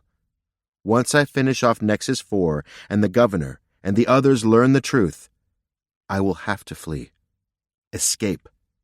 And you two must make an oath never to reveal what you saw here today. You can't tell anyone the truth about me. She waved her hand in front of her body. Do you understand? Mars stopped his pacing and turned to face her. You want to kill the hive here, then leave us all to go hunt them on your own? He shook his head. You may be the strongest female I have ever encountered, but you are still a female. Every cell in my body demands you be protected, not sent into battle. I don't like it. You don't have to like it. I'm not asking, Mars. I'm telling you. The threat was there. The fact that she would use force, if necessary, to get through his thick prion skull. She won't be alone. She is mine. A fact. Mars looked from Gwen to me, then lifted his head as if to inspect the stars. May the gods have mercy on us all. They'll throw me in the brig for this. Not if they don't know what happened, Vance offered. Rezer will keep his mouth shut. We'll get him and Braun to back up our story. We returned to the surface, had an itch to go looking for some trouble in the caves, and got lucky. Vance glanced at my mate, the woman I would die to protect. We'll tell them you died up here with the hive. He glanced over to me. Both of you, shot off into space. Lost. Mars looked as if he were about to protest, but he locked his gaze with Vance and slowly nodded. As long as we destroy the Nexus unit and stop the transport mineral from leaving the surface, we fail. He turned back to Gwen. And no more deals. No secrets. We stop them, or every warrior on the planet helps us take them out. Done. Agreed. Gwen spoke for herself, which meant she also spoke for me. But I'm the only one who can get close enough to kill him. Gwen pointed to the hive ship we could all see outlined not far from where we talked. The dead bodies had been left behind, and the hive ship was only a few steps away, the odd configuration drifting in and out of view as the fog shifted and moved around us. Once Nexus 4 is dead, I'm taking their ship with their flight codes, and I'm going to hunt them and kill them for as long as I can. I knew Braun, Rezer, Tane. I knew the few Atlans on this world, and not one would sit out this fight, even if they had to keep their mouths shut and defy orders to be involved. That left Mars and Vance. As Prions, they were the unknown. The governor was a Prion as well, and a good leader. But for Gwen, and for Rezer, this was personal. I understood that now, and I would assist my mate in any way I could, because killing the Nexus was the only way to keep her safe. Rezer will not want to miss this fight, I agreed. Nor will he come alone. It is his right to accept or decline the presence of the other warlords. It is the beast in him that must decide. But it will be on you, Mars, to make sure he understands what's at stake and keeps his mouth shut. Or stays out of it, Gwen added. I am more than happy to kill Nexus 4 on my own. I am willing to do this for him, and for CJ, and the twins. That is all. I held my breath as Mars made his decision. Vance was his second, and I knew the other Prion warrior would support Mars in any decision he made. He nodded once. Very well. I will agree to keeping this a secret, for now. But if they catch sight of you blue, well, I think the secret will be out. Are you stuck blue now? No. I have full control of my integrations. As she spoke, the blue began to fade until she stood before me as I remembered her. Caramel skin, black hair, dark brown eyes, I would be happy drowning in. Mars and Vance wisely looked away. Fine, whatever, but there is too much at stake, Mars said. This information about the Nexus units could turn the tide of the war. What Mars said was true, but I glanced at Gwen to see if she agreed. I already told the Intelligence Corps the truth about the Nexus and the nature of their alliance with one another. I am the only secret, Mars. I don't want to be a science experiment or bait. I can turn the tide of the war all by myself if you all will just let me." She offered a negligent shrug of her shoulders, and I couldn't help but enjoy the way her breasts rose and fell with the action. I glanced at the others, ready to poke their eyes out if they noticed the motion. If they had, they made no reaction, their heads still turned like honorable males. Thank fuck. "So, are we good?" she continued. "No, I'm not good. Maxim deserves vengeance as well. Where this Nexus unit is, the traitor Krail will be too. He murdered my second, Pero. He nearly killed the governor and murdered the human, Captain Brooks. I do not like this, but I will agree. If you give me and the governor the location of the traitor." Mars held out a hand to Vance, pulling his second up off the ground. "I second this request," Vance added. "I was not thinking clearly until now. Rezer is not the only warrior on this planet who deserves vengeance." Gwen smiled and bowed slightly.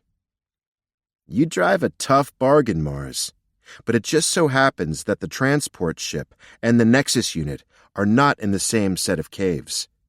She walked to Mars and held out her right hand in the oddly human way they had of making bargains. "I'll offer the governor coordinates to the stolen minerals on that cargo ship. For a price." "What price?"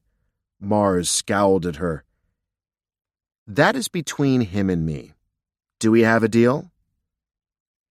"You are a formidable female. And yes, we do." Mars placed his gloved hand in hers, and she squeezed his hand, shaking his arm up and down in the human ritual. Mars ignored me, which was fine. He released Gwen's hand and spoke to Vance. "You get back to Mac and Gwen's shuttle. Report that there was a battle and we lost track of both Mac and the lieutenant." He turned to me now.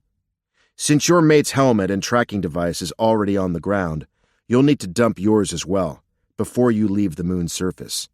The governor has to believe you've been taken by the hive. That should buy us the time you both need to get into position." "Done." Smart. I couldn't think right now. Nearly losing Gwen and now watching her stand fearless and proud among us made my cock hard and my chest ache. "Good. I'll make sure I take plenty of footage of the dead hive and the scene of the battle. Vance will help me load up the bodies. I'm sure those warriors have family that would like to know their final fates. We'll take them back to the colony for processing, and you two disappear." He looked at Gwen. "You have my private comm code?" "Of course." "Use it when you're ready to offer the governor your bargain. How long do I have to recruit Rezer and the other Atlan warlords?" Gwen tilted her head, taking her turn to stare up into the stars. "I'll give you 2 hours to have them at the cave entrance, not 1 minute more. Take a shuttle and head north of Base 3, about 80 miles, to the entrance of the ice caves." "That close?" Vance seemed to pale behind his helmet. Gwen ignored him.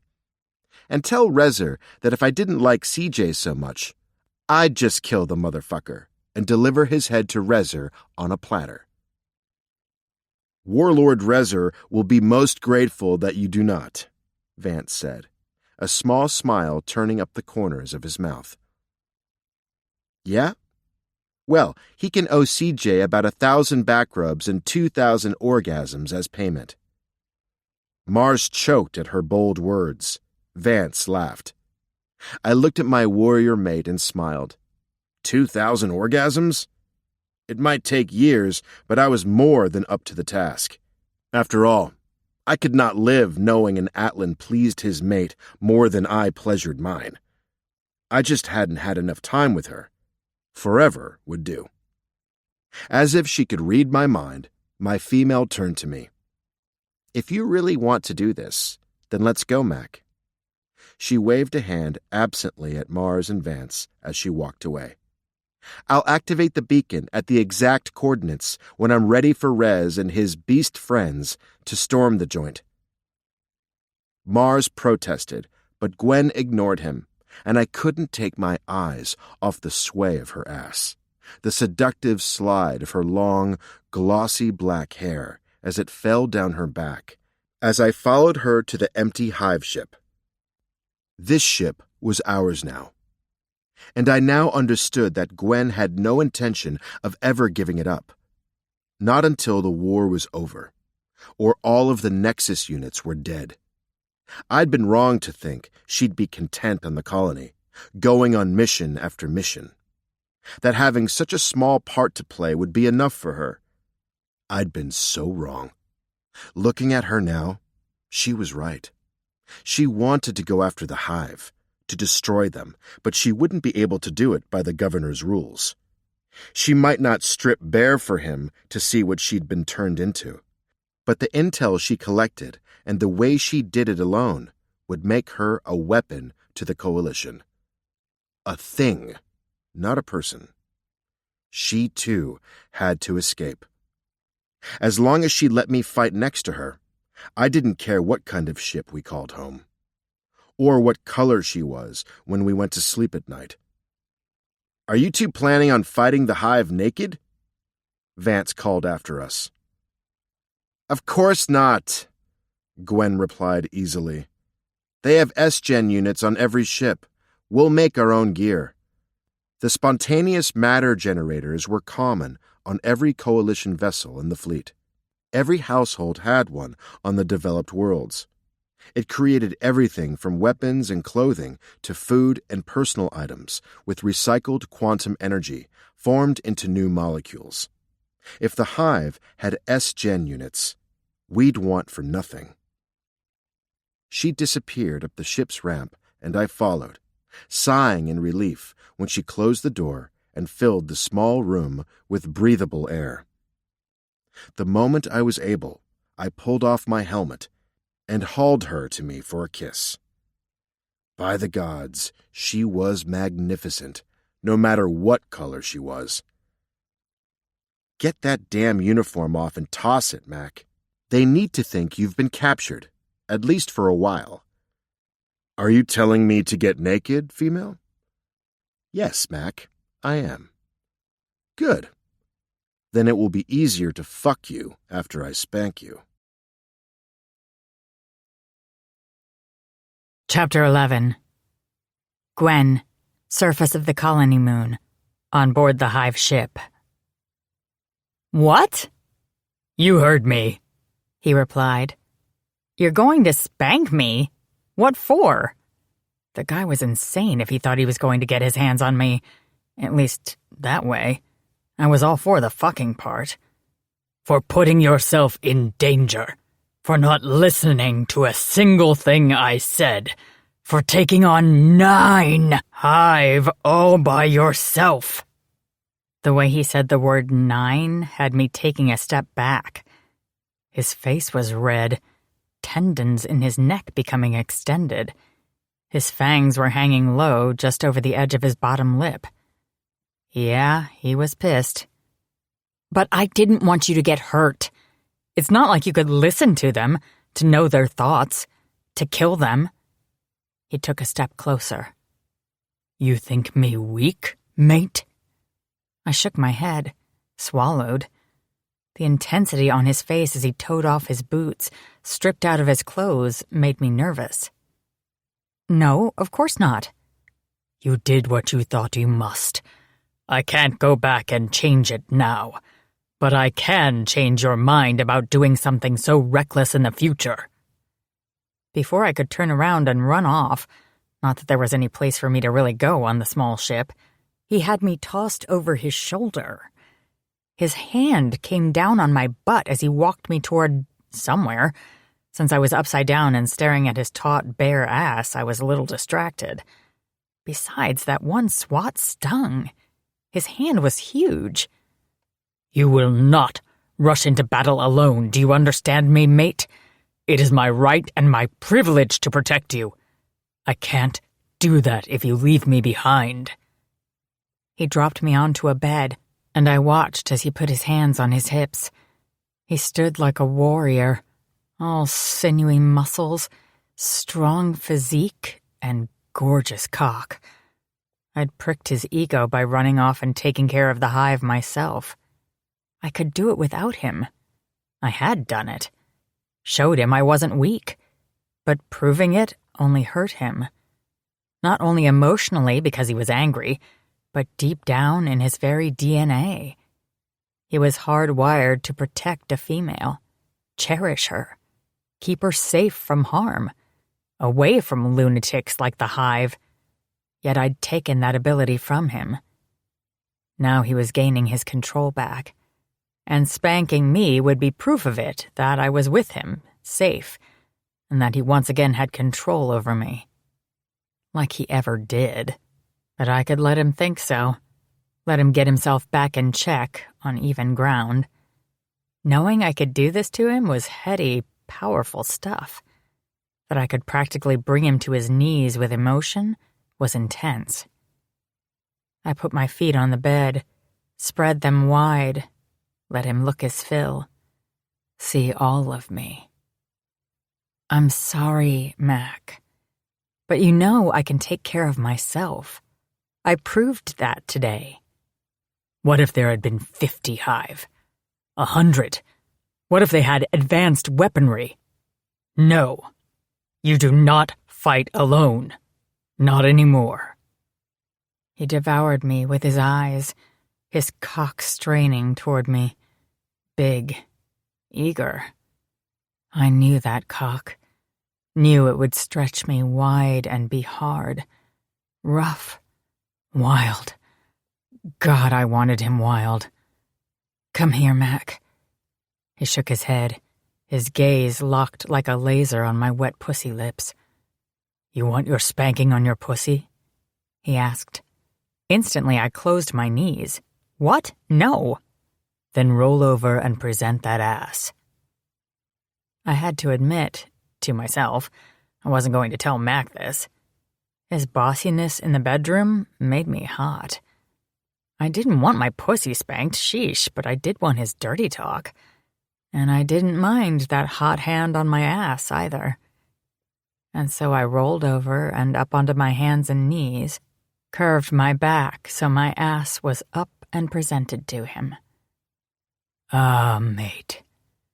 I love seeing my handprint all pink and pretty on your ass. Now to add a few more. He spanked me again, and I rocked forward. I hissed at the sting, but bent my head down, inspected the weeping tip of his cock through the V of my legs, the way it jumped at every small sound I made. Testing my power over him, I shifted back closer to him, making sure he could see the wetness coating my aching pussy. His spanking stung, but it didn't hurt. Not really. Not enough to counteract the thrill I had submitting to him, letting him do what he wanted with me. All my life had been about fighting, resisting. First at home, then in the military and coalition recon, even more when the hive had caught and tortured me, turned me into what I was now. Arriving on the colony had offered no relief, for as soon as I appeared, the males began fighting over me, following me, trying to seduce me, win me over, claim me for their own. But I'd chosen Mac. I wanted his touch, his hands on my body, his mind attuned to my needs. I needed him to care, and right now, he trembled with emotions I didn't dare name, even as he spanked my bottom, made my skin burn and my heart explode with love and lust and trust. I'd never trusted anyone the way I did Makarios of Kronos, the rebel, smuggler, criminal, because he was mine. This won't be a full spanking because we don't have time. I want to be balls deep inside you within 2 minutes, but you will know the feel of my hand to know what will happen the next time you decide to run off to fight the hive by yourself. Another spank landed. Got it? Yes, sir, I breathed. The sting was spreading, morphing into something different, something primordial. A caveman claiming his woman. Well, this wasn't a claiming, but it was going to be a good fucking. I was primed and ready. Needy. No doubt he could see my pussy was wet, practically dripping for him. I like the sound of that obedience. Looking over my shoulder at him, I could tell he liked it a lot. He wasn't as restrained as I thought. His face was tense, but his gaze heated. Every line of his body screamed power. Even his cock, which stuck straight out from the dark nest of curls, ruddy, hard, pulsing. There was pre-cum slipping from the tip, eager for me. "Please," I whispered, hoping he'd fuck me. Now. I needed it. The adrenaline was bleeding away, and I needed it. Needed a release. Needed to feel real, human, alive. I needed Mac. He stepped up closer to the bed, hooked his right arm about my waist to pull me up so I was lifted completely off my knees. His cock prodded my entrance, and he aligned his thighs to mine, then thrust up in one hard stroke. Impaled, I gasped, bucked. He didn't give me time to adjust to his massive size, just took, controlled, dominated. He pushed me away and pulled me to him like I weighed nothing. Fucked me, filled me. The lower half of my body was in the air, and I had no control, no traction, could only take what he gave me. With a groan, he increased his pace, lifted my shoulders off the bed with his left hand, cupped my breast as he held my back to his chest. My head fell back against his shoulder. When I melted against him, he turned, walking us toward a smooth, cold wall. He pressed my body to the wall and moved both hands to the underside of my thighs, spreading me open, holding me up, fucking me from behind like he'd never get enough.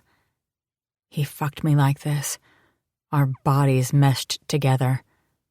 Hard, wild, rough. The sound of flesh slapping filled the small room. The scent of fucking lingered in the air.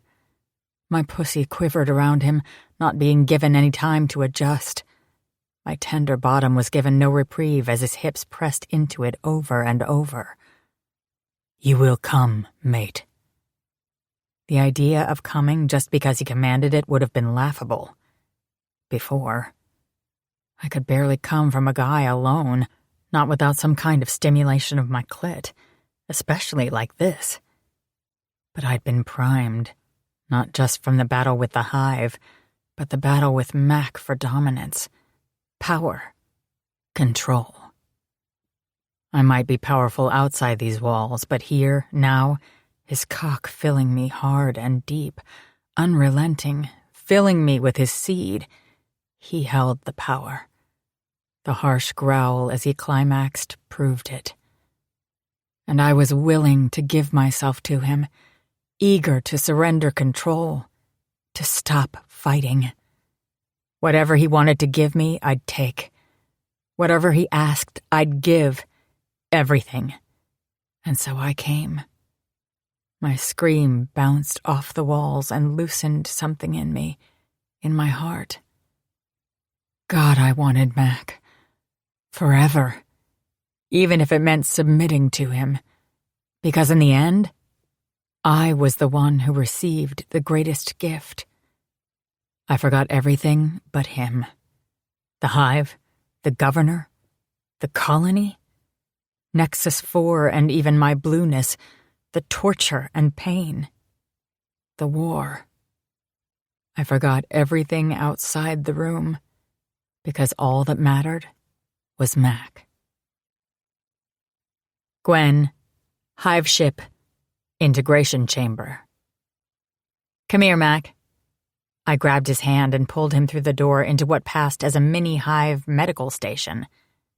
The Coalition called them integration stations because these were the rooms where newly acquired biological specimens were fitted with new hive integrations. A very diplomatic term for what the Coalition worlds considered torture chambers.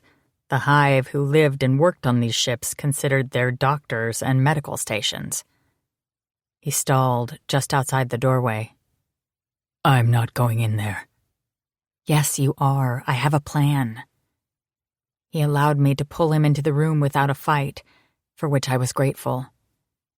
This is our new medical unit on our new ship, so you'd better get used to it.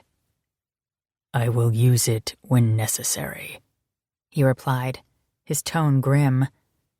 Other than that, I will never set foot in this room. Fine. I let him go and rummaged through several storage spaces until I found what I was looking for. With a happy smile, I walked back to my mate and held up the small glass specimen tube. Bite the top of this. What? Bite into this. Stick one of those fangs through the seal and get some venom in there. I want to analyze it. He took a step back from me, shaking his head. God, he was huge.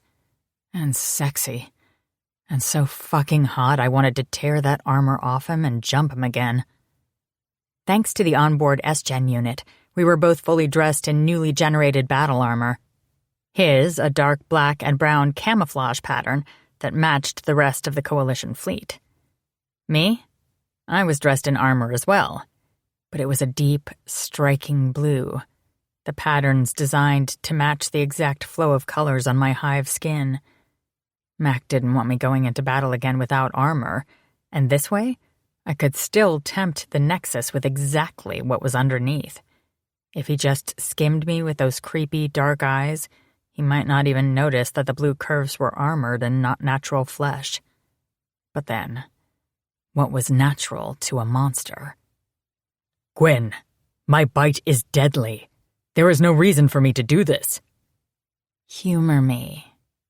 I walked to him slowly and melted into his body, pressing my lips to the center of his chest because, as tall as I was, that was all I could reach when he was wearing his boots. Please? Pretty please with a cherry on top? His entire body shuddered, and I knew I'd won. I don't know what a cherry is, but I'll take some pussy on top later as a payment instead. Laughing, I lifted the specimen tube to his mouth, trying not to show how much his dirty words affected me. I'll go cowgirl on you anytime you want, Mac. He grabbed my wrist as I was about to stab his fang into the end of the tube. What is cowgirl? I grinned at him and made sure he could feel my free hand exploring the stone-hard muscles of his ass. You lay down on your back, and I ride your cock. Like that first time? Yes. A growl rumbled from his chest. Yes. As soon as we're done with this mission. I agree with that. I will also require you to be cowgirl on my lips, mate. I will taste you again before you come, and I will do it with you straddling my face. Deal. As if I'd ever say no to having his wicked lips and tongue working on me. I shoved his fang into the vial and waited a few seconds for the vacuum tube to do its job and the venom to drip into the bottom. When I had several drops of the pearly liquid, I pulled it away from him and swatted his ass as hard as I dared, then scampered out of reach to the analysis station. Loading his venom into one of the small ports, I found myself humming. Happy. About to go into battle with an evil that had been at war with the Coalition for centuries. And I was happy. The data was immediate, the display clearly stating what Mac had said. His venom was poisonous. But it also asked if I wished an antidote to be made, and I quickly pushed the button for yes.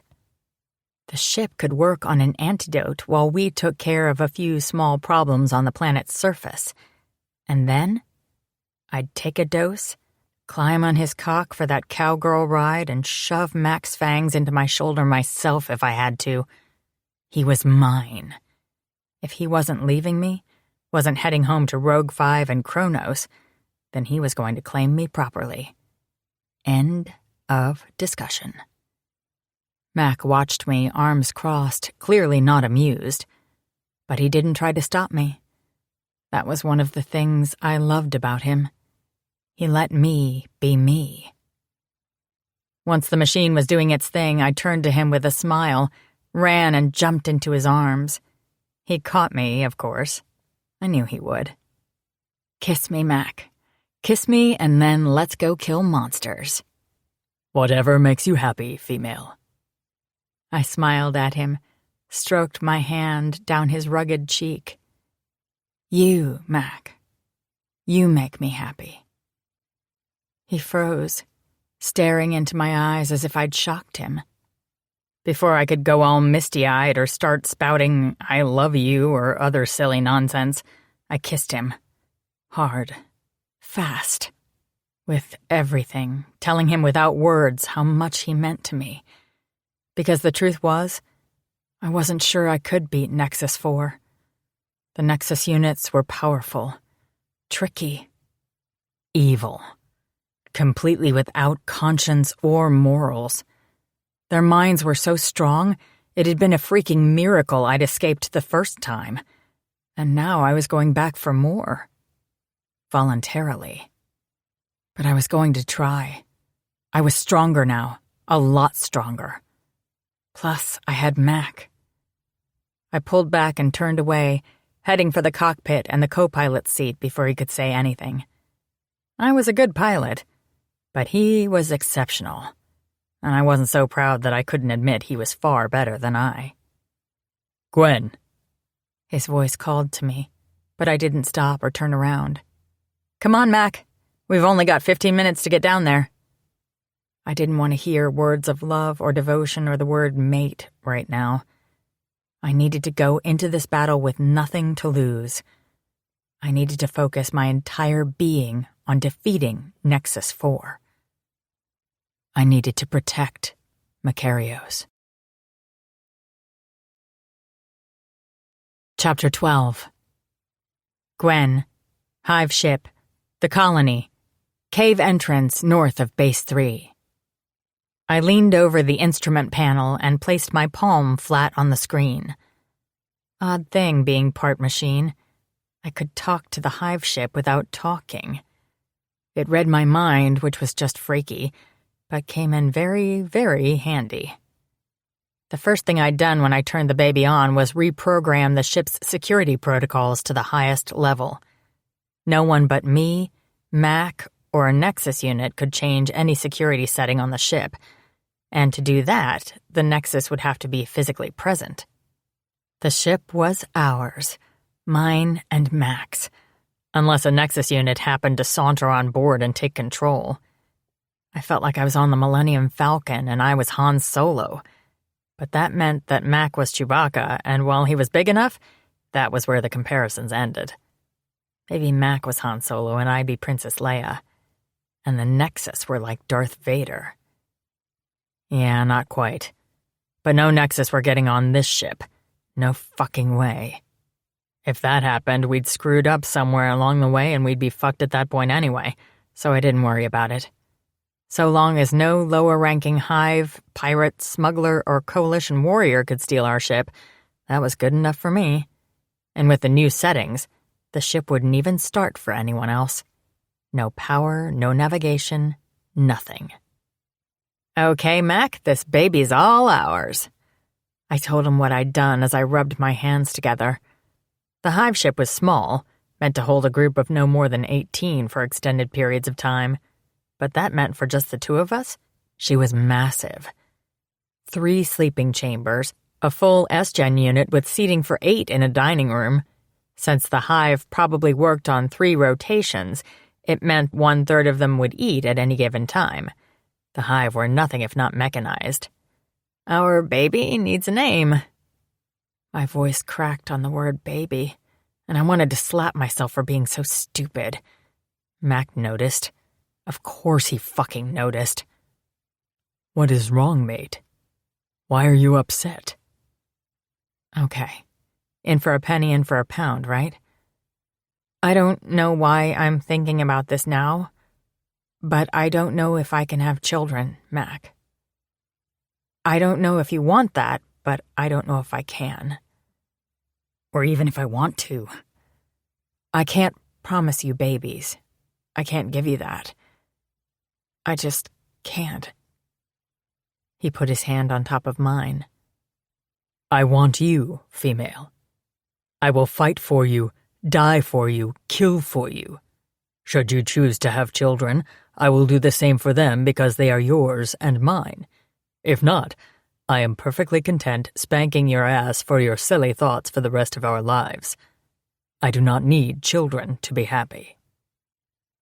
Okay, then. He spoke as if he were giving a lecture in a history class.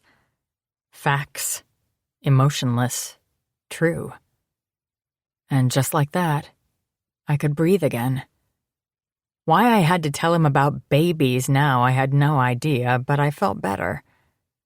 Okay, let's do this.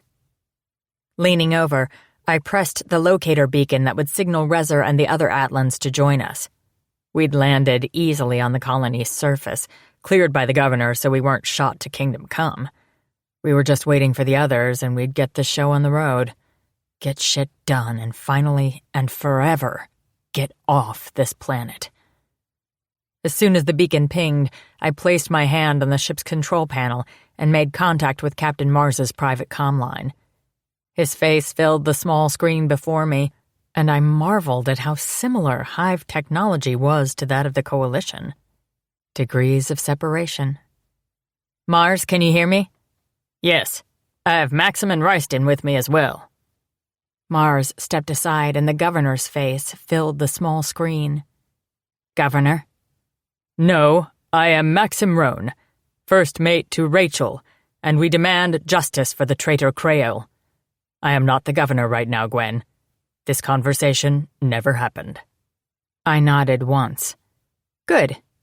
Then the Intelligence Corps will never know that you gave me Coalition flight codes in exchange for information on the location of the Prion traitor Crael Gurton and a Hive shipment of transport minerals scheduled to depart your planet in less than an hour.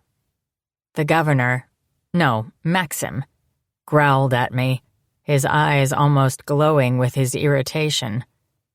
You are a very difficult female. And we both know you are going to give me the codes. I need to be able to travel through Coalition space without fear of being attacked. I can get to the other Nexus units, Maxim. You give me the codes, I give you the information you need to save the colony, the transport system, keep us in the war, and give you the vengeance you crave for Crael's attempt on your life. It's a win-win.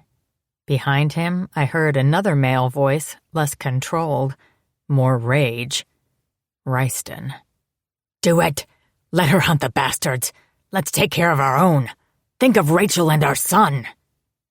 Their baby boy was beautiful, and only a few months old, and both warriors turned to jelly the moment the little one was placed in their hands. Maxim's eyes narrowed, and he nodded to someone off-screen. Moments later, at least a dozen flight codes arrived in our ship's database, and in my head. They were too precious to leave behind. These codes would get me through Coalition-controlled space without incident.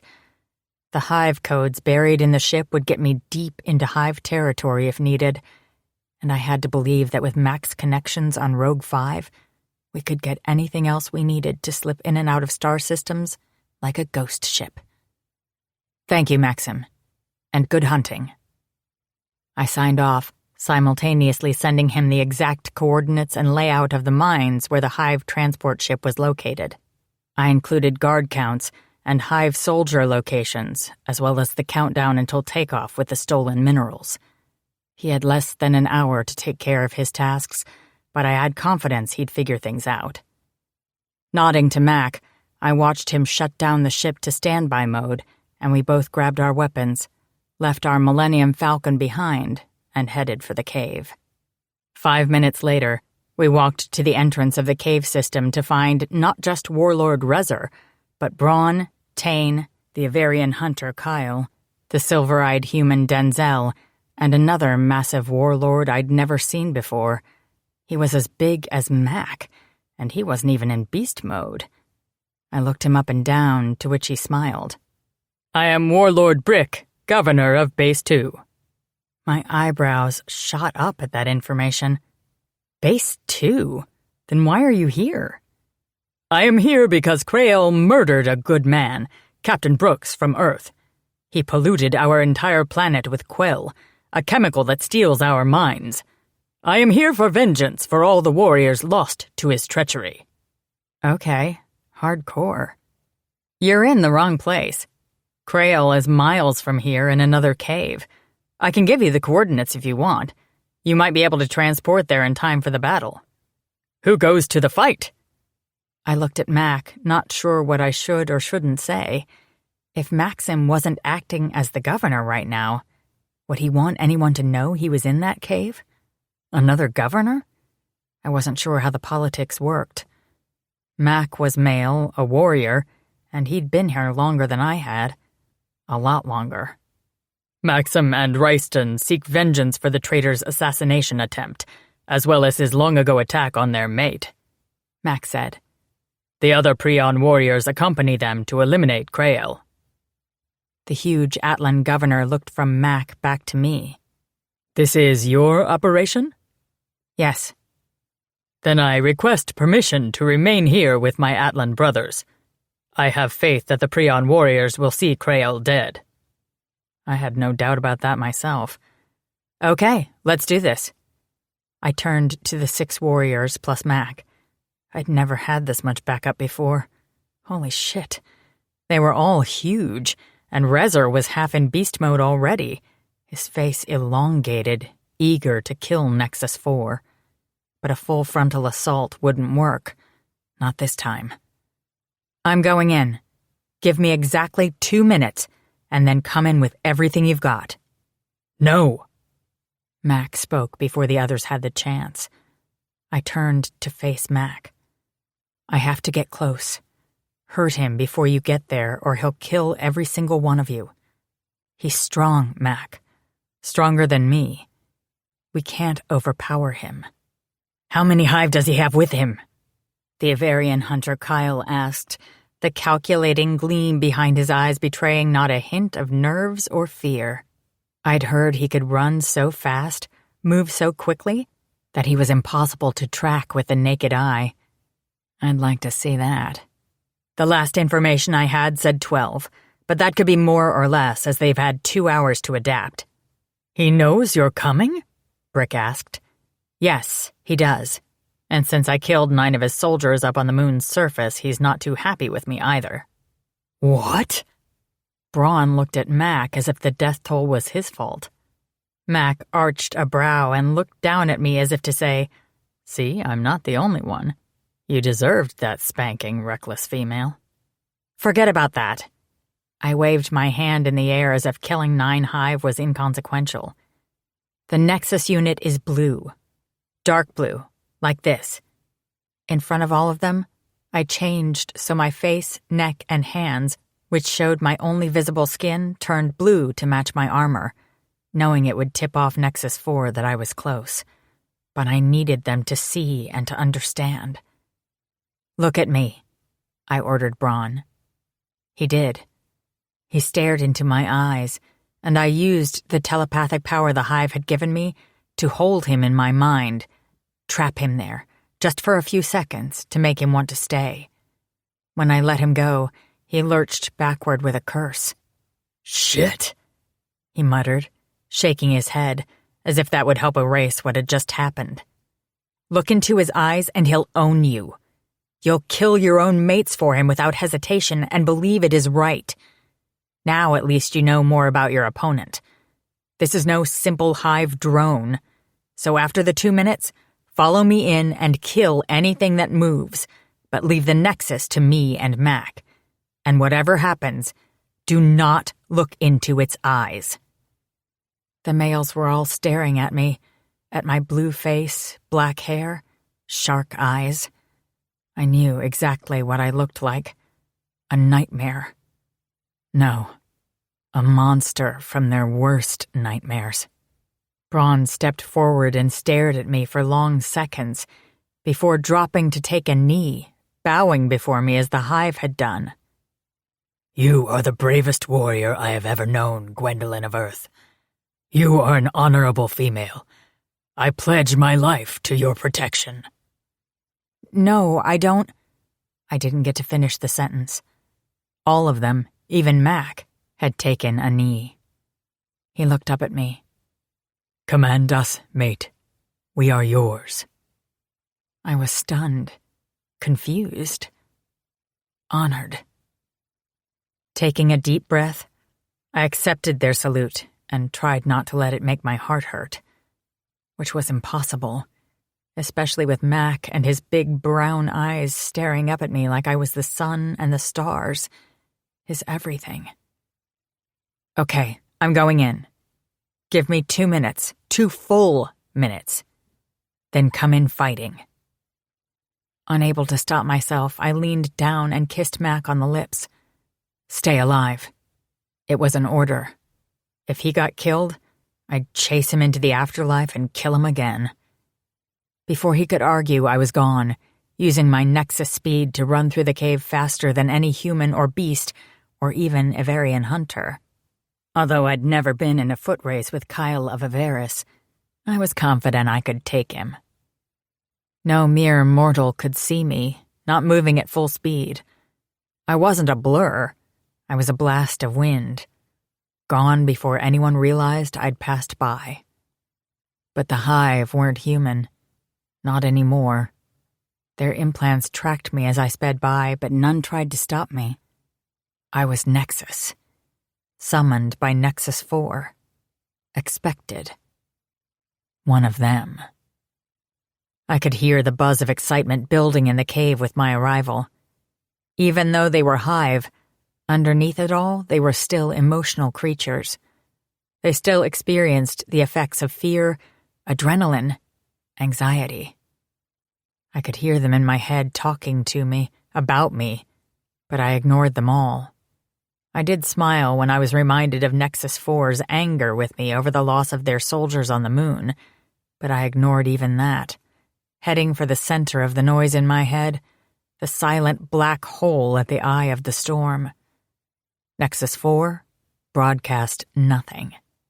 He was a dead zone, a darkness so deep and dark that falling into his mind was like tumbling through an ink-black well with no bottom. It went on forever, with no way out. No walls. Nothing one could use for reference. Nothing but him. And his mind was cold. So cold. That cold embraced me now, and my entire body responded out of reflex, the massive number of hive implants and microcellular integrations resonating to his call. My body was a guitar string, and he'd just played an entire chord. The hive parts of me, and there were a lot of them, hummed, charged on Nexus energy.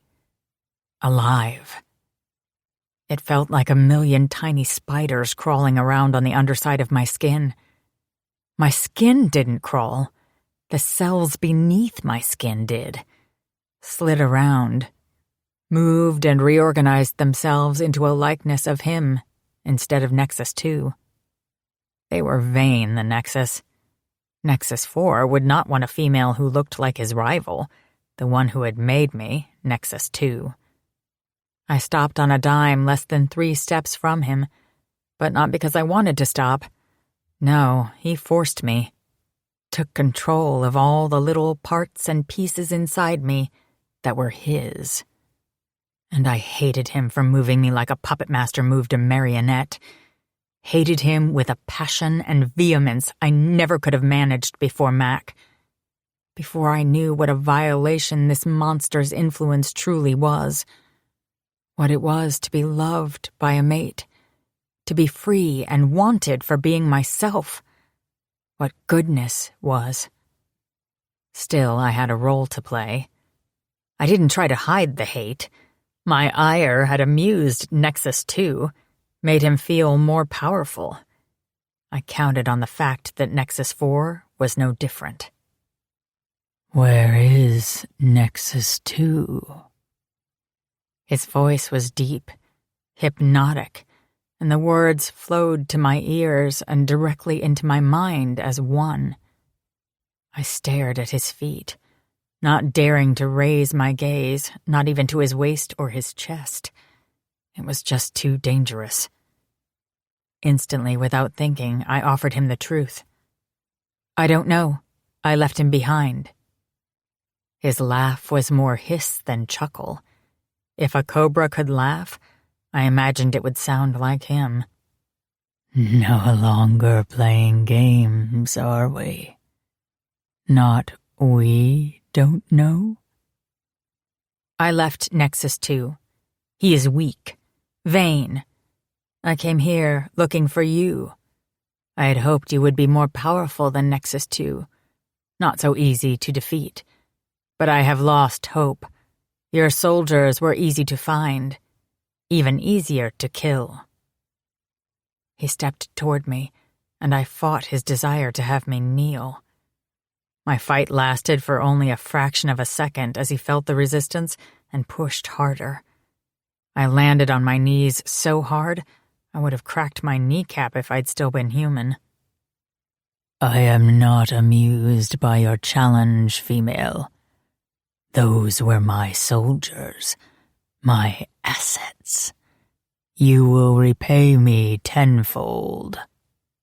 "Only if I stay." He was close now.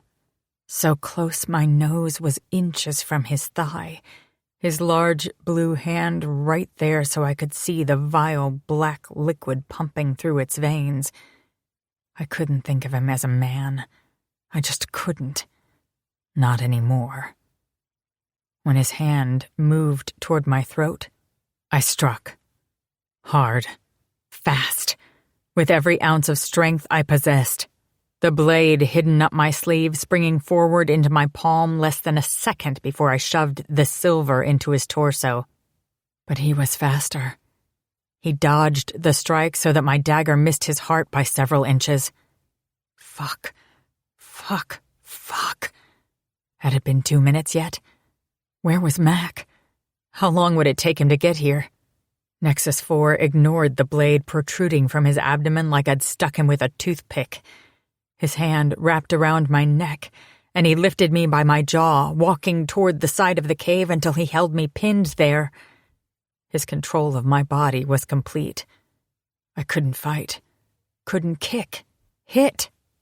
But I could close my eyes, and I did. Hard. He could kill me, but he wouldn't own me. Not again. "I feel your fear, female.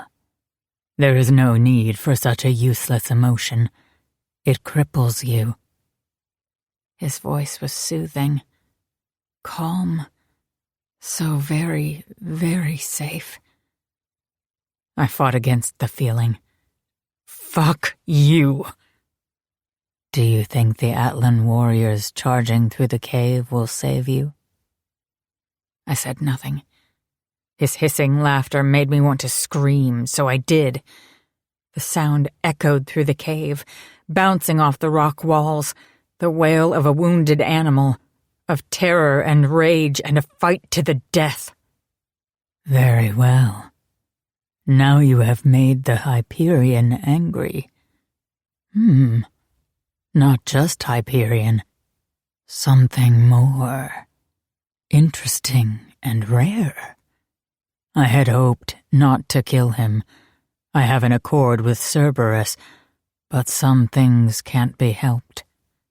"You're a sociopath." "I am efficient, human. And soon you will be as well." I heard the other Hive soldiers step in close, one on each side of me. I was not surprised when they pried open my eyelids. I tried to fight, but Nexus 4 held me as easily as holding a block of wood in place. I couldn't move. This plan was fucked, and if I lived through this, Mac and I would have to seriously rethink our strategy for taking down the rest of them. You think you can hunt us all? My, what an ambitious little female. The hive on either side of me held open my eyelids, and Nexus 4 stepped closer. What merciless children you will breed. He sounded pleased, and drowning in his gaze, in the loneliness and stark need I saw there, I started to feel pleased as well. Nexus 4 needed me, would always protect me. He was alone, and only I could please him, make him whole. I was confused and could barely breathe. No, Mac. He needed me too. Macarios. I needed him. He needed me. This was wrong. Nexus 4 was in my mind. Mac's roar of rage echoed through the cavern as the Nexus hissed at me. Nexus 2 made you too strong. A critical miscalculation. You will be eliminated. Fuck you! He squeezed until I saw stars, but his focus had shifted. I had my legs back under my own control once again, so I used them. I kicked him in the knees, the thighs, anywhere I could reach. Grabbing blindly for the knife in his abdomen, I found it, twisted, pushed deeper, tried to move it up where I wanted it to go. To end him. Mac. The Nexus unit had my mate up against the wall, his hand around her neck as two hive soldiers pried open her eyes. I knew the moment she was lost. Her body, rigid before, went limp, as if she relaxed in his arms, under his control. Fuck no. The roar escaped me in challenge. I was going to kill that creature, rip his head from his shoulders, tear him limb from limb, pound his body into a pool of entrails and jelly. All around me, the Atlans were in beast mode as they tore the hive soldiers into pieces, ripped off their arms and legs, broke necks and threw bodies against the walls. I'd fought my share, was covered in blood from head to toe. But I ignored the fighting around me, focused on one thing, my mate. Gwen. Mine. And he was hurting her, told her she was too strong, that he would eliminate her. Fuck you! Her defiance was music to my ears. She was still in there, fighting. I ran as she kicked. I heard her cry of rage as she reached for the knife I could now see protruding from his chest. It hurt him, but it wasn't enough to take him out. He would kill her. Mine! The word was howled by the Hyperion beast, not me. I didn't grow taller or wider as the Atlans did, but my fangs were down, claws came out, longer and sharper than anything I knew I was capable of. They were thick, like blades, and razor-sharp, dripping in the venom special to my kind. One swipe and the bastard would bleed to death. They'd never appeared before, but then I'd never had a mate in mortal danger. I'd use them on him if I didn't tear out his throat with my teeth first. The Nexus must have realized the true danger was behind him, for he dropped Gwen to the ground and turned to me with a snarl of his own. Gwen warned me not to look in his eyes, but there was nothing living that could tear a Hyperion beast from his mate. Nothing. I stared the blue creature in the eye, challenge in every line of my body, in my snarl. I stared into the black depths and felt nothing but rage and an urge to kill. Gwen is mine. The beast spoke, but the male in me agreed. Mine. I'd rather not kill you, Nexus 4 said. I do not wish to break the accord I have with Rogue 5. I raked my claws through the air. Lies. I will slash your blue throat. Behind him, Gwen pushed to her feet and looked up at me. I saw the movement out of the corner of my eye, but I didn't dare take my eyes off the real threat, the Nexus in front of me. He was big, almost as big as me. Dark blue from head to toe. On him, it looked natural. The only truly odd thing about him was a large arc of tissue that ran from the base of his skull down his back in large branches like a tree. If I had to guess, I'd bet that was where his mind control organs were, which meant I wanted to crush them. He made a deal with Cerberus, Gwen told me. He said so earlier. Cerberus does not speak for Rogue 5. My words were dark, lethal, as I met the bastard's gaze head-on. Are you a member of Cerberus Legion?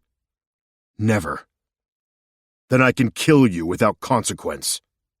He moved like lightning, aiming for my head. Instinct saved me.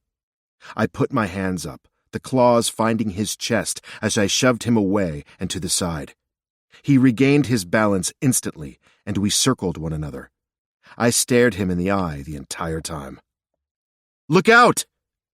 Gwen screamed, her indrawn breath warning me that the Nexus was about to move. Not that I didn't know.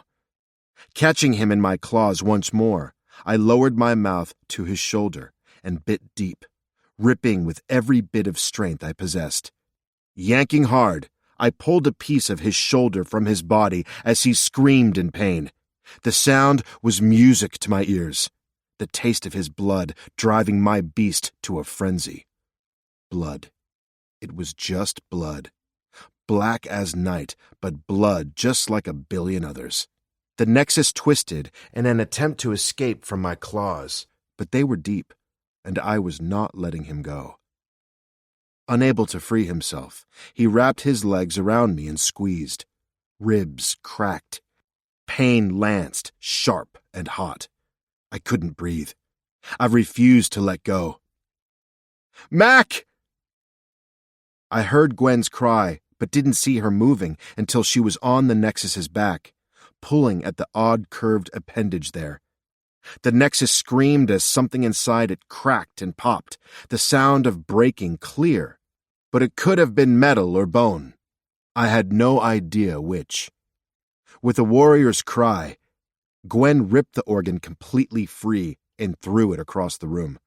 She leaped off the Nexus's back, and I dug my claws in deeper until I could feel the beat of his heart against my fingertips. I pushed the creature down onto its knees, as he'd done to my mate, and looked up into her eyes, a question shimmering in my own gaze. She looked at me, then slowly shook her head. He is for Rezer. Yes, Rezer. This thing had tried to kill the Atlan's mate, destroy their unborn twins, murder his mate and family. The Atlan deserved justice. Rezer! I shouted his name, but I needn't have. He stood less than 3 steps away, waiting. His beast was out in full force. Covered in blood from head to toe, he looked like he'd just stepped off the battlefield. But then again, he had. We all had. Gwen looked at Rezer, then Braun, who was back in his true Atlan form, capable of speaking in complete sentences. Are they all dead? Dead. The deep rumble was Rezer, as he paced next to Nexus 4, savoring the moment. Braun cleared his throat. I heard from Maxim. Their mission is complete. They were successful. Every single one of them is dead. Here and there. It's over. Good. Gwen walked to my side and placed her hand on my shoulder. Her grin was almost evil. She patted me then, and her smile was just for me. Let Rezer have him and let's go. You and I are done. I need a shower. And a fucking spanking. Then she'd sit on my face and I'd make her come until she passed out. The thought of my mate naked made the decision a quick one. In seconds, the newly discovered claws retracted and I shoved the bleeding Nexus unit in Rezer's general direction. I didn't look back. Didn't want to see what the Atlans did to him. Didn't care. Whatever torture they could come up with was more than deserved. Somehow, I didn't think it would last long. Rezer was in no mood to play with the thing. He wanted to kill. Just as I had when I saw the enemy with a hand around my mate's throat. She slid her blood-covered hand into mine, and I held it like the precious gift it was. The blood would wash away, but she was mine. The affection I saw shining from her eyes was mine. And if I had time to give her 2,000 orgasms, perhaps that affection would grow to love. I wanted her to love me, not just need my body or physical release. She'd seen the darkness in me now, knew about my bite, and she wasn't running, but leading me back to our ship. When she wrapped her hand around my arm and asked me to carry her, my heart soared. I lifted her in my arms and held her close to my heart. Always, mate. It is my pleasure to hold you. She sighed and snuggled against me. Who knew you'd turn out to be such a sweet talker? Chapter 13. Mac. Open Space. I was in open space. Fuck yes. With the never-ending blackness out the cockpit window, I finally felt free. No sectors, no battle groups, just unclaimed, uncharted universe. It was a familiar sensation, this need to be in control of my life, my destiny, but it has been some time. So much had happened since I'd been set up. Since the traitor I now knew came from Cerberus, had destroyed everything I'd built, ruined me, led to my capture, first by the Coalition, then my capture and torture by the Hive. The struggle for survival, escape. The unending days sentenced to a prisoner's life on the colony. It had all been his fault. And now I had to thank the traitor for my mate, for Gwen, and every dark thing I'd survived, every agony, the rage, it was all worth it. I had planned to hunt the traitor, return to Rogue 5 and have my revenge. Now I was content alerting Kronos to the problem and letting the Legion deal with it. I had more important things to do, like keep my mate alive. Glancing at the co-pilot's seat beside me, I realized that my destiny wasn't as I'd thought. No, my life was with Gwen. I studied her as she stared out into the vast emptiness, the look of awe, of all-encompassing peace on her face. With her long hair pulled back, her cheeks smeared with dust and blood from the cave, her body armor covered in dirt, gore, and tear stains on the dark blue clothing. She'd never looked more beautiful. And she was mine completely. Well, almost. Except for the lack of official claiming. I had her body and soul. And she me in return. I would want no other. I needed her, my other half, the other half of my soul. I was a Forgian poet in my thoughts, but they couldn't be helped. As the governor had said, he was pussy-whipped. An Earth term his mate Rachel had told him about. I remembered him laughing. He was completely under his mate's power. Weaker, smaller, and somewhat helpless on the colony without a protector. She had all the control of her two Prion mates. It was the same for Gwen. She had all the control. I could deny her nothing. Yet she wasn't weak of body. She was strong, too strong. She didn't need me to survive, to keep her safe. She was self-sufficient, And yet she wanted me beside her on this adventure to... Who the fuck knew? What? She asked, catching me looking at her. I smiled. Really smiled. Nothing. We have the entire universe to explore. Together. She pursed her lips. What? I asked in return. Do you know how to turn on the autopilot on this thing? She looked at the displays that filled the snug cabin. Of course. While I want to go see the entire universe, I don't need to do it right now. I arched a brow. What did you have in mind? My cock stirred at the idea of having her climb in my lap and take my cock for a ride. I'd yet to fuck her in every room, every surface of this ship, but it was something I would definitely enjoy from now on. I undid the harness about my shoulders, the clasp on my chest coming undone beneath my deft fingers. The straps fell to the sides. I'm all yours. And I meant it. She smiled, and I could have sworn the sun came out from around the 47th asteroid belt. Undoing her harness, she stood, held out her hand. Come on. I frowned. But don't you want to... She took hold of my wrist, tugged me up, pulled me behind her, out of the cockpit and down the central corridor. Only when we were in the central room did she stop. Oh, I want to. But fucking isn't enough for me. I took the antidote the analysis unit made for me. What? My cock was already hard in my pants, my balls aching to fill her pussy up again. It had been too long since I'd been inside her. I don't satisfy you? If you want me on my knees, my mouth on your pussy, it is no hardship. You do not need to be shy about telling me your needs. She flushed prettily, even after all we'd done together, and shook her head. You don't like me eating that sweet pussy? She laughed, covered her face with her hand. It's not that. Yes, of course you satisfy me.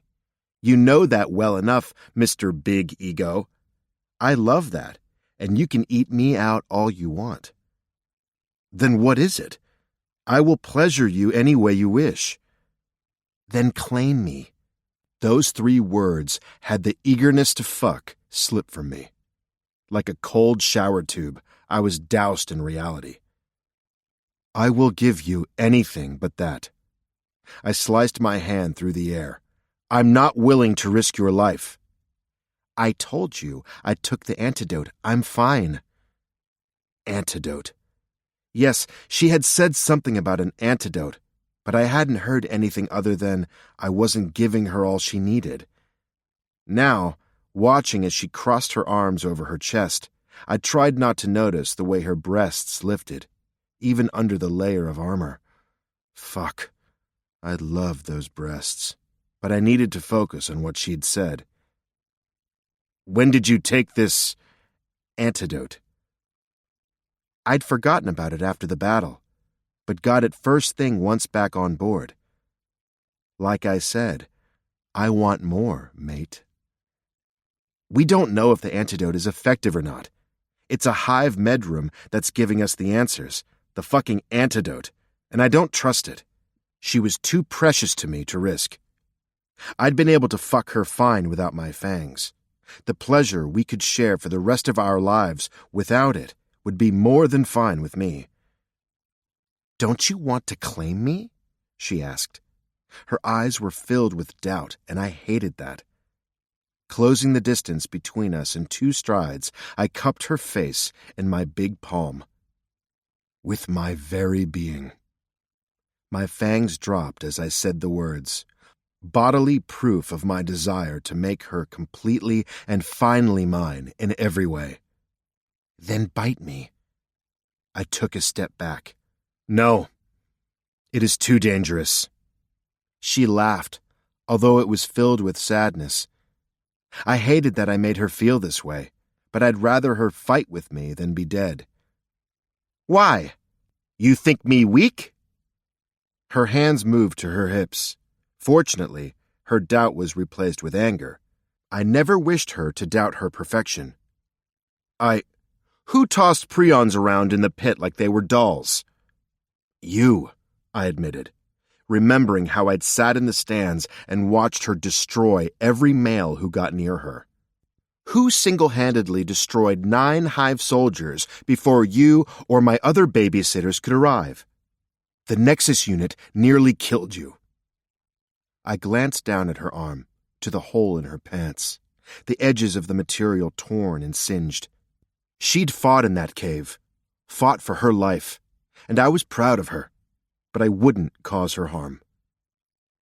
I walked freely on the moon, breathing the acidic fog, my lungs healing faster than the acid could destroy them. Still, she was right. Logically, I knew she spoke the truth, but my protective instincts refused to risk her. She peeled off her uniform, baring her shoulders, giving me a tempting glimpse of her pale flesh. No blood, no wounds, perfectly whole. Groaning, I couldn't tear my gaze from her soft skin, the scent of her filling my head and my cock with a rush of blood. She lifted her hand, pushed at my chest. I was knocked back a step, reminded of her strength. I'm not weak. I'm not fragile. You won't kill me because as soon as you bite me, I will heal. No bleeding out, no death. It's poison! I shouted, raking my fingers through my hair. I grabbed her by the biceps, lifted her up so we were eye to eye.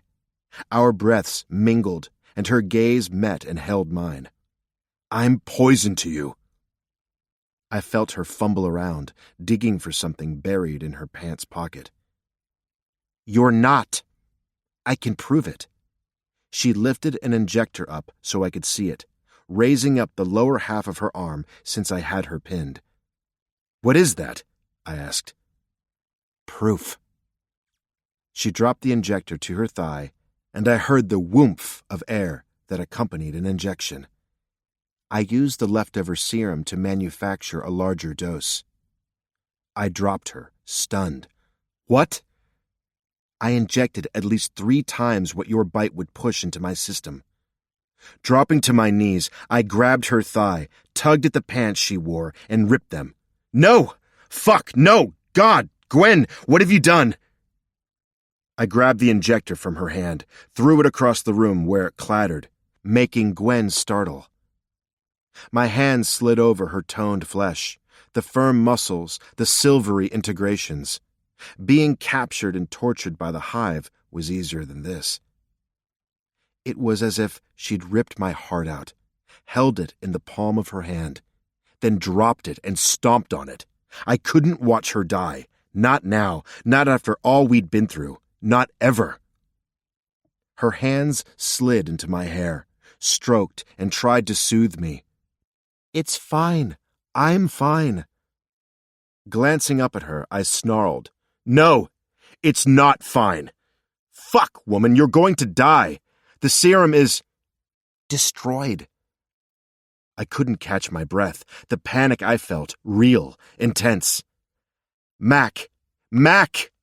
Mac! Gwen kept saying my name, but it was only when she took hold of my hand, gripped a finger, and bent it backward did I respond. Fuck! I shouted, and she released me immediately. The serum has no effect on me because of the antidote, and also because, I assume, I heal quickly, thanks to the hive. There's no time for it to enter the bloodstream and damage me. I'm not going to die. I'm not normal, Mac. I'm not human. Not anymore. I took a breath, then another. She showed no signs of any damage, no difficulty breathing, no blue lips, no seizure, no blood in her eyes, no stopping heart. Her words were finally processing. The injection had no effect on her, no change, nothing. She was right. I ran my hand over my face. Holy fuck, Gwen. Your heart may not have stopped, but I swear mine just did. She smiled. So you can claim me now. Claim you now? I was still on my knees before her. I stripped her and she let me. When I had her naked, I stood, putting my shoulder into her belly as I tossed her over it, carrying her out of the main room and to one of the sleeping quarters. I'm going to spank your ass now. What? She screeched as I tossed her on the big bed. Oh yes, my female. Whole and with me alone on our own spacecraft, with nothing but time. And no reason not to fully claim her. I could sink my teeth into her shoulder as I filled her with my seed. And the mating cock. It would. Oh, I hadn't told her about that yet. I grinned, remembering how surprised she'd been with my aroused cock, and that had been when it was normal-sized. Yeah, a spanking first, and then I'd share the rest. Hells, I'd show her. Then I'd fuck her with it. She was on her back, one knee bent. She was naked, some of her hair having come loose from the tie at her nape. Why are you going to spank me?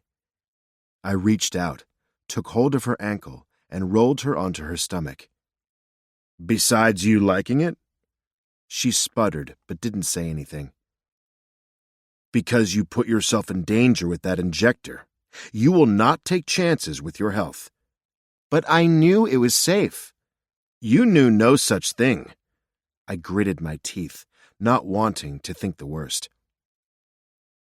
But I'm fine. And now you can fuck me and bite me. Claim me, Mac. I closed my eyes at the sound of those words. Claim me, Mac. How I'd longed to hear those from her lips, especially now when I could actually do it, when I didn't have to deny either of us what we so desperately wanted. She tugged against my hold on her ankle, but both of us weren't using our full strength. The metal walls in the small room would be dented and destroyed if we really wanted to fight it out. But I sensed she wanted me to know she wasn't going to be completely compliant in this, or anything. I grinned, reaching up with my other hand and grabbed her waist, her back toward me so she was on her hands and knees. Her glorious heart-shaped ass was there, just waiting for my mark. I spanked her, the loud crack of it reverberating. She gasped, but it wasn't hard at all. Still, my handprint instantly bloomed on her skin. Mac! She cried, looking over her shoulder and glaring at me. While she looked none too pleased at being spanked, she wiggled her hips, and there was heat in her eyes. Unmistakable need there, and making the soft lips of her pussy glisten with welcome. You want me to claim you? I am. I lifted my chin. I like seeing my handprint on you. I want more than your hand, she said, pouting, arching her back and thrusting her ass closer to me. God, the serum might not harm me, but it makes me hot. Hot for you. Horny. My brow arched as I let go of her ankle. She wasn't going to move now. No, she was needy. Eager. I understood that, my fangs dropping not only when I was riled, but when I was desperate to fuck. Like now. Now you know how I feel, I countered. I spanked her again, lightly. She moaned, then gave me an order I could not refuse. Strip, mate. Hastily, I shucked shirt, shoes, socks, everything except my pants. When I was done, she was on her knees facing me. Even with her on the bed, I was taller. Need help?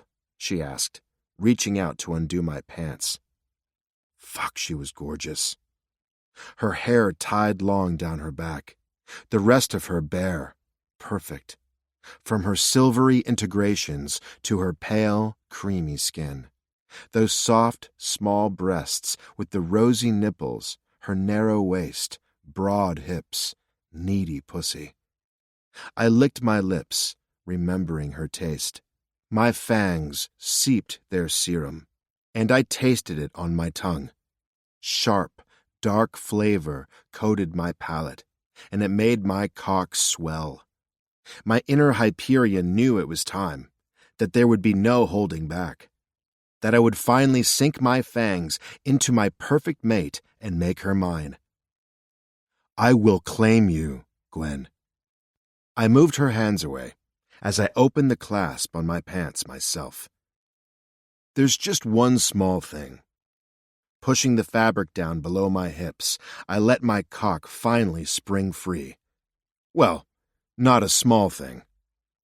Gwen's eyes dropped to my cock, and I watched her response as it grew. And grew. My mating cock was ready to claim, to fuck, to fill, to finish. Gwen. Holy shit. Like, seriously, holy shit. Mac's cock was hard, and big, and long, and thick, and getting harder, and bigger, and longer, and thicker. I don't remember it being that big, I said, staring, ogling, clenching my pussy in anticipation.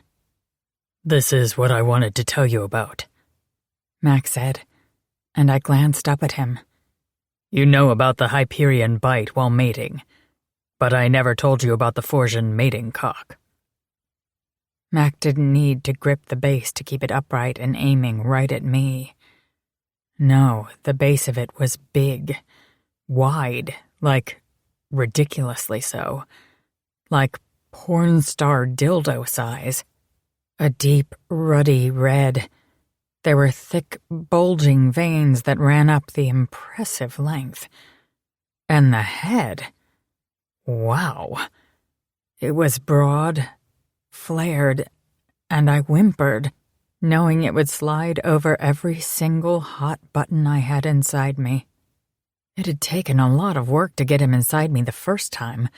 I'd been on top and I'd had to work myself up and down, taking my time to open for him. But this... I squirmed on the bed, my thighs slick with my need. That serum injection had been like a drug, an arousal hit unlike any I'd ever felt before.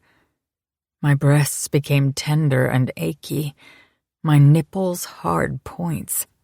My pussy ached and clenched, eager to be filled.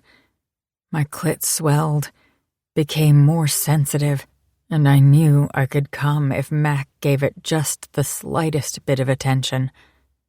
But I hadn't imagined a mating cock. So it's just bigger. Okay, I can handle that. With a hand placed between my breasts, he pushed me back. I fell onto the bed as he loomed over me. His hand grasped his huge Forsian cock and began to stroke. It's not just bigger. When a Forsian claims his mate, he slides his cock nice and deep, taking the time to get all of it inside her pussy, and then it locks in place. I frowned, but it was hard to follow what he was saying completely, because he was gorgeous. A huge hulk of a male, his rippled chest bare, and he was gripping a huge cock. His pants were open for it to jut out. The look of him was virile, arousing. He was so male, and he made all my female parts weep for him. Did you say lock? I didn't see any kind of hive integration on his cock, and I'd had a chance to look at it very up close. It swells, catches inside your pussy. I'll remain inside you until I'm done, female, until I fill you with my seed, until you are mine completely. I pushed up to my elbows, watching as a drop of pre-cum slipped from the small slit. For how long? Until the Forsian mating is done, he replied. He pushed off his pants, stepped out of them, and climbed onto the bed. I couldn't help but watch his cock as it aimed right for me. I gulped. And how long is that? I asked. Hours. Hours? I repeated on a squeak. Won't you get blue balls or something? He glanced down at himself between us, then at me. I do not know this term, but I think I understand. I will come many times inside your perfect pussy, filling you with my seed. But don't you need a break or something to, recharge? His hand came up, stroked my hair, his thumb brushing over my cheek. I will remain hard for the duration. I will be able to please you for hours. For hours. I might not die from the bite, but I may die from pleasure. He growled, his face all of a sudden fierce. No dying. Shit, right, bad joke. I'm sorry, I didn't mean to make you upset or scared or freaked out. I just wanted you to see that there's nothing to worry about. Besides a red ass, he countered, his gaze lowering to my mouth. What were you saying about lasting for hours? If he didn't like the joke about dying, then I didn't like the joke about him spanking me. I wasn't going to tell him that, surprisingly, it was really hot. Or maybe it was the serum making me think that. He'd spanked me before, yet perhaps he'd have to do it again to see. I squirmed at the thought. The corner of his mouth tipped up. We will fuck continuously until the claiming is done. You may pass out from the strength of your orgasms, but don't worry. I will wait for you to awaken for more. Oh, God, I whispered. Pass out from pleasure? Bring it. Okay, I'm ready. He studied me, his dark eyes meeting mine. No, you're not. I frowned. I am. He slowly shook his head. If you are talking in sentences, then you are not ready. He kissed me then, holding my head in place with his palm. Gently, sweetly, and almost reverently. After the wall-banging sex we'd had before, this was tame. Gentle. This was about so much more than sex. God, his touch was tender. Gentle. Reverent. Tears were gathering as my heart swelled painfully in my chest, the rapid beating like a hummingbird's wings against my ribs. I love you, Mac. His entire body went still, as if I'd frozen him in place. Shit. Maybe I should have kept my stupid, needy mouth shut. He lifted his head, stared down at me in silence. Yep. Should have kept the weak, emotional, needy female parts of me to myself. I turned my head away, embarrassed now, but his growl of warning came seconds before his huge hand cupped the side of my face, turning me back to face him. No, do not hide from me. I stared up into his eyes, drowning, lost. He was my everything. I'm sorry. I shouldn't have said that. You don't have to... Be quiet, female. I know the human word, love. But that is not what I feel for you. That word means nothing, mate. I live and die to please you, to protect you, to ensure your happiness. Your pain is my agony. I am yours, Gwendolyn of Earth, Yours. I give myself to you, pledge myself to you and only you. I will never leave your side." The tears slipped free, and he bent down, kissing the wetness from my temples, tasting my pain. I couldn't seem to make them stop, like he'd broken a dam inside me, and years of loneliness poured out. I wrapped my arms around him, pulled him to me, kissed him for the first time with every single cell in my body loving him, wanting only him, welcoming him. His lips were only sweet for a few seconds, and then it turned carnal. Oh yeah, lots of tongue, and God did he taste good. His lips moved to my jaw, then my neck, his teeth grazing over my pulse, then lower. "Here, mate. I will claim you forever." He nipped at my skin, and my back arched up off the bed, eager. "I will bite you here when I'm buried deep in your pussy, my cum coating you, filling you." I whimpered and angled my head. He could do it now, and I'd be fine. But no. His mouth continued a downward path to my breasts, taking one taut nipple into his mouth, suckling, laving, and tugging on it. I knew my nipples to be sensitive, but not like this. My hand tangled in his hair as I held him in place. If he kept at it, I might actually come. Again, no. He moved to the other one, licking and kissing my skin on the way. He only shifted from one breast to the other until I was writhing beneath him and begging for more. Only then did he kiss his way to my navel, then lower, using his broad shoulders to part my legs and settle between. Large palms cupped the insides of my thighs and spread me wider as he put his mouth on me. I bowed off the bed at the first touch of his talented tongue to my clit. "Mac," I cried. "Sensitive," he murmured. "I'm going to come," I told him. Just one more brush of his tongue and I'd go over. The serum was that good. Before Mac, I'd never been able to come from oral sex alone. But with him, his mouth, tongue, lips, wow. "Not yet." "Not yet?" I asked. Sweat coated my skin, and I couldn't remain still, although his grip on my thighs held me in place. In fact, he'd curved his palms to cup my butt, and I wasn't going anywhere.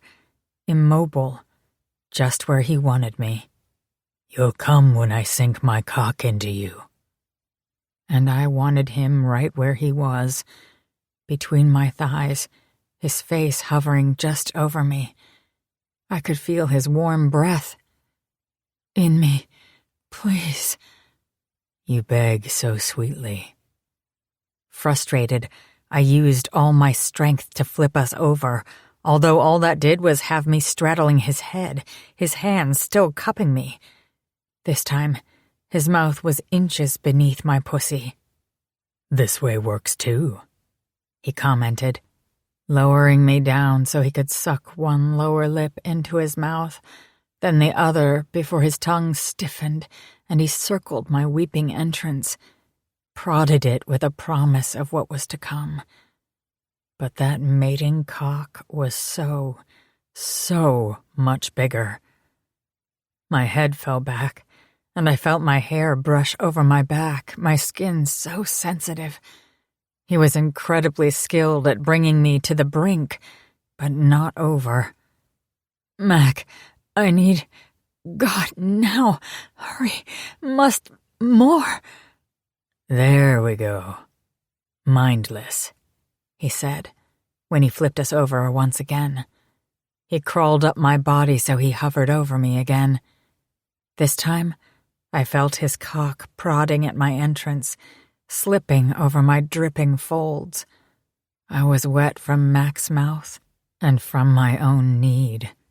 My body was primed, well lubricated for the big cock it was about to take.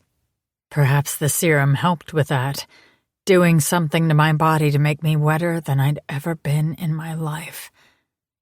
Will you, Gwendolyn from Earth, become my claimed mate for all eternity? Oh, this moment was a big deal. It was hard for the haze of lust to clear enough to think, but I knew what he was asking. There would be no going back after this. Not just the fact that I'd never be able to consider any other cock ever again, but any other male. No. Mac was mine. The one for me. The only one. Yes, Mac. I want to be your claimed mate. Bite me. Fuck me. Do the Fortune lock thing, now.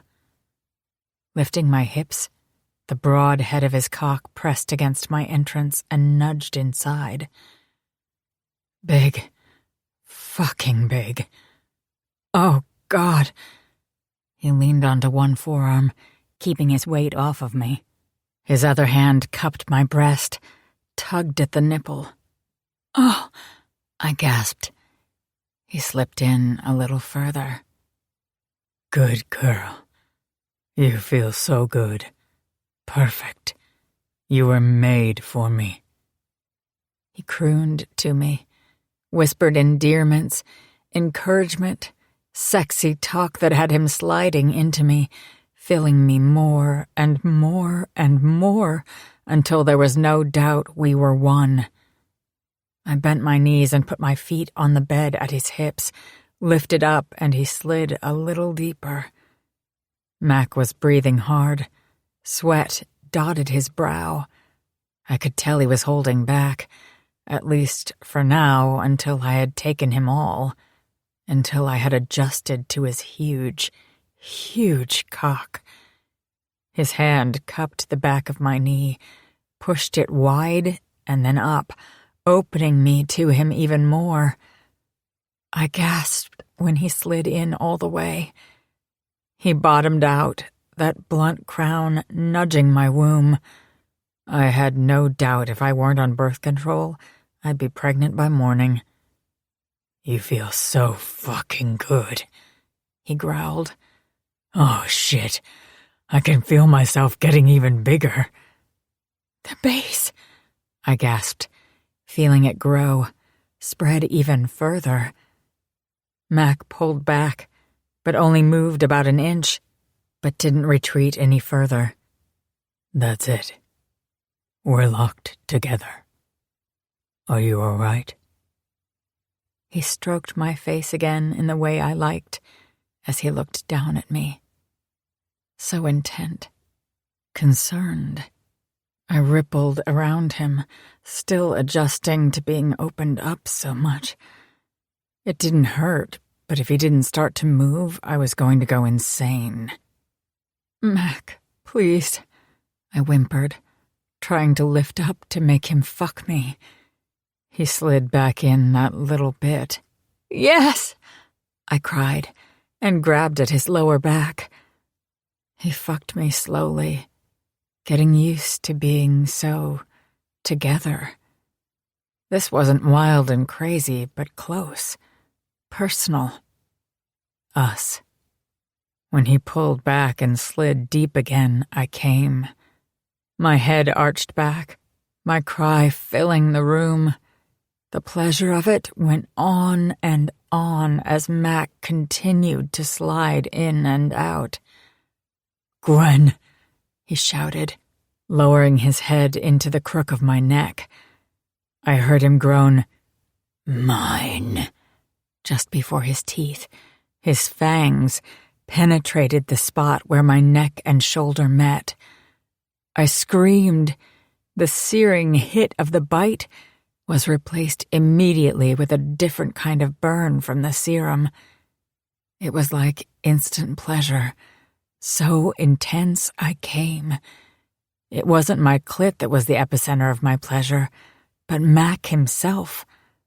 I felt his pleasure as he felt mine. "Yes, God, yes!" I cried as I let it wash over me. His hand tightened on my knee as his teeth remained embedded deep in my flesh, just like his cock. I felt the heat of his seed fill me, slip around our joining and escape. There was just no room for all of it. No room for anything. No thought, no sound, no feeling but him. But us. I had no sense of time, but Mac lifted his head, licked at the wound. It felt sore, tender, but only for a moment. My eyes blinked open, and I saw him studying the mark as if I'd been wrong, and there was still a chance I might die. I only felt pleasure, felt Mac deep, so deep inside me. "More," I begged, tugging him back down with my hand cupped behind his head. "More," Mac growled, grinning. His fangs were gone. He kissed me and fucked me some more. When he pulled back this time, the mating cock somehow allowed for more movement, more friction, and he took advantage.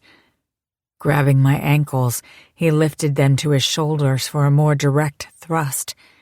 He took me that way until I came, delirious with pleasure. It never ended, but built higher and higher. I wasn't sure how he'd flipped me onto my hands and knees with his cock stuck inside me, but he did, then fucked me some more. He came again. More seed, more pleasure. It blended together in a sweaty, sticky, loving mess until Mac had me in front of him, like we were two spoons in a drawer as he slowly took me once more. I did pass out then, for I woke up with his hand cupping my breast as he continued to rock his hips.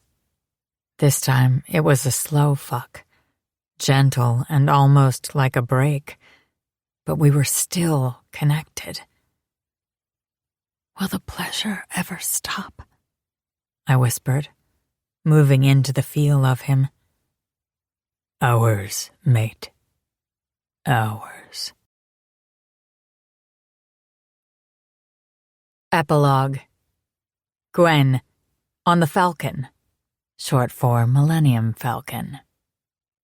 "You'll need to put your hair up in cinnamon buns over your ears," Kristen said. I laughed, and Mac looked at me confused.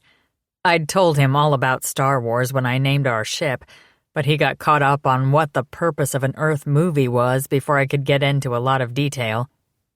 "Mac doesn't look furry enough to be Chewbacca, but he certainly snarls a lot," Rachel added.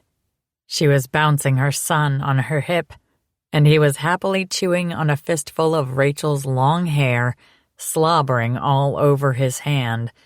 And her. Babies. Adorable, but maybe a bit too slobbery for me. I smiled, looked to Mac, and ran my hand down his cheek. "I like it when you snarl." We were in our ship's central area, sharing a vid-screen call with our friends on the colony. Everyone was in the governor's quarters getting together so we could all visit. It had been 2 weeks since the battle in the caves. 2 weeks since all imminent colony threats from the hive were over. The colony was at peace, and it showed in the smiles and relaxed looks on all of their faces. Maxim, his second Ryston, and Rachel were there. The governor took their baby boy Max from his mother, and the little boy curled into his father, happy to be in his arms. Maximus Roan was a very happy, chubby, perfect little creature. From what Rachel had said, they didn't have juniors or thirds or whatever on Prion, but the Prion warriors liked the idea of him being named after his primary father, and Rachel had privately confessed to me that she loved Maximus in the movie Gladiator. Win-win. I couldn't argue with that. With dark hair like Rachel, gorgeous caramel skin, and a fierce, stubborn temper like his second father, it seemed the baby had inherited something from each of them. No doubt he'd be big and fierce like all three of his parents. Max smiled. Me too. You're sure you want to roam the universe with Mac? I mean, just the two of you alone on a spaceship? Kristen said. Their little girl, Tia, was resting on her shoulder, Kristen patting her little upturned butt. With her pixie haircut and bright blonde hair, she and her daughter looked nearly identical. Except little Tia's eyes, when she looked at me, were a rich golden amber, just like Hunt's. Kristen glanced up over her shoulder at her mates, Tyron and Hunt, who stood behind her chair. You should come home to the colony and start making babies. We shouldn't have to suffer alone on this planet. We need all the estrogen we can get around here. Out of the vid screen's view, Max squeezed my hand. We didn't know if I could get pregnant with his child. It hadn't happened, no doubt partly due to the birth control shot I'd requested the moment I'd arrived on the colony. And it had only been a few weeks since I'd called Mac's name in the fighting pit. Not very long at all, yet so much had happened. I wasn't ready to be a mother. Wasn't sure I would ever be ready. And Mac? He was okay with that, content to enjoy his time with me. Practicing. For now, I was really, really enjoying all the practice. Several times a day. Yes, my mate was very lusty. And I didn't mind his huge cock either. Just think, mates, Kristen continued.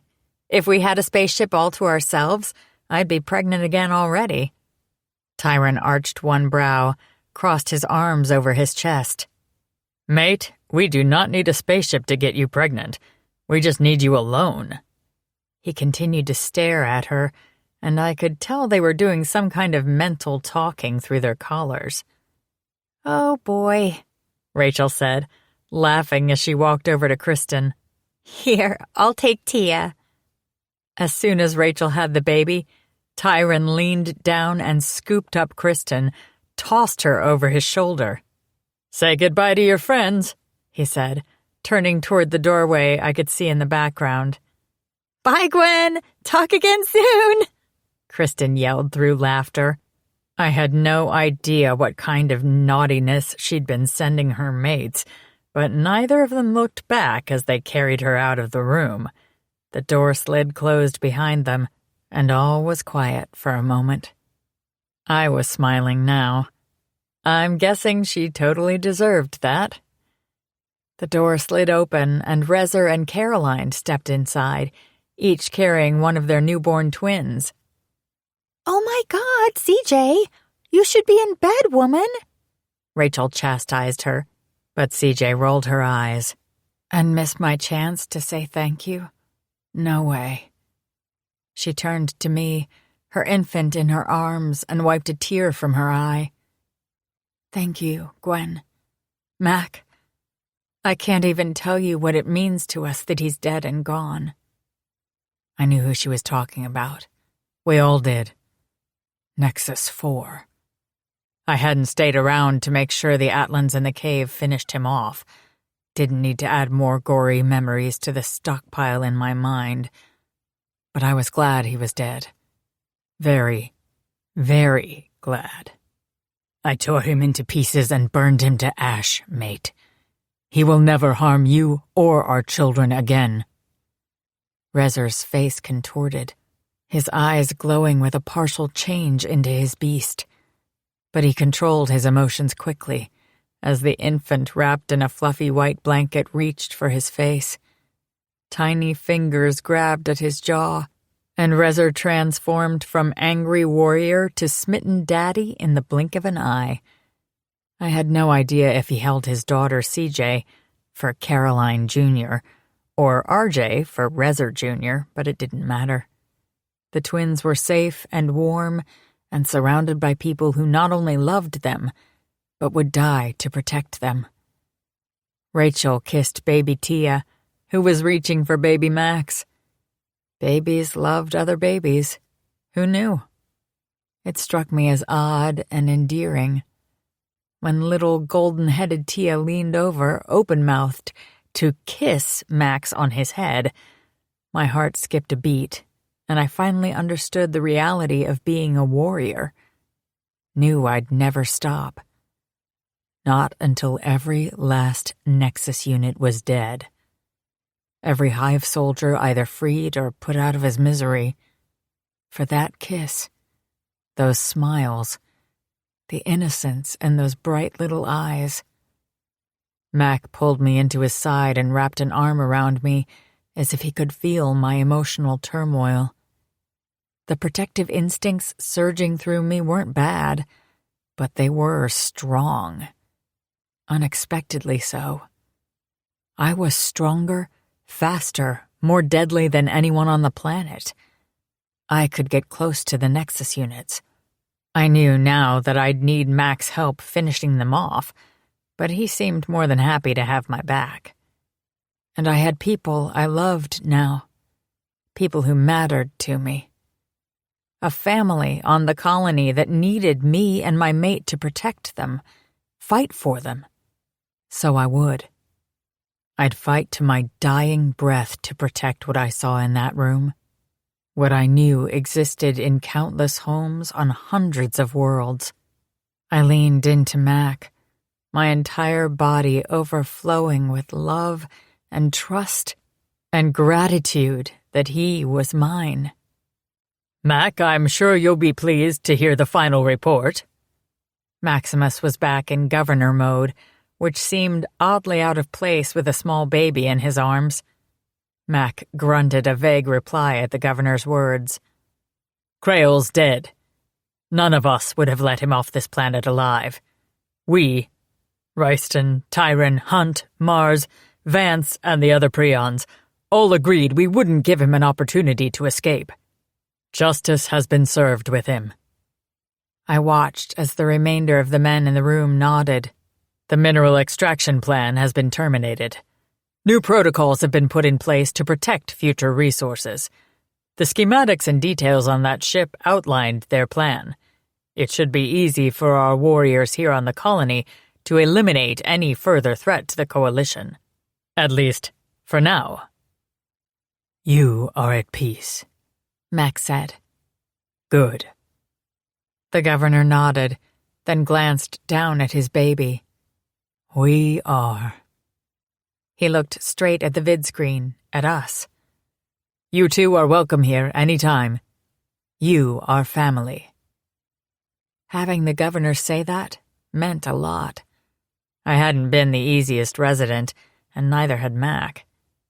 That's kind of you, and we will keep that in mind, I said.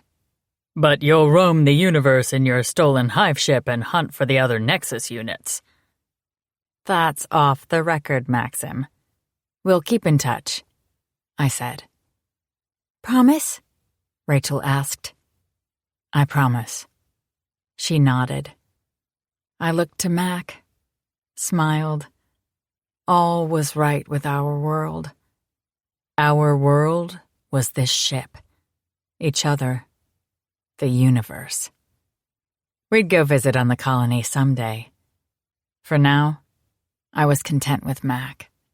Happy. Loved. Free.